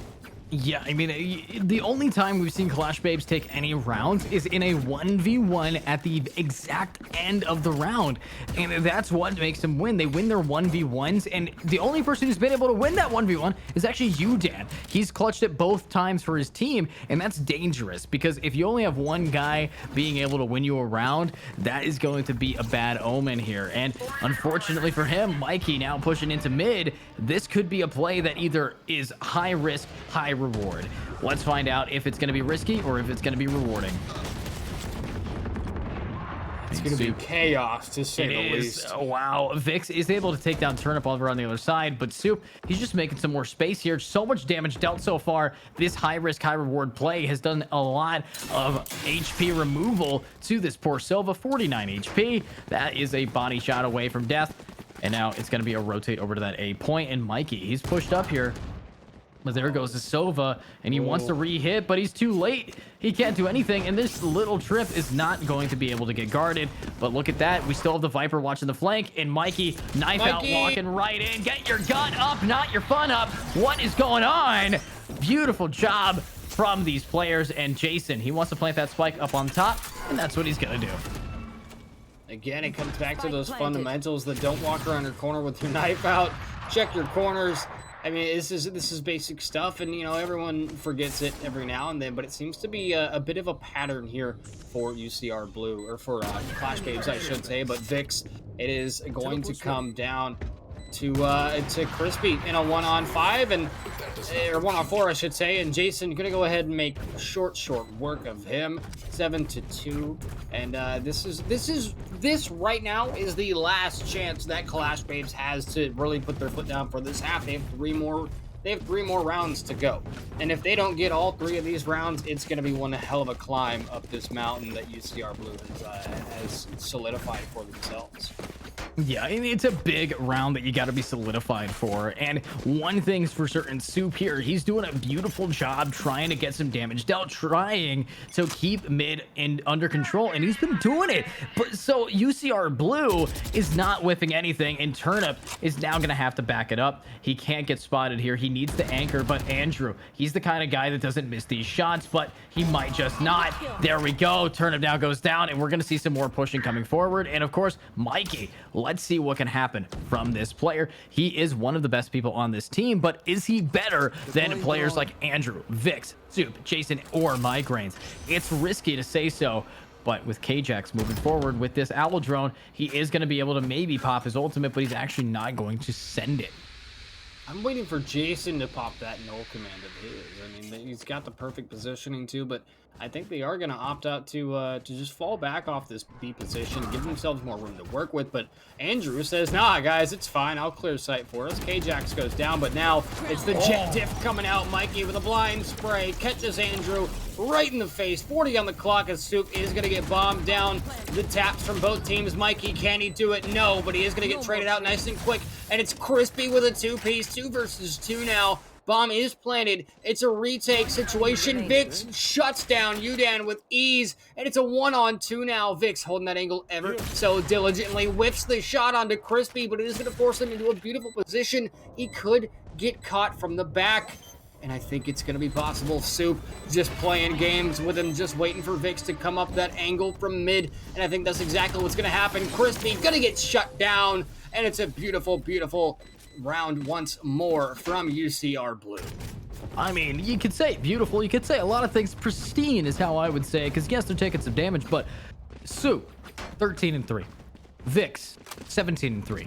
Andrew, 8-8. Jason, 7-7. Everyone on their team except for Migraines is rocking more kills. 17-3. He's 17-3. Everybody on this team on attack, except for the player Migraines, has more kills or equal to than the carry on the defensive side. The diffing is happening, and that diff is going to happen again with Andrew getting one pick. And he just, how does he get away with that? How? Magic. That was ridiculous. Turnup working some of his own magic with a 2-piece. The Headhunter comes out for number 3. 3 versus 2. The Vandal from Migraines gonna shut down Turnup once and for all. And now it's a 2 versus 2. They just have to recover bomb. Migraines, it's up on pipes, I believe. He's just gotta grab it and just get out of there. And I think it's gonna be doable, especially with Vix holding that long angle, ensuring that his teammate's not gonna get peeked while he tries to recover bomb. The Prowler's been spotted on site. Quick little ping onto Udan. Under a minute on the clock. UCR got to work their magic if they're going to either take site or retake bomb and just go for a quick rotate. You know, go for that quick rotate, see what can happen, but look at Crispy.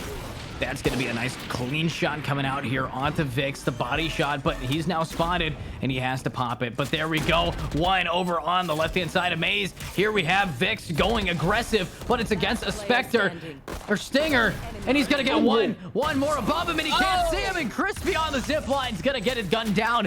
But this is going to lead us into the final round of the half. And the last time we went to 9-3, UCR Blue absolutely took it. So are we going to see another 9-3 curse develop here? Next time we'll use wooden sticks. It's weird. It's like the opposite of the original 9-3 curse. Last round. It's really weird.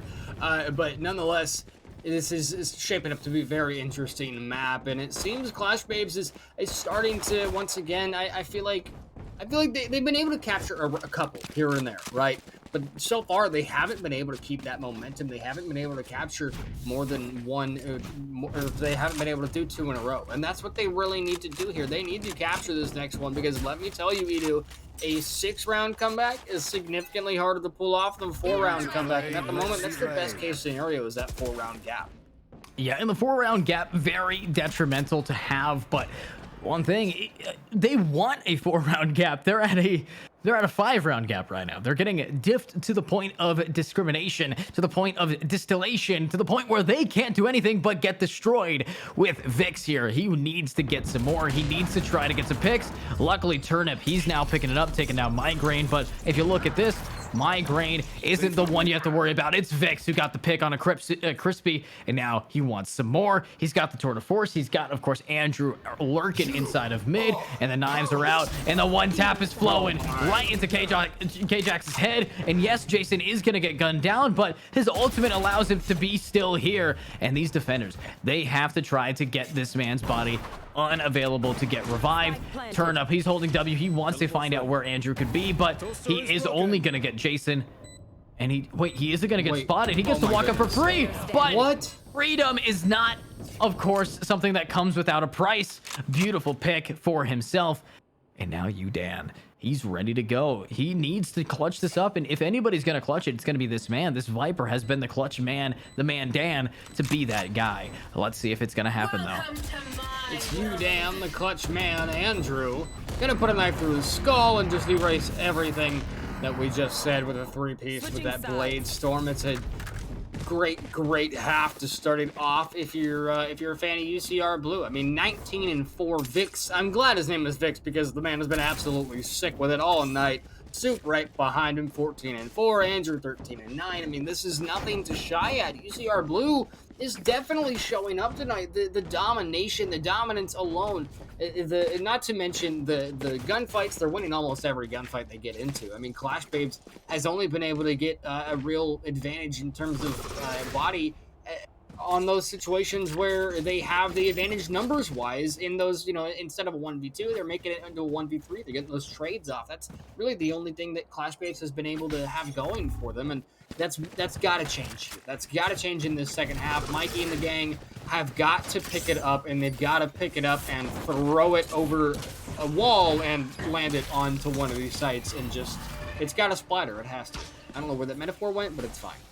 You know, the metaphor went where this poor man Soap is. He's still able to get the pick, and the KJX is going to get the trade immediately. But let's see what this man Udan can do. These attackers now already pushed up and ready to go. But here's the thing about these defenders. They know how to work it, and they're going to try their best. But that's turn up with the Headhunter getting one, but he's getting immediately traded. Here comes another one and a clean shot. What a pick, but KJX is not done, and he's full HP, and now he's down. What a round for these players. And I did not know that. I think Jet just started diffusing midair. I didn't know that was a I possibility. couldn't tell if it was the fly thing she do or if It's her hover. It's her hover. glitch or something. That was No, so if you weird. jump up, that I didn't know that was a thing. Everybody that write either. notes down. If you're Jet, you can jump, hold space, and start diffusing. I know that you can do the same thing over on, for example, on this map, the zip line. If you plant underneath the zip, you can jump up on the zip and start diffusing it and make it so you can avoid mollies. But that's a little fun fact of the day. Speaking of a fun fact, I think this game is going heavily in the favor of UCR Blue. Yeah, listen, Edu, I saw that TikTok too on the zipline molly. It was pretty great. I honestly, I want to see it happen, but so far, no mollies to be had. We do have one in the game. The fragment from KO could end up being super fun to watch. But Mikey gonna go ahead and lay down Vic. Does a good amount of damage to Andrew, just enough for him to catch him on the flip side. Turn up is gonna turn up once more. Mikey finally gets put down, and it's Jason in a 1 versus 5, but it doesn't matter. KJax gonna go ahead. KJax, excuse me, gonna go ahead and put it down 10-4. Both teams are at the moment. I mean, they're both putting up a fight for sure. Clash Babes arguably is putting up a little bit less of a fight than they did last game on Haven, and it's very unfortunate to see. And once again, it comes down to, have they played a lot? Or I feel like right now there's been you know, you've already played a full match and you've already made it to the second half of your second game, and I feel like at this point you should be able to relatively read what UCR Blue is planning here. And at this point, is it a team diff or is it just Clash Babes not on their A game right now?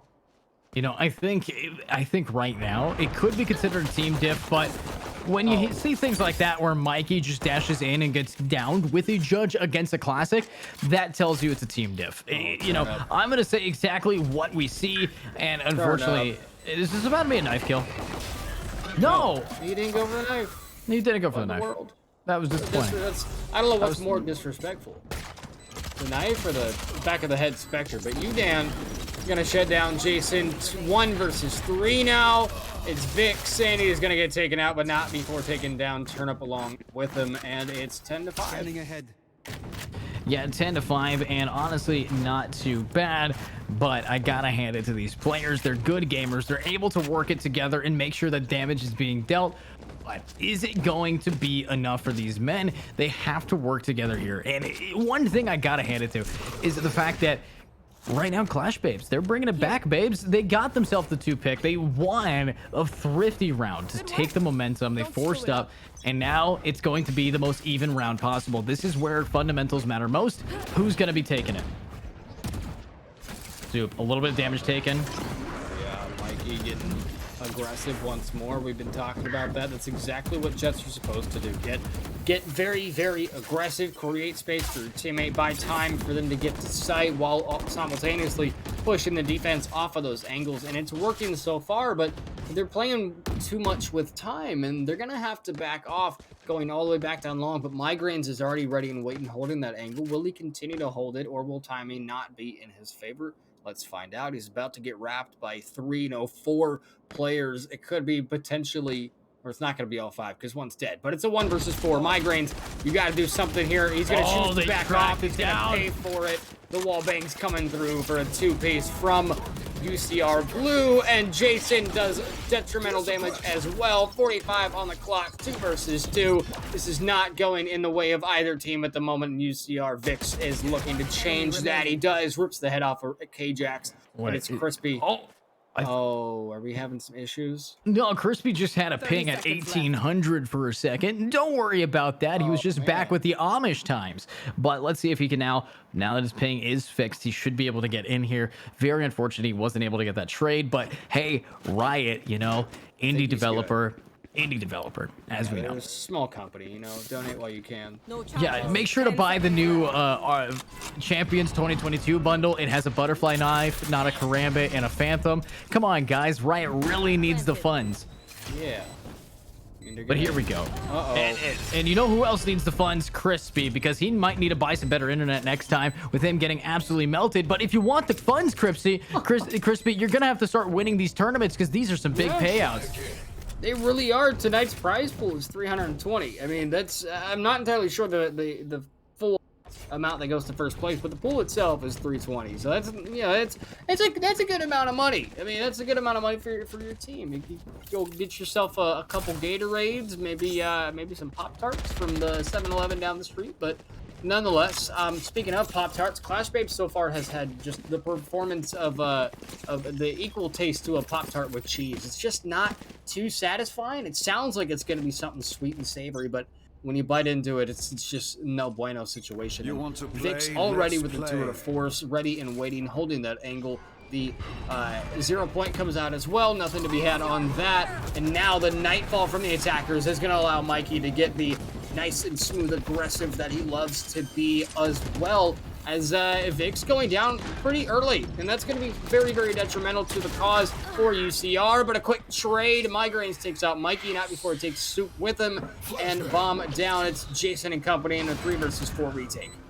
You know, a 3 versus 4 retake, and of course, this is where we're going to see the Hunter's Fury. It's doing enough damage to actually get a pick down, but Jason, he's taking down Dan, and he's ready to get some more, man. Can we see what Jason can do with the spike now planted against him? There we go. He spots one on top. Andrew spots one. Andrew gets another. This is winnable. And he's going to smoke his teammate off. That man can stick it and he has nothing to do. It's going to go into match point and turn up. He's got to turn up the shots and he can't hit anything. Andrew 360ing him like he's in 4. What is that kind of gameplay? Takes me back to Black Ops 2 on Carrier right there. It was just a 1880 Stewie fakey Y20 type deal. And it was just, unfortunately, too much for Turnip to deal with. And I think he actually forgot that his tour de force wasn't in his hands. I think that's what happened. He rounded the corner and realized his karambit was not a 50 caliber sniper rifle. And it just didn't go in the way that he wanted it to. And like you said, it's match point, 12-5. This is the very last chance Clash Babes has to put their foot down here.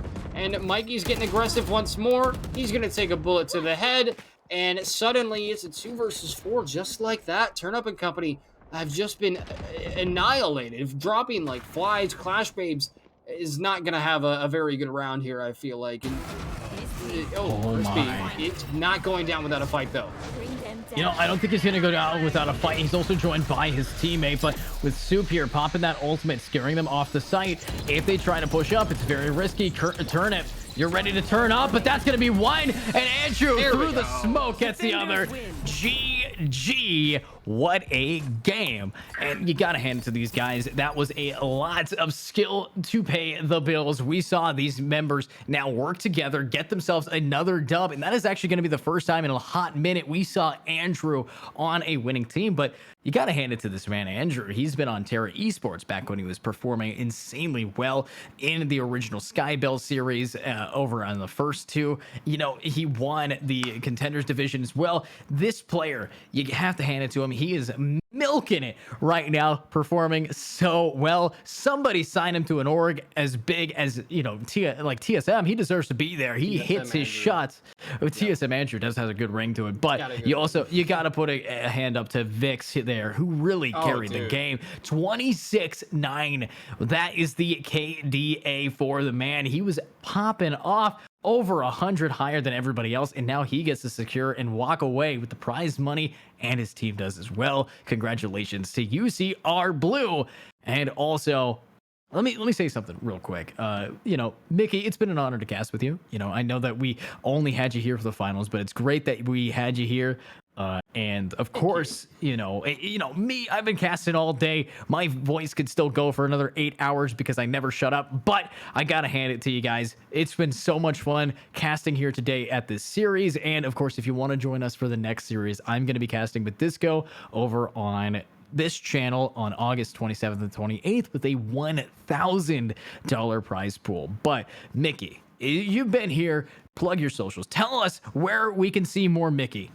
I mean, I have a Linktree link, but it's in my Twitter bio at Sir Mickey with 3 Ys. If you want to check it out, I have my official casting reel and all that. But I do want to say, this, like you said, this is always so much fun working with the IGL. This is only my second time with IGL, but I've worked with you 4 or 5 times now, and it's always good vibes. No matter what map we're doing, no matter what event we're doing, how long it goes for, how many series we have, how many havens we see, it's always good vibes, and it's always utter chaos on whatever map we find ourselves on. But like you said, it's an honor. It's always fun here, and I'm just happy I got to see a quick, swift little 2-0 tonight. Well, not happy I got to see a 2-0, but I would have liked to have seen a bind, but Clash Babes unfortunately didn't show up as much as they should have, to be 100% with you. But UCR Blue definitely feeling good, getting a quick 2-0 here tonight. Yeah, and you handed the turnip. He definitely performed well in both teams. Dan tried his best on attack. But with that being said, congratulations to all teams who competed. Of course, that money gets split amongst them. And, if you made it to the semis or up, congratulations on your half. But also, we do have to say goodbye. And we are going to be saying goodbye right after I tell you guys, if you want to join IG League to maybe compete in these series, you always can. Bring your team. The Battlefy is open. You can also check out their private matchmaking on their website. All links are going to be in the bio. And if you want more information about IG League TV, please check it out in the Discord below in the About sections. But you guys have been great. My name's EduCast. You can follow me on Twitter at Educatinator, or you can check me out on Twitch. You can always just click my name. I show up in chat all the time. So you guys have been awesome. Thank you again to our observer Freezes. You did a great job today. And of course, the production value from Hydra. So awesome, guys. We've been loving to see you, and we'll see you next time.